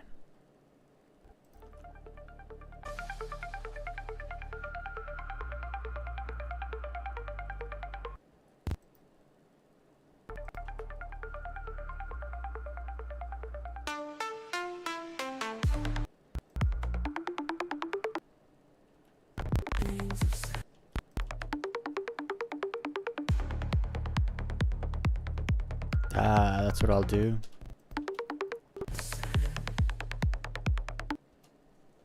Right there, I'm gonna steal it from right there.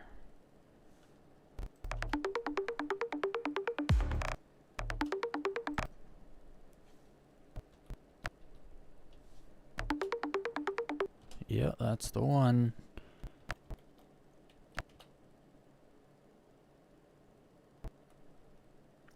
Slice. Okay, where's the scene start here? Oh, there it is. Is that right? Is that the breakdown? Is it the same? That sounds different.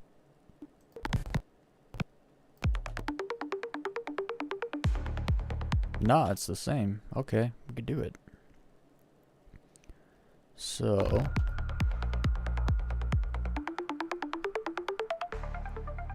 and then that's the ending. See how I'm taking like a bunch of different parts and I'm sampling it and then putting it together differently. I'm rearranging it. I swear if they copyright strike me, I'm gonna have a bone to pick with them. I'm going to buy a Suno freaking subscription. It's gonna happen. It's just this one song I made while not subscribed. So you only take the copyright when you create a song while you're subscribed. The copyright will last after you end your subscription, like you'll keep it, but Only things that are created while you're subscribed do you get the copyright for. And the song, well, I was just testing it out to see how good Suno was, and it's pretty great actually. So I decided I'm gonna do it, but I made this one good song. It's like, yo, I want to use it, right? But it is they have the copyright because I didn't use it while it was paid. Now the question is, if I do pay, will the old songs I made now be under my copyright? I don't think so. That's partly why we're doing what we're doing here. We changed the speed, which changes the pitch, and before we get too into it, I actually would like to do the we can just copy paste the effect onto everything else when we're done. Okay, so this will be the end.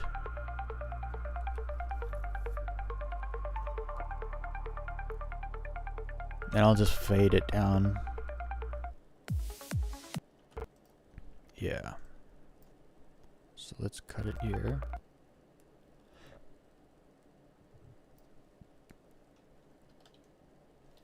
Okay, so now that's the end.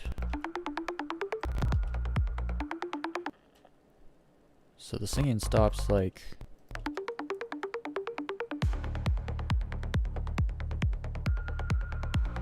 Oh, I have some doubled up places here. I just realized. That could be useful, because then I don't have to copy paste parts. Okay, so where's the singing? I need to cut the singing.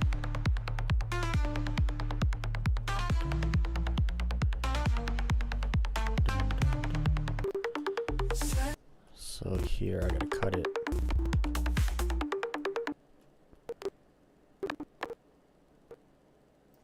We'll try and match it.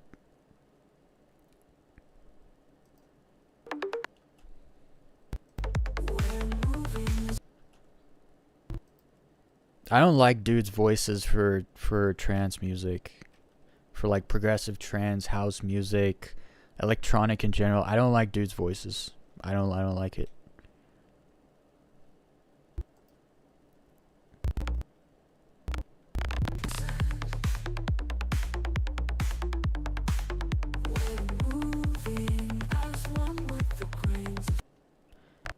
And then they do the weird thing with the voices and I don't like it.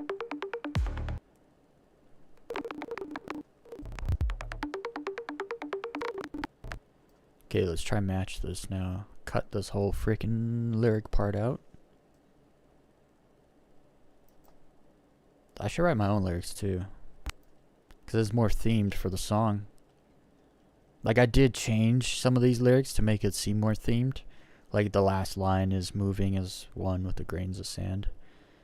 Because I was going to use a Daymar clip, and it made sense, right? But changed my mind, so. Did I delete the wrong thing? Hold on. No, I just moved it over. Okay. I need another audio track. Okay, let's try and match it up. And then we can start editing the video. I'm guessing the video is going to look way better when you put music to it. Make sure you fondle the like button for this editing tutorial in Shotcut. I was going to say Shotcut Pro, but that doesn't exist.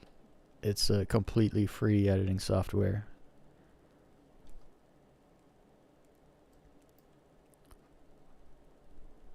But it's good.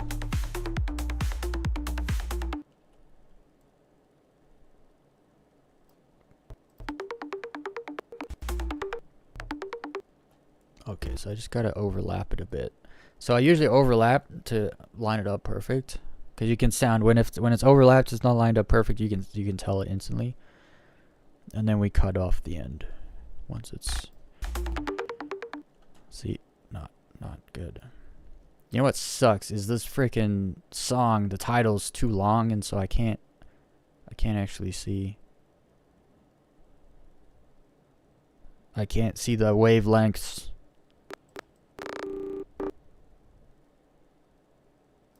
It's close.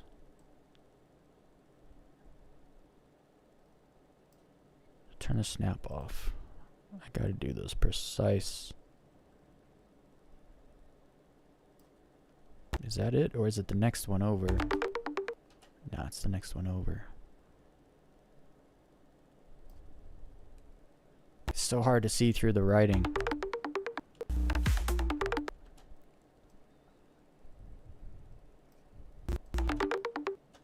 Almost. That's much closer.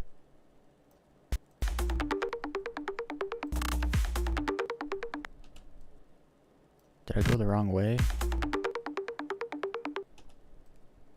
Or is it like this? Do I have this all wrong? No, I don't think so. You know what? I need to make it just bigger in general. That's what she said. There we go. Now I can see it. Much easier to match it up now. I just don't know if this is the same as this or this. No, it is this. It's this first one. And then that step off should match that step off. So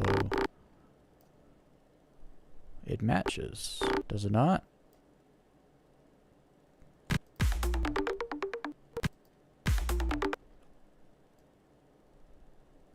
Maybe it's something more like this.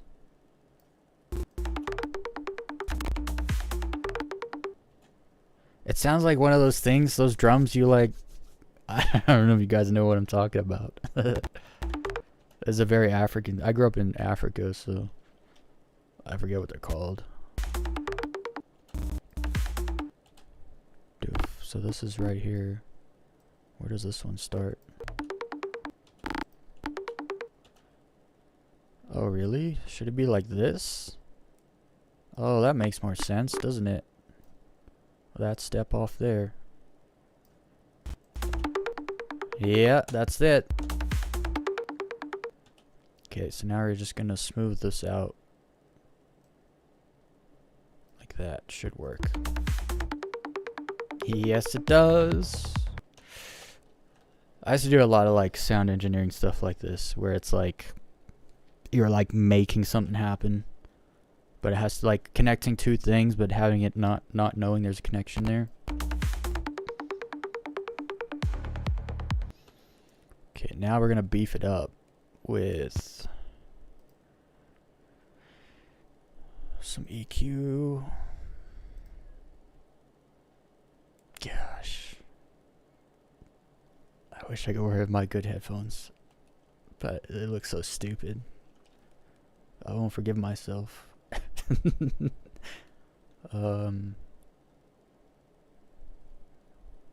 don't need a volume gain, I need an EQ, so let's go to audio. 3 band is good. Let's put like, the lows are gonna be low. Bring them way up, make it like 5.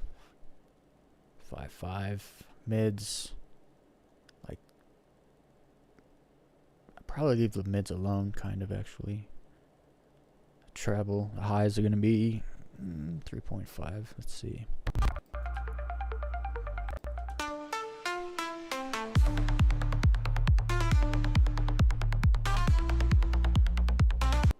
I could probably push the bass more. The levels are under 0. Make it 6. Make this 2.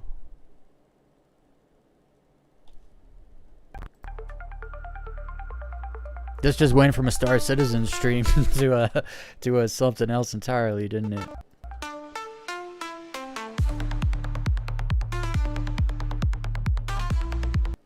It sounds good, so I'm gonna keep it there, and then we're gonna copy. I don't need the audio fade, I just need the equalizer. Copy, and then we can paste. So the whole song sounds the same.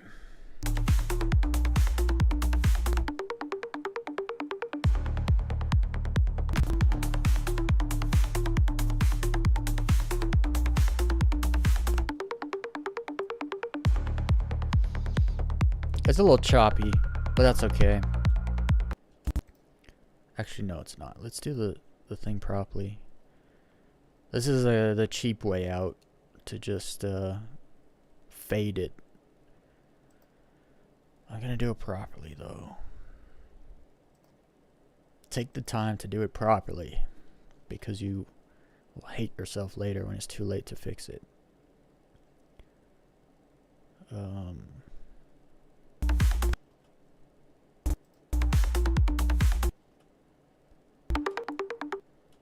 Okay.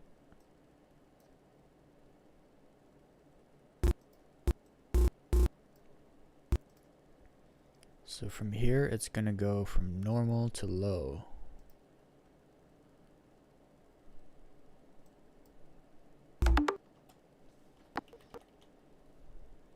Lower. Doesn't go completely out. And then we're gonna make it so this one actually phases in a little.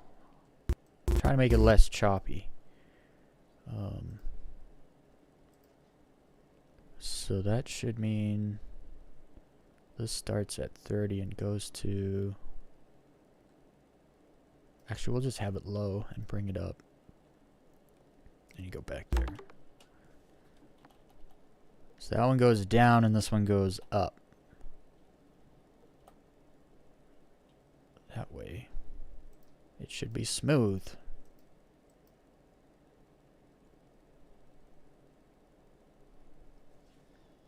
Actually, I also might do a little... This is something DJs do. They'll start a little quiet, little on the quiet side. When the drop comes, they turn it up just a bit. And so it's not just like the bass drop, but it actually is a little bit louder also. And go to the beginning.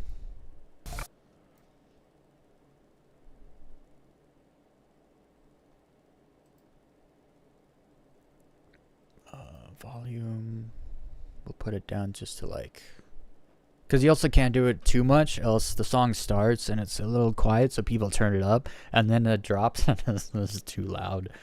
So you want to just do it like, not much.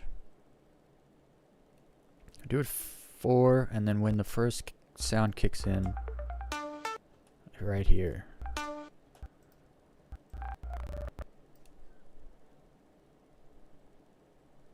Bring this down to 4.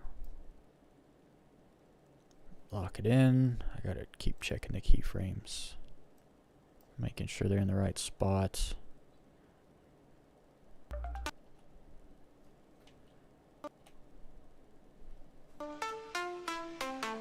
And that whole time, dun dun dun dun dun, it's the sound is like slowly going up. So that we're back at 0. There we go.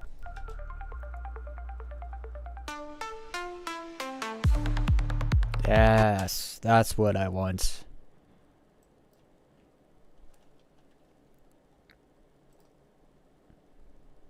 Okay, we can make this small again. Smaller. Because now we're going to bring in the video.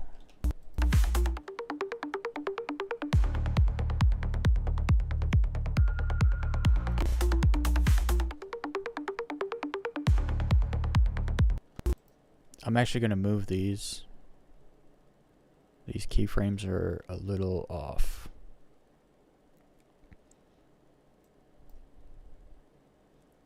So this needs to go this way. And this needs to come up a bit. And then the other one, same thing. Keyframe needs to start. Wait, what? This doesn't have keyframes. Did I not do it? Maybe that's why it doesn't sound good. Yeah. No, it has keyframes. Why can't... Oh, I can. There we go. I clicked on the wrong thing. This needs to be up a bit more. Like 16. 15 and a half is fine.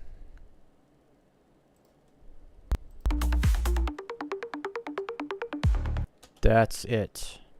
Because it's got to go quiet, but it can't cut quiet. So it has to go quiet and then come back with that breakdown.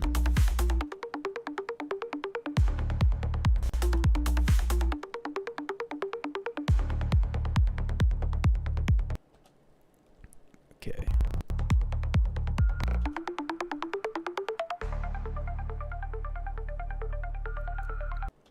See, it's not long. Like I did say, it's not long. It's literally like a minute. If I got a bunch more footage, I can re-loop the first part. I re-loop the first part just fine. Which is this part. No. I'm gonna get rid of that so it doesn't confuse me. Okay, now we grab this. I don't even remember. I know it felt good. But just because it felt good doesn't mean it's gonna look good. Oh, I gotta cancel the thing. See, I got 11 minutes of footage here, but it's obvious we're not gonna use the whole thing. But this is like... It's gonna look better with the sound, with the song. It doesn't make sense, but...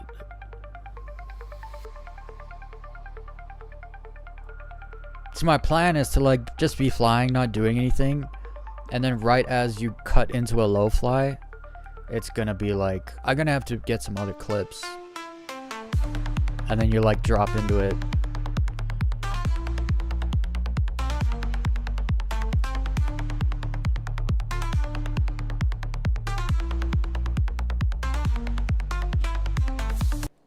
This is just the beginning of the line though. The beginning of the line wasn't what was good, so I'm gonna have to get some like intro clips.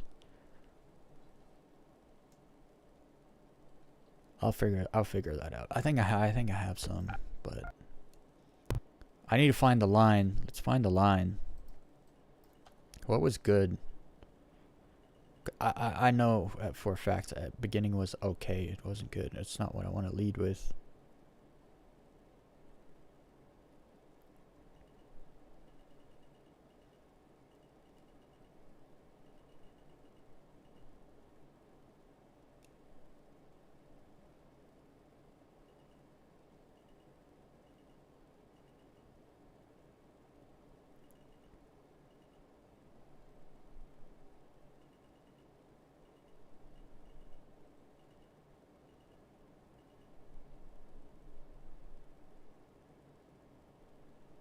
So something that I've gotten good at like over my years of editing is matching sound with movement, like in footage. And so there's something about the way the song is structured. It has like a, oh, what did I used to call it? It's hard to, it's not a drum, like it's a, is it a bass? I think it's a bass. But it's like, it goes back and forth. And it kind of just reminds me of like when you're driving and you look over and there's trees and it's like it flickers, right? You kind of get the same effect like when you're flying. Like the way the rocks are passing you when you're close. It just has this, it looks like this sounds, right? This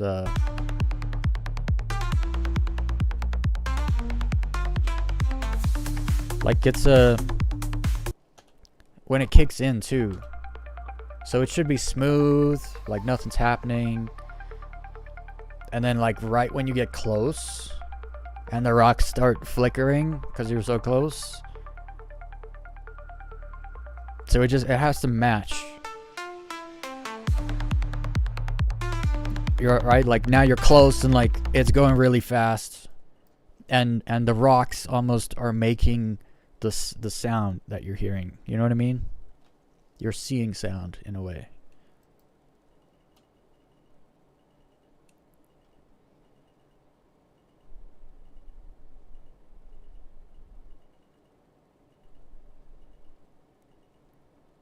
we stayed pretty low for most of the clip. I don't know where I actually want to start it. Like, I don't know if was there any breaks?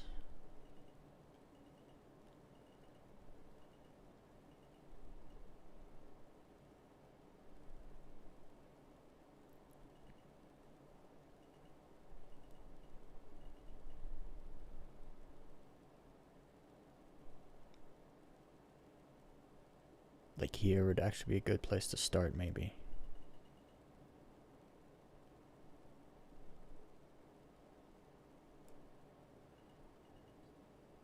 No. That's not the place.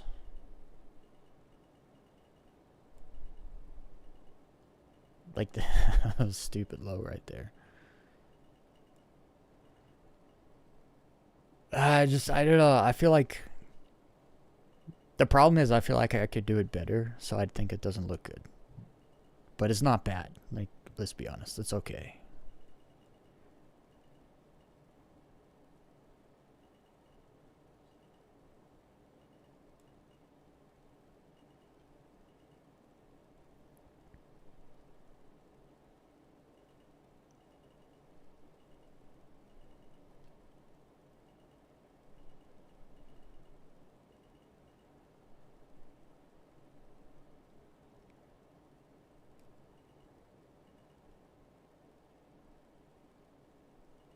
I should probably do the preview scaling because it's choppy, and I know it's not that choppy. The footage itself is not that choppy.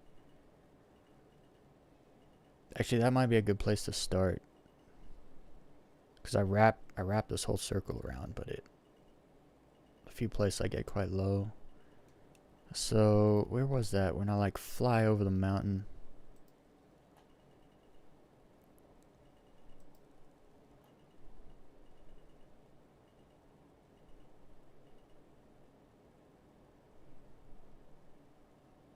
I think it's here.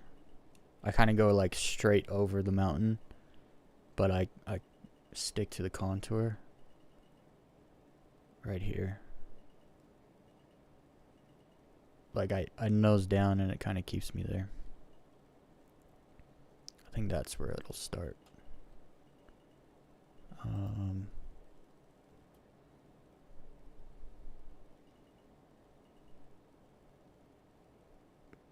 Get some. See, I don't want to just start with like the low. I want to come down into the low.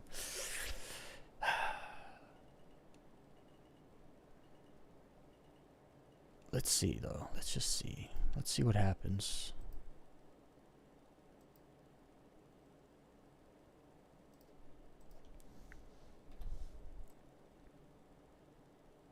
There'll be some kind of intro. I don't know. We'll do a little like time lapse cinematic of Bloom.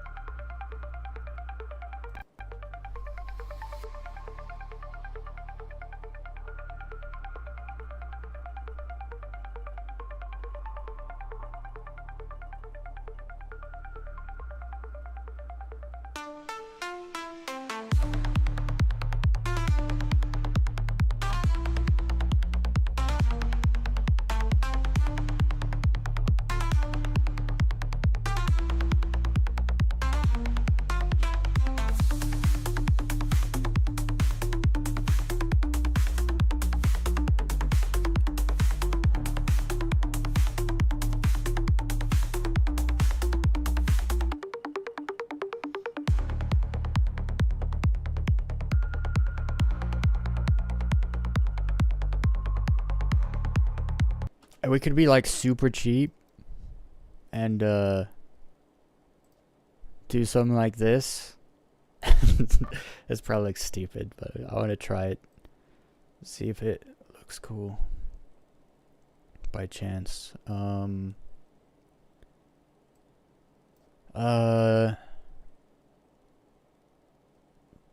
Properties. Speed the footage up.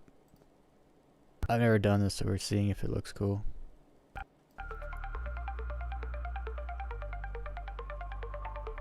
Dude, I was calling it. I was like, I think some of these guys speed their footage up a little bit in post-edit. Not all of them do, and not all the time either. But I was like, you could do it, like, no problem. Like, this is sped up. You can't really tell. Because I turned the audio off. So I was noticing, like, some of these guys, their audio is off. And I'm just like, why you turn the audio off? I want to hear the ship. I want to hear the sounds. And then it's like, yeah, but if you speed it up a little bit, it sounds bad. Let me show you what I mean, actually. So right now, I turn the sound off because I sped it up a bit. You can't tell. You cannot tell I sped it up. If I do... Where's the sound? Filters. If I turn it back up, listen to it now.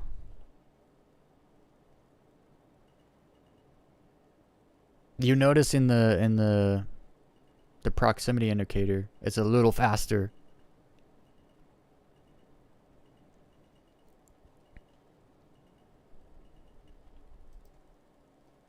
I could probably speed it up even more. Oh, hold on. Hold on. What happened here?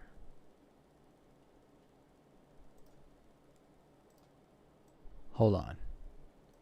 Backtrack. What does it look like?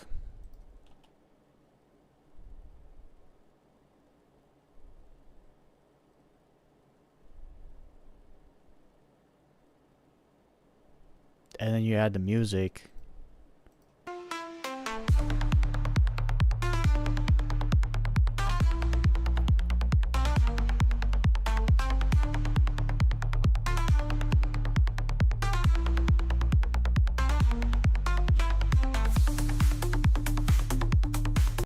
Like, you can't really tell it's sped up. I could tell a little, but not much.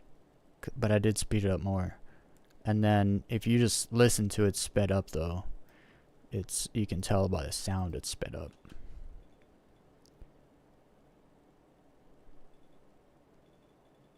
Like, the velocity indicator is way too fast. It's like way too fast. So we're gonna slow it down.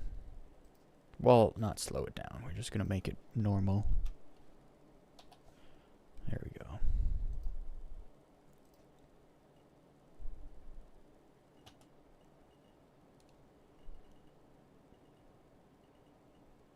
Oof, that might be a good place to start. Holy moly. I need to watch more of the clip before I decide what to use, actually. I have 11 minutes and I'm only using one, so... This was a great... Oh, man.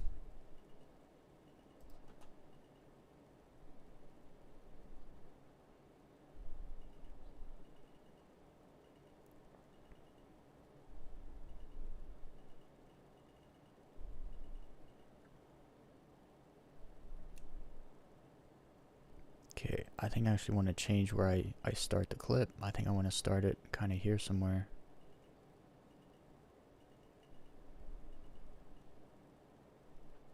I'll do it like here, actually. See what it looks like without an intro. I am going to make an intro, though. And let's turn the music back on.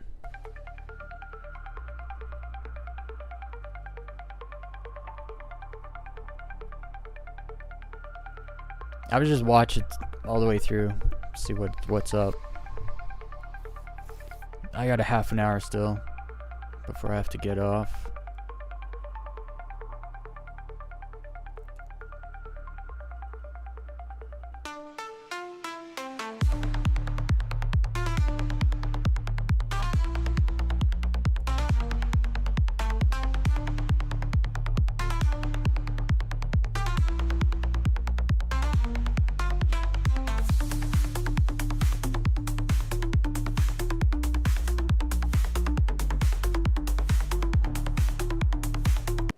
I don't move enough.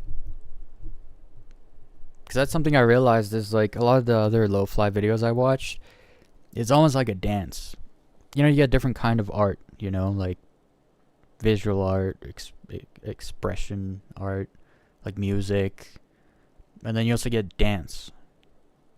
Different kind of people move their body different kind of ways to different music, and it's seen as art.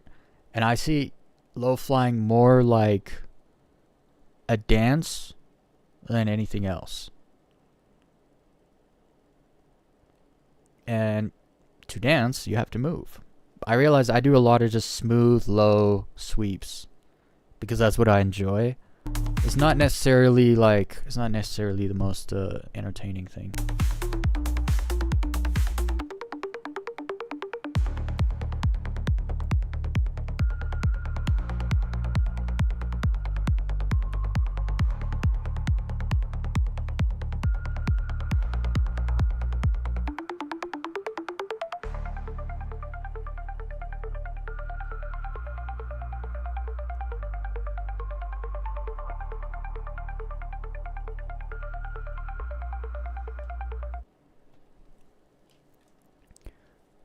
I'm gonna have to go through more of this and try to find all the best 1 minute, and then use that, and then make an intro.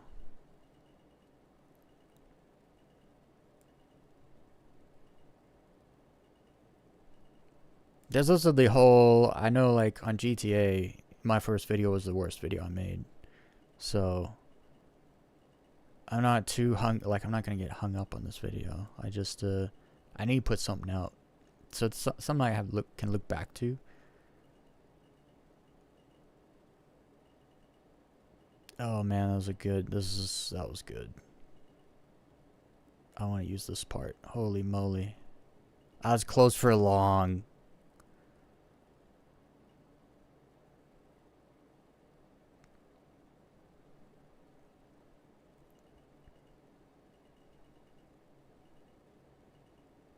But yeah, I'm not good at turning, so I don't turn much. I try to match my sweeps with the terrain. But dude, this is a good spot right here.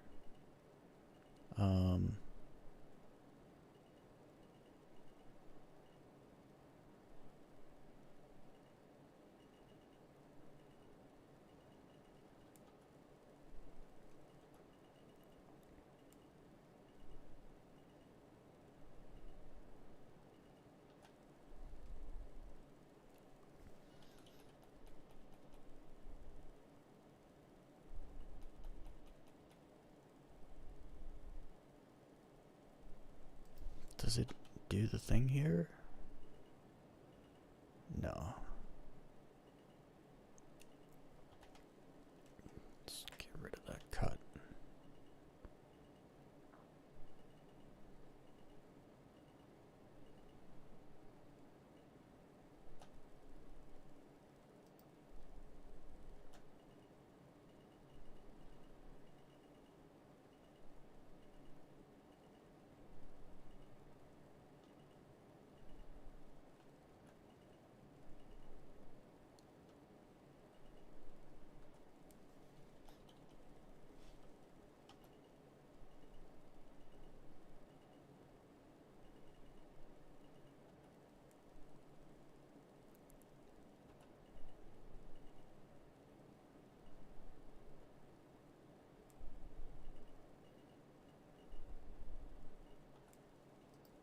We're gonna try this. Stick this over here for later.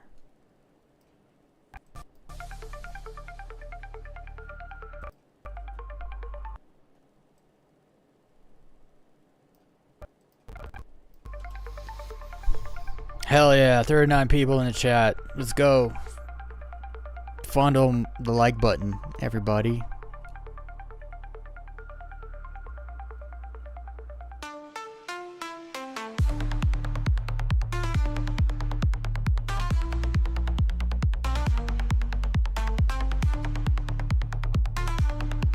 Hell yeah.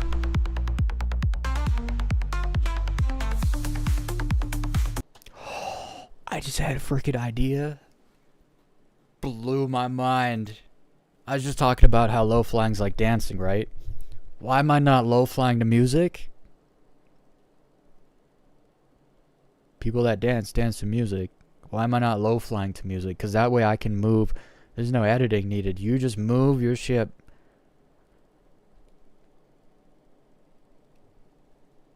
I think I just figured something out.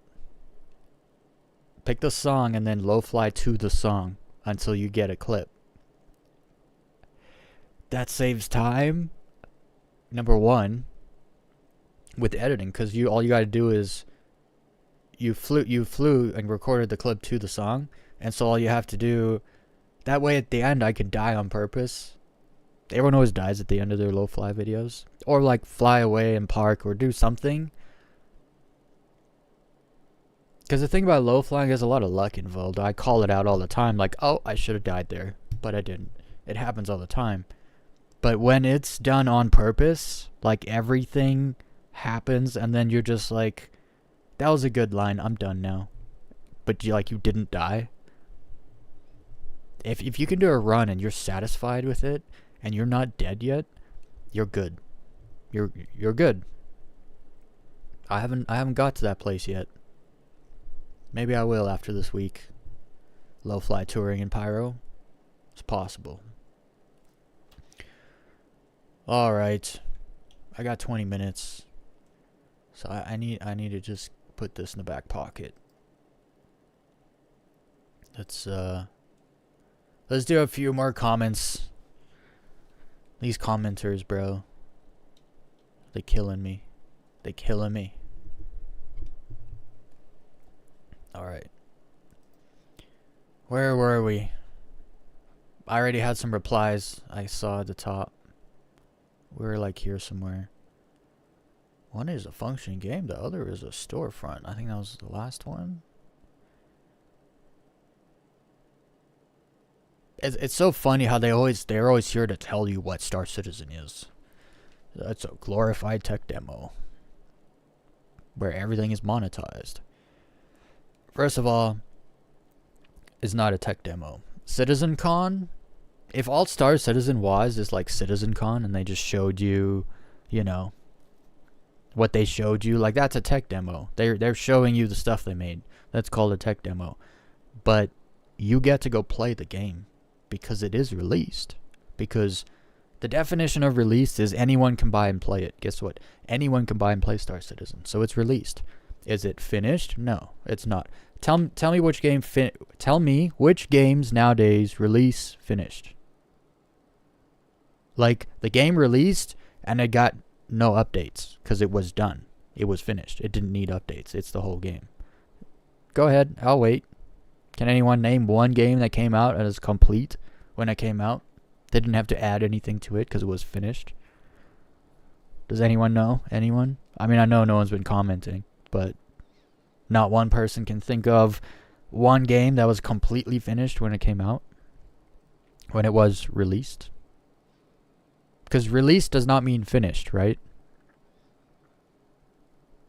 Else, I could look up released synonym and it would say finished there, right? But that's not. Released doesn't mean finished. People assume, but that's actually never the case. I'm trying to think of a game I played that was legit completed. And I'll be honest, Assassin's Creed Odyssey, it was a big, full game that worked really well. That then over time got bugs that then had to be fixed. But when it came out, I got it day one. I played the hell of it the first week. There was no updates. It worked. But then again, that's not an online multiplayer game. So it's a little easier to have a game that's just story driven, completed. But then obviously they added DLC and stuff to it. But when you got the game, that was the game. But still not completely finished because they did need updates and stuff to it. So no game. Like Elite Dangerous was Elite Dangerous finished before they added Odyssey and colonization? Was it finished? Or did they just finish it now by adding these last things into the game? It's a serious argument. Like, what is finished? What is released? Because to me, it was always... I didn't think Star Citizen was released. I thought it was like the few backers that put thousands of dollars into the game that could play it. And I thought that's all it was. And then I actually gave it a chance. I was like, oh, anyone can just buy and play it. And then I thought it was just a demo. And it's like, yo, it's not a demo. Everything, like, they're not holding anything back. Other than Squadron 42, but that's a different story. It's a whole game. There's a whole game they're holding back. As far as, like, features and everything, it's all there in Star Citizen. You can play it. Anyone can, literally, for $45. So in my opinion, it is released. It just isn't finished. Just like the rest of the games aren't finished. But also, we're far along enough now in Star Citizen that it's a game now. Like, if you go back 5 to 7 years, yeah, if people were saying it's not a game, I'd be like, yeah, it's not a game. It's not. There's not enough there yet for it to be a game. Now it's totally a game. There's tons of different loops you can do. Multiplayer is, like, when you play with other people, is fantastic.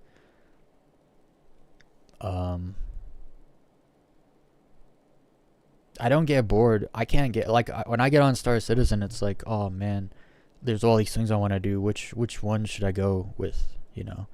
And then there's, like, all the things that I have done that I like to do already.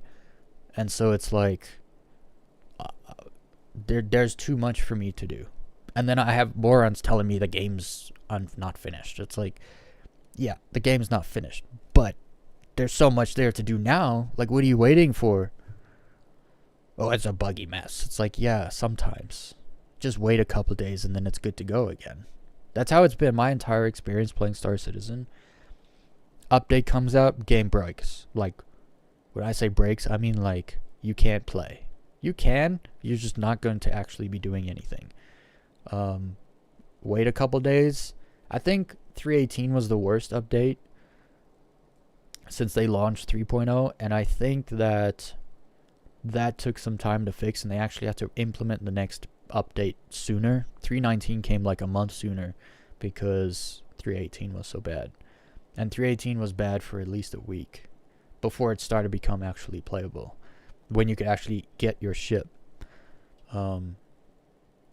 I remember when I first started playing, the trains weren't working in Microtech at all. Like, they're just not there. So then there was a guy picking people up. Somehow he had a ship, but no one else did. So he would pick them up from the Commons outdoor exit and then take them to the space station, where we would all gather to all not get our ships together. Then that was my experience with 3.18 on day one.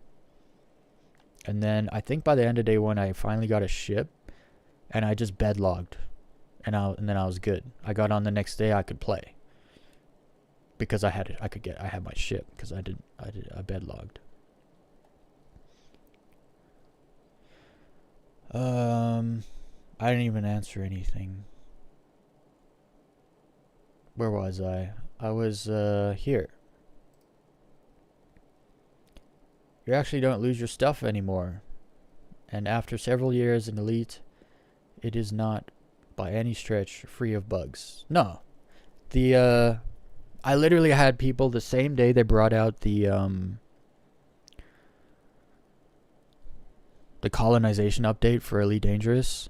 They had to, like, roll it back because it had bugs, but that same day they had to roll it back, I had somebody telling me that Elite Dangerous has no bugs. And I was like, did you not get the memo? your game that you're worshipping that has no bugs literally just had to roll back their update because of bugs. Like, don't come to me and tell me Elite has no bugs. I played that game for 5,800 hours on console. The amount of blue screens, my dude.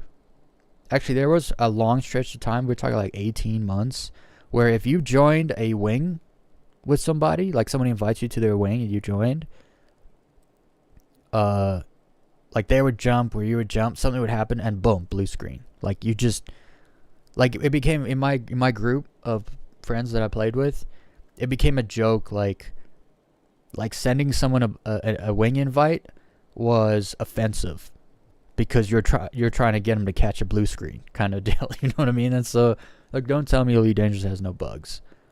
When I got on Odyssey, I fell out of the station. Not a station, it was a settlement. I just fell through the floor. I went to go up some stairs and I just fell through. and I was on the planet's surface. I was like, what? And like the settlement was above me, and I was like, okay. And I had to die to spawn back on my ship because I couldn't get out of where I was. And that was like 6 months after Odyssey came out. That wasn't even like day one. So yeah.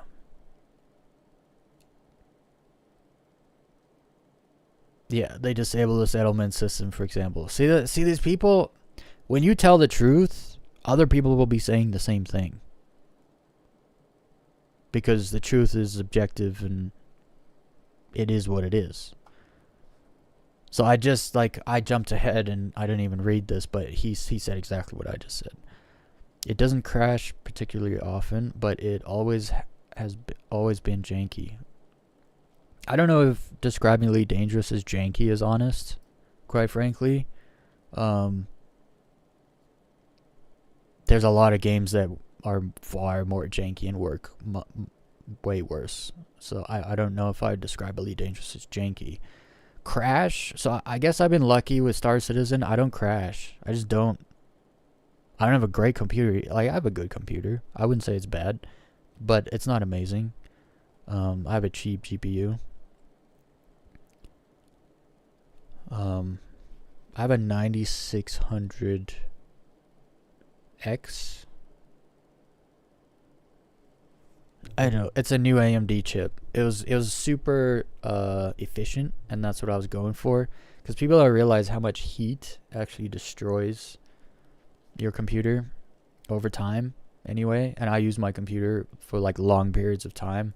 And so getting an efficient drive not only saves me electricity costs for because it's running at 65 watts at 3.9 gigahertz stock. And it's like, yeah, that's like nothing. That's like super efficient. And so it doesn't get hot. Like my PC stays under 60 degrees Celsius while I'm playing Star Citizen. You know, if you go get most other actually, because so I had an efficient i7, but the clock it's clocked at 2.9 gigahertz and you could not overclock. And I was like, you're never going that route again. So I bought something that's efficient that you can overclock, but it was a whole megahertz, or was it gigahertz? I forget. One whole gigahertz more than my previous computer. Even though it was just as efficient. So it was basically like I kept my efficiency but overclocked. So that's why I bought what I bought. The 9600X,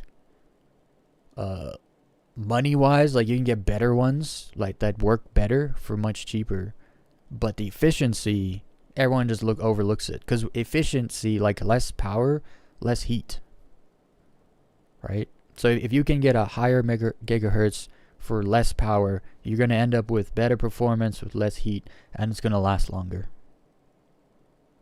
Because that is the number one problem with, like, if you want your computer to last longer, keep it cool. It's a fact. So, also, I don't want to go out and spend $300 on freaking water cooling. I think it's kind of stupid. Unless, like, if you have a $4,000 computer, spend the money on water cooling. But then, like, you gotta change the thing every so often, and the pipes don't. It's a whole thing. Also, a lot of people don't realize regular coolers actually have water. They're also water cooled, like inside the radiator things on like fan coolers. There's liquid in there. It doesn't get pumped. It moves with heat. So like it heats up, it moves into it goes up into the radiator, and then it goes through, and then it cools down, and it goes back to the CPU, gets hot again, and then it circles that way. So fan coolers are water cooling, just not without a pump. I think a lot of people don't actually know that. I could be wrong, whereas some coolers don't actually have, some fan coolers might not actually have liquid in them, but I'm pretty sure most do. So yeah, I get lucky with crashes. At least, I mean, for fact, I do, because last week I streamed for 25 hours. I don't think I crashed once. I gotta think, because maybe I did and I forgot. I Alt F4'd once. I think I did that yesterday. But I didn't crash. I don't crash. I crashed once in, since 4.0 has come out, I crashed one time.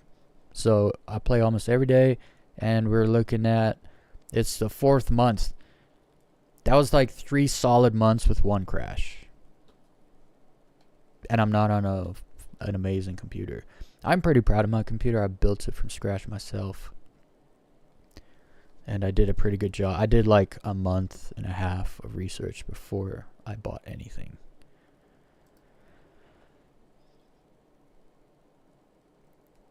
Okay, I like this frizzle cat dude. He speaks the truth, but he's just giving his opinion based on his experience, which is the truth. That guy lied about so much. Remember the EVA promise and showing the mock-up animation of the player getting into the cockpit, or him teasing the flying? The biggest thing I have an issue with is when we asked David Braben what ships were going to be like in the future. He said, and I quote, "It'll be a bit like an FPS arena. A first-person shooter map. It'll be about that big." And I was like, well, okay, then that sounds awesome. A big ship interior that has different places that you can live in. I was like, that's what I'm looking forward to. And then, what was it, 2021? We asked, where's the ship interiors? And they said, at this time, we don't have any, we find no reason for ship interiors. I was like, no reason? You said there were gonna be these things. And now they're not going to be these things because you find no reason? It's like, make a reason. There's no gameplay for EVA. So make gameplay for EVA. Like, are you trying to destroy your franchise? Are you trying to destroy, like, the fans' love of the game? Like, they squandered potential like no other gaming company I've ever seen. I'll say it again. Right now, you have the mechanics in Elite Dangerous to EVA outside your ship, because you have a jetpack on that allows you to control your direction when you're in the air, and you can leave your ship. You just can't do both those things in space. Why? Let me leave my ship in space. I already have EVA mechanics. Why can't I EVA in space? I actually saw one time a dude was like standing on his friend's ship and they slowly went out of atmosphere. It took hours, and then he was in space, just floating there. And he could move around because he has a jetpack on. But there was nothing to do. And he couldn't get back on the ship, obviously. So it's like, well, like, something we want. We asked for space legs for 7 years, and then they gave us ground legs. When they could have, they built the mechanics to give us space legs and then just didn't turn it on. And so when I talk about squandering potential, that is exactly what I'm talking about. Okay, next comment. Actually, I didn't even read this whole comment. What's he say for himself? Wait. There was a video of them teasing flying in the clouds or gas giants. Talk about hiding among the cargo of ships. I remember that. Pepperidge Farm remembers, and so do I. That's an inside joke I think I don't get. But no, it's true. No Man's Sky clears. But Elite is cool too. Yeah, I already replied to that guy. Star Citizen equals pay to win. No, it doesn't.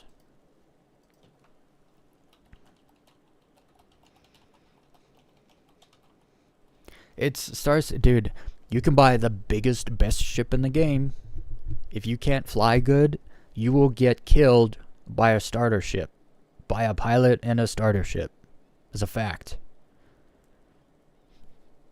I seen a guy kill 3 fighters in a freaking prospector. Good sir. That's not pay to win. That's skill.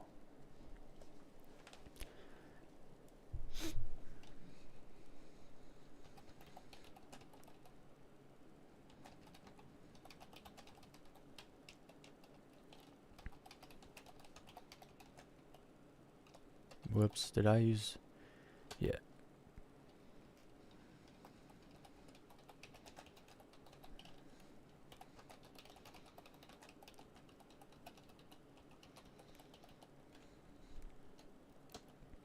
Also, a lot of the best ships in game are only good if you have crew, right? So, do you have friends? Because if you don't, you're not paying to win anything. Like, go ahead, buy a Polaris. Go ahead. I will kill you in my F7C. Right? Like, I'll just jump into F7C and slowly work your back shield until I kill you. Or maybe the point defense is actually working and it's shooting at me. Okay, then I will just use a ship that the point defense doesn't shoot at, and I'll kill you. And I don't have to spend any extra money. Like, I certainly don't have to spend real money. There's just no pay to win in Star Citizen. I don't know what people are talking about. I've never come across anyone that has something that I can't have because they spent real money. I mean, for short term, right? Because, like, the ship gets released, you can buy it with real money, and then it gets put in the game. So once it gets put in the game, then yeah. But the ships they release are not, like, automatically better than all the other ships in the game. So no one's paying to win. They just aren't. You've never played the game.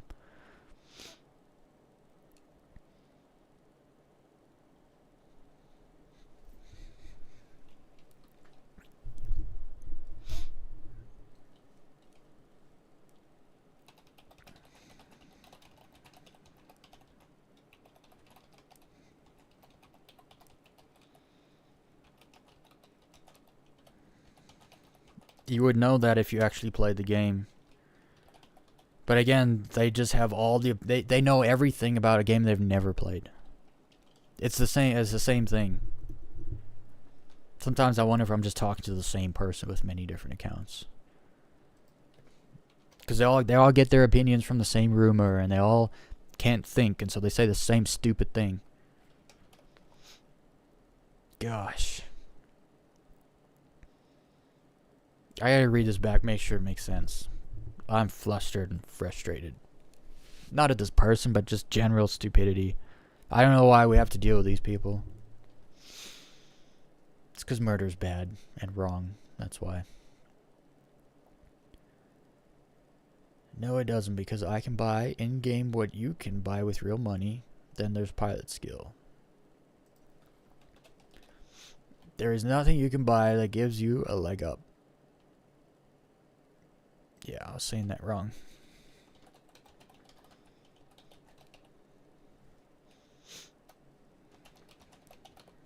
Whoops.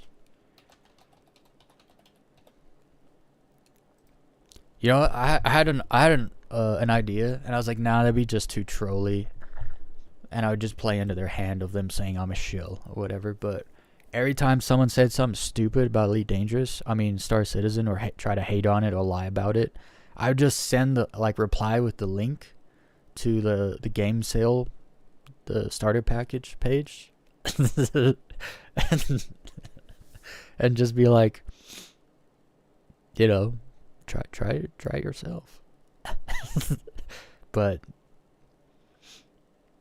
because I know how I would feel if I was hating on a game and then someone sent me the link to play it. I was like, get out.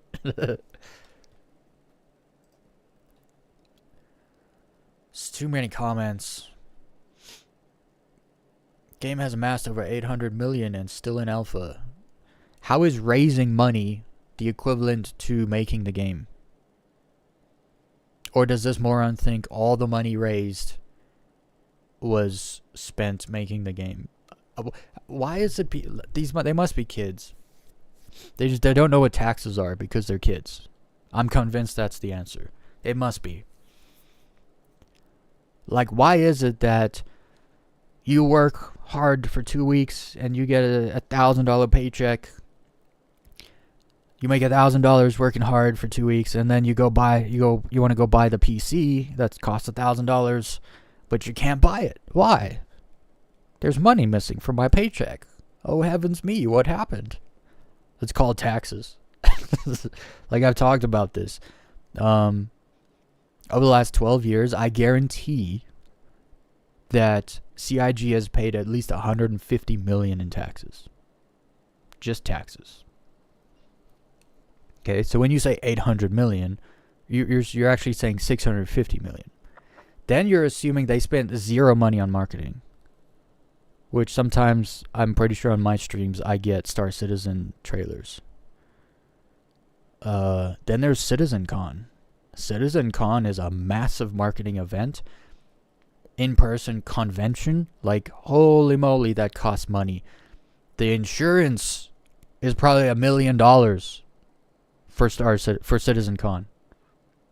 And I'm not like, when you have an event with a lot of people, you have to get like all kinds of insurance, because if the roof falls and kills people, you need insurance and stuff, right? So like, when you rent out a stadium or an arena or something for an event, you have to put a massive down payment down. You have to pay for the place. You have to get insurance. A lot of the time, insurance for events like that is quite literally $1 million. And so they spend a lot of money doing a lot of other things that has nothing to do with development. When they built a new studio in, it's in the UK, right? In Stanford? No, I can't remember. It's in the UK. When they built that studio, do you consider them building a studio and filling it with computers and employees development of the game? Because I can assure you, the day they started building the studio and the day after they built the studio, like, nothing happened in development during that process, but it cost them millions of dollars. So a lot of these people just can't figure out in their head, when you break down like the expenses and the cost, there's zero chance they've spent more than $500 million developing the game. Zero chance. It's probably in the high of 400, like 480 is where I'd probably put it. Because also Chris Roberts isn't driving a Ferrari around. He's probably well off. Don't get me wrong. He's probably a low tier millionaire. At least he should be. He might not be. I don't know how much money he kept for himself. I assume he pays himself like $250K a year or something. Could be more. I'd pay myself more if I was him. Your company's making 117 mil in a year, and you're taking home $250,000. Nah, he's probably got more than that. But I'm just guessing. I don't know him. I don't know his income. But again, just developers make more off of ship packs than actually releasing the game. How do you think they're funding the game? If there's no ship packs, there is no game. Why can't people understand that?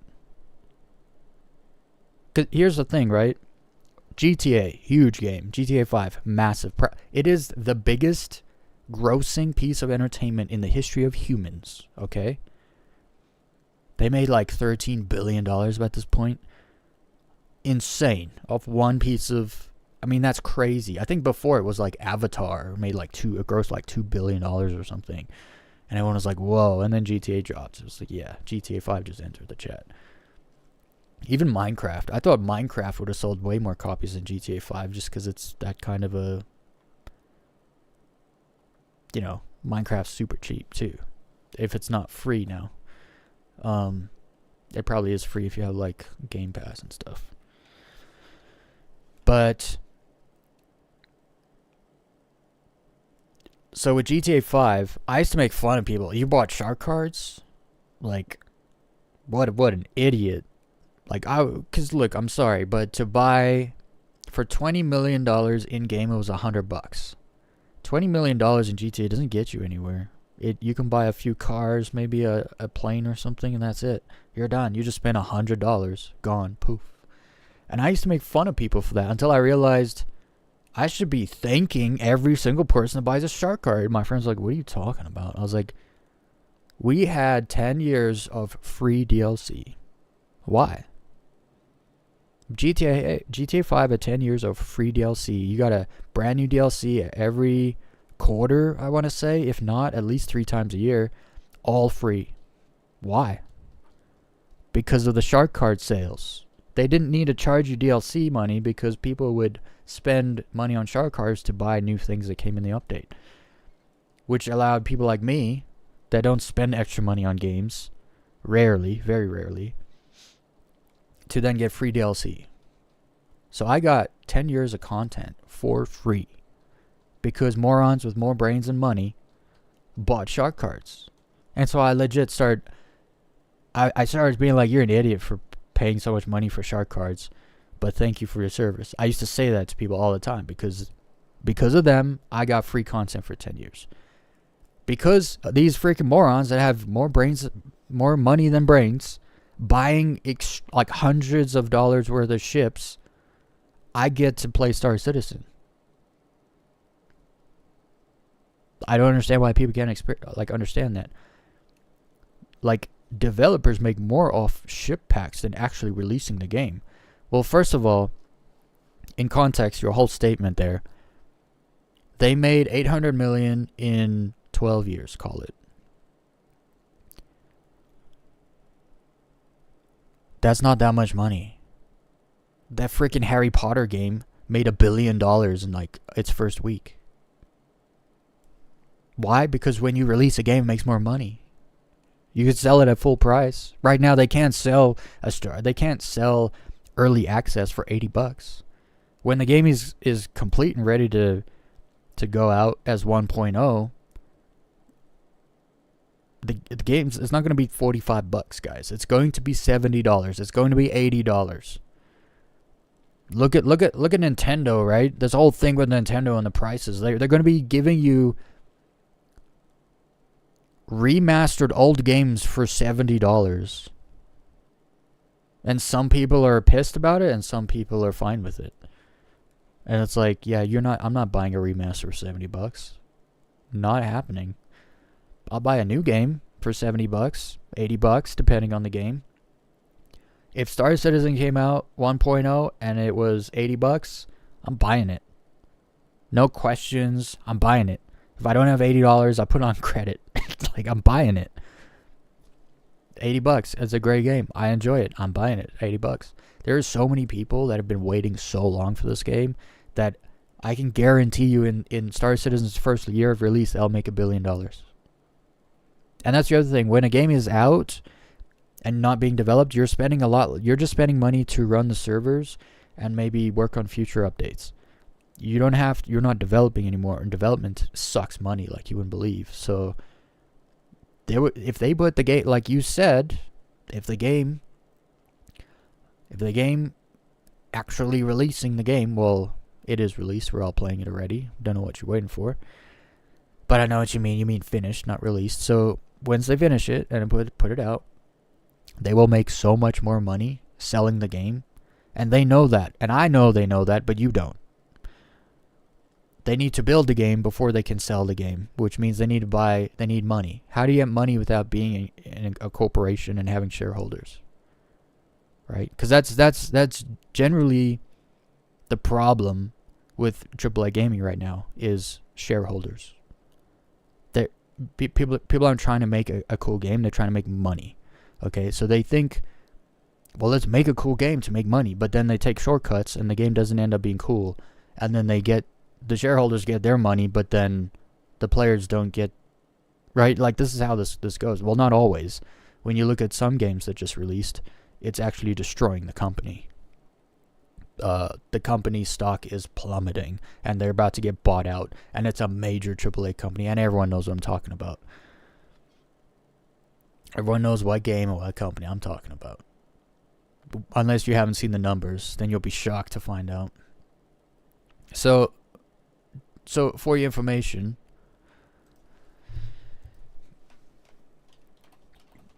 they have to sell ships to make a game, obviously, because they are not corporate. Dude, whoops. People need to realize, when you come across a gaming company and they're not a corporation, look into their games, because they're probably doing it right. They're making games for their customers to make money. They're not just putting out shiny objects to make money for the shareholder. There's a big difference when you start. That's why indie games are coming back, because indie developers are making games for players. They're making something fun that people want to spend money on.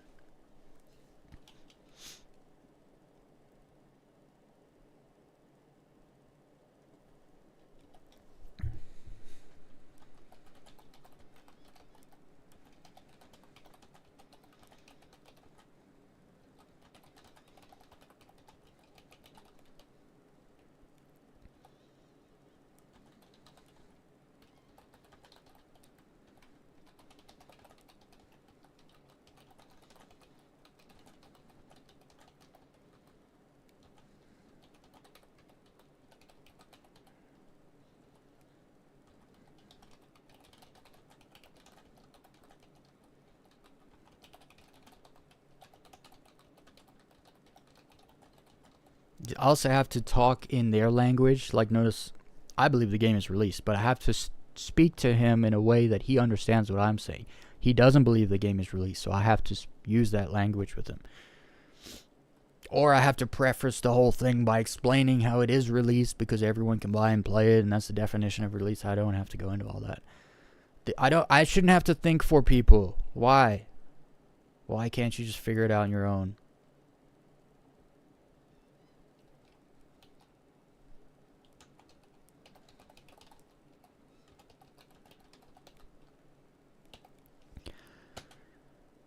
Oh, goodness. Okay, now we're getting to this person. Oh boy, this person. They got so emotional they had to reply to me 3 freaking times on one video in one day. And I haven't talked to them as far as I can remember. I don't remember this person. Okay, so the first comment would be this one, I think. Oh boy, here we go. I was a backer since the Kickstarter, so my opinion is more valuable than yours. Even though I don't follow the game's development anymore and I don't know how it works or what's going on with it, my opinion is so much better than yours because I was a backer. You know how many times I've caught people out not actually being backers? Like they say they are, to try to bolster their opinion, and it turns out it's not true. They were never backers.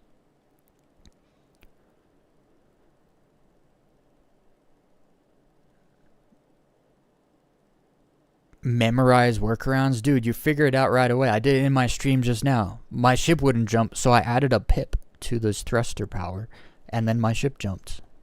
It's not something you have to memorize and like spend all your time working around, dude. You just took what I said so far out of context.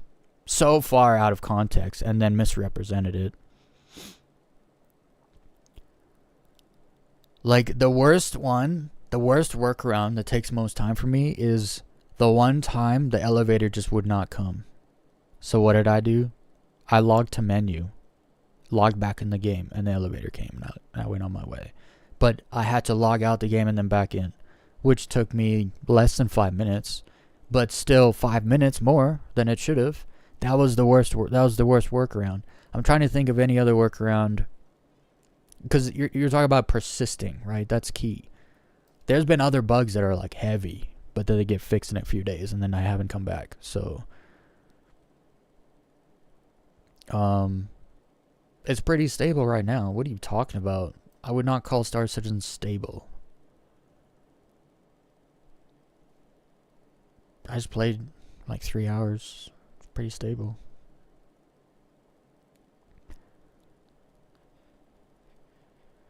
But then what's stable, right? Oh, the game doesn't run at a perfect 120 FPS without skipping a beat. Oh, it's not stable. It's like, okay, well, in that case, no game is stable. Unless you're on a frickin' $4,000 computer. $4,000 plus. Also, I guarantee I bet you this person has a like on every single one of their comments. No, okay. At least they didn't. Nope, the tech demo is still buggy and unstable. This person's not even worth talking to. They're so intellectually dishonest. As if it will actually release. They never release things when they say they will. They said 4.1 would come out the end of March. And it did. They said 4.0 would come out end of the year. And it did. So what are you talking about? They said server meshing would come out in 4.0. And it did. They said also so when they say this is what's going to happen, it's like okay, and then if they say this is what we're trying to get to happen, those are two very different things. They'll come out and they'll say we're aiming to try to make this happen for this around this time.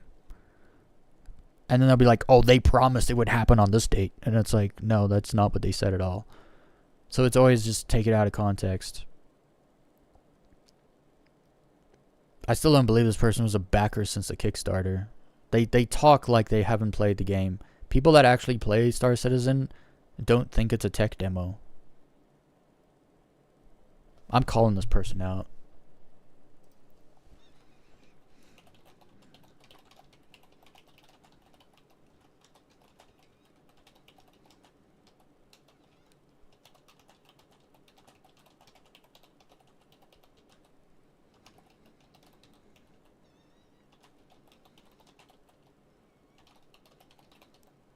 I'll just ask when they stopped playing, because I know they stopped.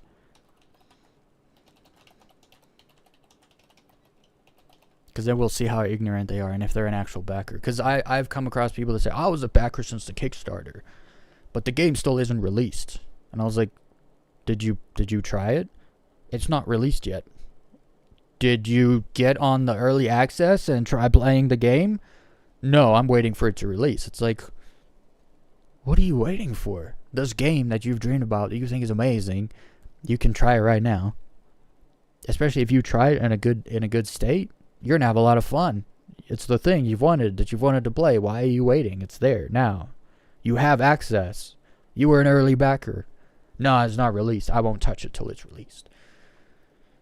Again, like, it's not officially released, so I'm not touching it. It's like the amount of bugs that I've experienced playing this game is more than any other game. But I've had more fun playing this game than I have playing any other game.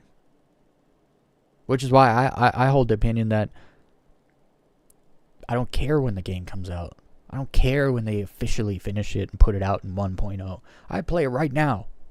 I had so much fun today low flying. Like, I enjoy it now.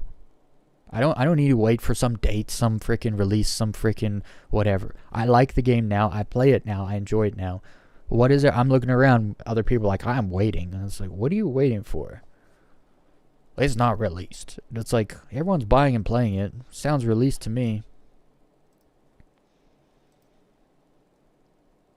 But I was emotional.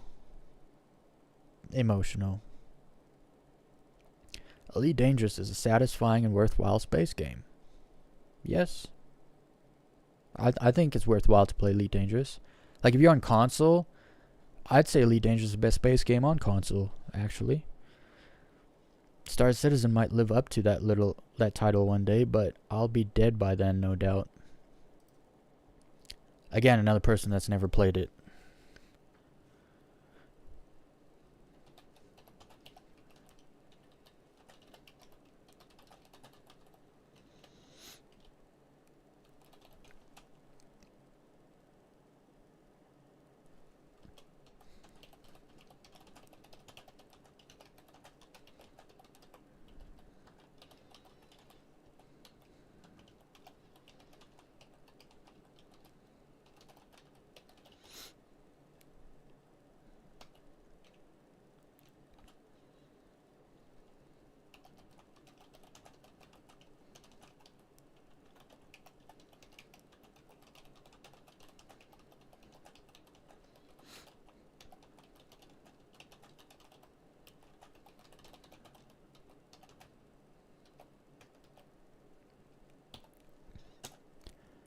Just true statements. All true statements. It's funny because people don't... I've had some people try to call me out. And it doesn't work well for them. Because I try to say things that are true. And if I don't know, I say I don't know. I bet you plowed hundreds of thousands of dollars into Star Citizen. Too bad. Spent $45 over 3 years ago.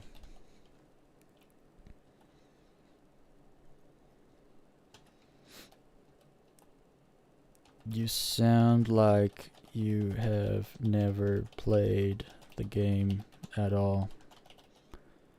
So don't know. Or I should say, so you wouldn't know.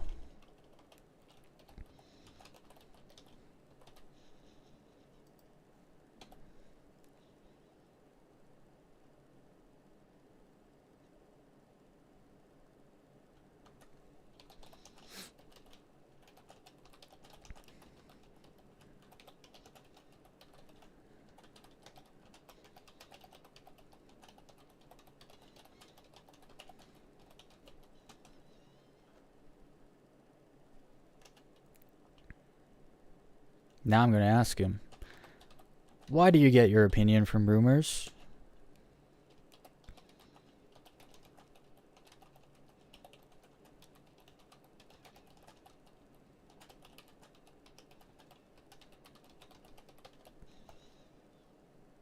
The questions like that make people really mad.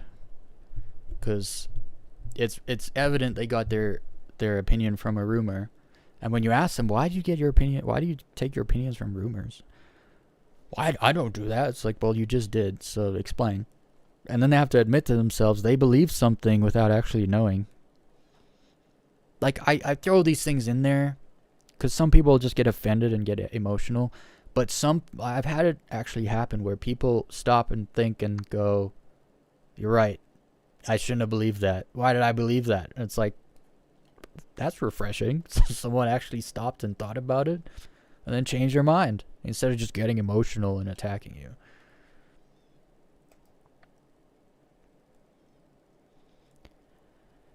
Okay. I don't know what I said to you.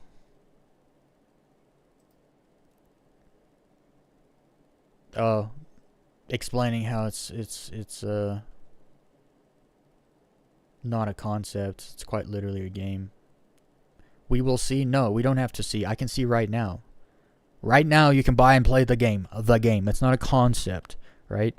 This isn't a hangar where you spawn a ship and like look at the ship and be like, ooh, nice. I'm not calling that a game because that's not what Star Citizen is anymore. It's become a game because it's been in development for so long. How's people think like game's been in development for over 10 years?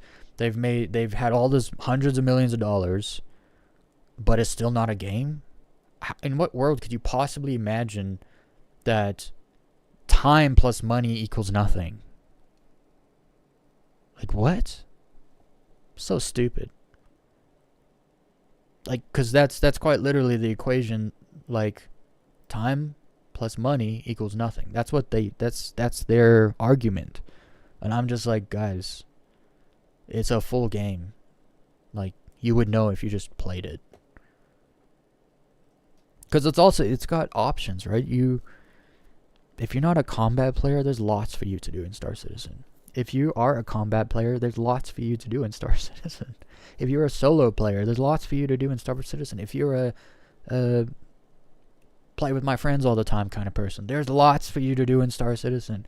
Why? Because it is a game. It is a game. It's time to accept that now.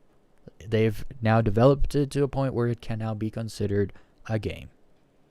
I only know this because I play it all the freaking time. And if it's not a game, then what the hell am I playing? How am I having so much fun playing this not a game? It's just so stupid and tiring.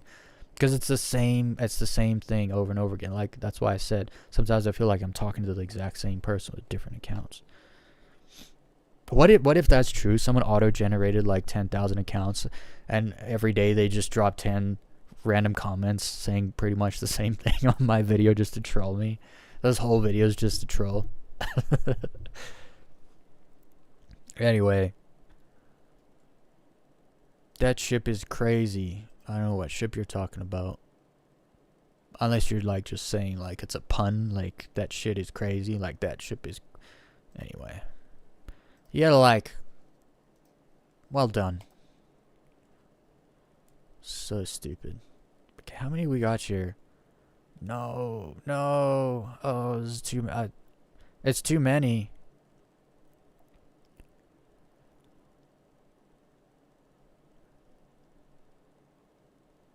Where was I though? Here. The difference is one is complete and the other is so far will always be an alpha. There was literally another comment that said pretty much exactly that. Like, that's what I mean. Like, is someone just copy pasting like same replies to me? Or all these freaking drones, NPCs that they got the download and it was like the new rumor is Star Citizen will never be released.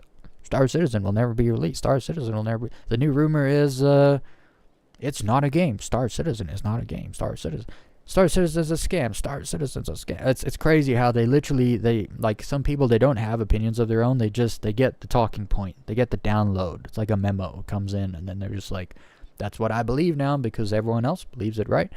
Yeah, socially acceptable to believe this thing. So I'll just believe this thing.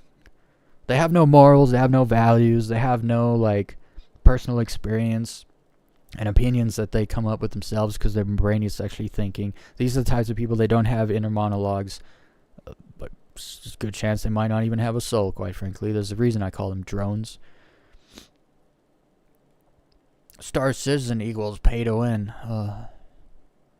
Like, tell me you've never played the game without telling me you never played the game. That's what all these people are doing. Don't need a $6,000 video card either to run Elite Dangerous. Bro, I recorded this video on a 960M GPU. Because guess what? First of all, I don't know if you can buy GPUs for $6,000. The 4090 was the most expensive commercial GPU ever, and it was $3,000. Half of what your over exaggeration is.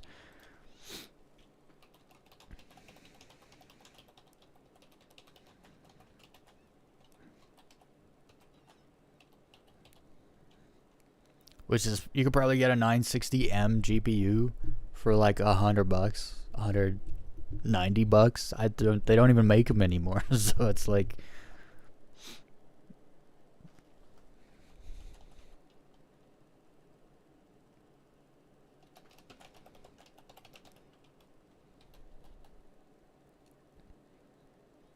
oh, that's even being too nice.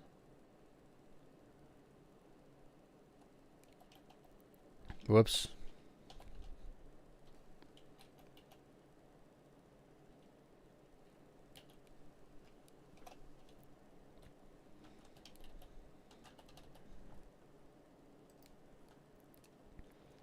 And right now I'm playing Star Citizen, getting between 40 and 60 FPS average on a $350 Canadian dollars. No, Canadian dollars was $400, so it's like $330 to $350 USD, depending on the day, actually. Which is not, as far as graphics cards go, that's like barely mid-tier.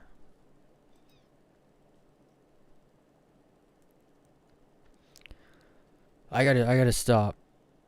I've almost been streaming for 6 hours, guys.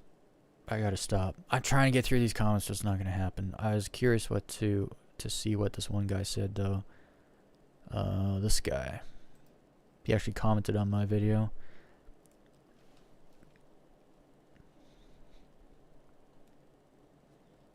Yeah, I feel the exact same way. Still love ED and SE equally. I just hate Frontier. And it's a serious problem for me. Because every single opportunity they get, they squander it. When we ask for something, they could easily make it. They just ignore us. Say there's no reason, whatever. I actually knew a guy. He was a tester for Frontier Developments. He did testing for them for 2 years. And me and him got in, so he did a lot of testing. He was an official tester for Odyssey. And so I was talking to him, and he signed NDAs, so there's certain things he just could not tell me. And I was like, I would say something, and he would just be quiet. And I'd be like, I got you. I know. Because I'd say things, and I knew when you play a game for so long and things happen.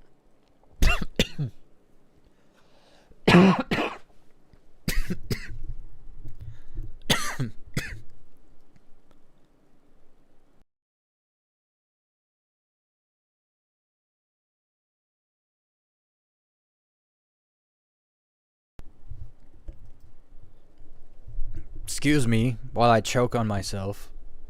Ugh. This is why you nose breathe, so you don't inhale the wrong thing. Now I forgot what I was saying. Oh, my friend who was a tester. When you play a game for long enough, you like you get comfortable with it, and when certain things happen, you know instantly something has changed. Without even being told, you know. And so I was like saying things that were just like evidently true. Things that he said he brought those, so he couldn't tell me these things, but I would say them, and then he said, yeah, I brought up these exact same points to them, and they completely ignored me. And when I followed up, they said it wasn't important. And I was like, so when it came to, because he said it would be necessary to have out of ship experiences in space in an open world space game that has character players, like, because when Elite Dangerous went out of being Horizons and into Odyssey, you are no longer just a ship, because Elite Dangerous, you are the ship, right? You're not the pilot in the ship, you are the ship. And so it went from being you're a ship to now you're the pilot. And he said that pilot should be able to have experiences outside their ship in space. And every time he tried to get them to, listen to that idea, they rejected it every single time. And he's like, it was the most frustrating company to work for, because as a tester you're supposed to give feedback. He said he would have to write, I forget, like it was like 20-page reports every Friday. You'd have to hand in like a big report. And he said all the stuff he would put in there, he felt like no one ever read them. Like, not just him, all the other testers too. Nobody read what they were reporting. As long as something that they put in worked, that was it. Any of their actual feedback or critique, completely dead ears. No one cared. And so when I heard that, I was like, oh, that explains everything. Because they became a private company. No, sorry, they went from a private company to being a corporate company run by shareholders. Chinese company bought them out. And so, or bought majority share. And so then they were controlled by a foreign company that doesn't care anything about space games, right? And it wasn't even a gaming company. That's when I knew Elite Dangerous was going to die. Because Frontier Developments got bought out by some financial firm. It wasn't like, Tencent or someone came along and bought them. And that's when I knew it's over for Elite. I was like, because I was sitting there waiting update after update for the things that we've been asking for, and we just weren't getting anything at all. And I was like, this is never going to happen, is it? And then after talking to that guy, he was testing, he worked there during COVID. So it was very recent as far as the game's lifespan goes. It was more, in the second half of its lifespan than in its earlier days. He was doing testing for Odyssey. And then when Odyssey came out, that's when his contract ended. So, and it just, I knew right away. And then after trying Odyssey, I spent almost 600 hours in Odyssey. I was like, nah, nope. This is it. Like, that's it. Horizons was peak Elite Dangerous. Whatever they add moving forward is just going to be, it's just going to be a trick to get people to come back to the game. And that's what it's been. So I remember when they added, the last time I got in the game was to check out the interiors on fleet carriers. And the fleet carrier, you gotta understand, it's like 3.5 kilometers long. It's a huge thing. And like they give you this tiny little space in the front of the ship to walk around in, and it's very unimpressive. And so I was thinking, well, maybe this is a prelude to ship interiors. And then a little bit after that, they came out and said they won't be ship interiors because they have no use for them. I was like, but that's what your player base has been asking for 8 freaking years. It's over. Like, people don't realize it. The fanboys only get mad at this video because they are starting to realize they're never getting this. You will never get a full Atmo planet with foliage and fauna, and it's just, you're never going to get it. But that's always been the hope, you know, that Elite Dangerous will move to the next step where we get ship interiors and we get EVAing experiences outside of our ship in space, and we get full atmosphere planets like the Earth likes. Like, I want to land on an Earth like, why can't I? And we always thought in the future these things would happen. Never gonna happen. It's very unfortunate, but that's why I rant about how Frontier Developments is the king of squandering opportunities. They squandered the potential completely of Elite Dangerous. And it hurts the people that love the game, right? That's why when someone says, oh, you must hate Elite Dangerous, it's like, no. If I hated it, I wouldn't have put 5,800 hours into it on console. And in actual fact, I tell people, don't play Odyssey. Like, I know people that play Elite on console, and I tell them, they think they're missing out, like, big time, not being on PC, being able to play Odyssey. I'm like, you're not missing out at all. In fact, you only still like the game because you haven't played Odyssey. The people that I knew that came over from console to play Odyssey, not one of them actually plays Elite anymore. So, and that's sad, because I know those dudes, they all loved playing Elite.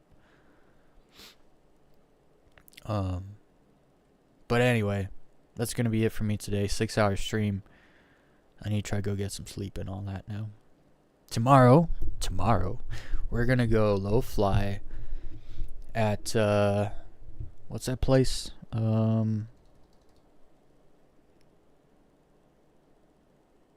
PYRO 5. It's got 5 moons. Or 6, if you include PYRO 4. Or I miscounted, there's 7. I don't know, but that's like the low fly spot, because you have so many different kinds of moons, planets, and stuff, so it's like, that's going to be my spot. I didn't even know that place was there, else I probably wouldn't have picked or Obituary around Bloom, although I love Bloom, so Bloom is the best planet in the game. Changed my mind. Alright, everyone, I hope everyone has a good day or night wherever you are, and fondle the like button, make sure, and we'll see hopefully most of you tomorrow. Hell yeah. Stay happy. Bye, everyone.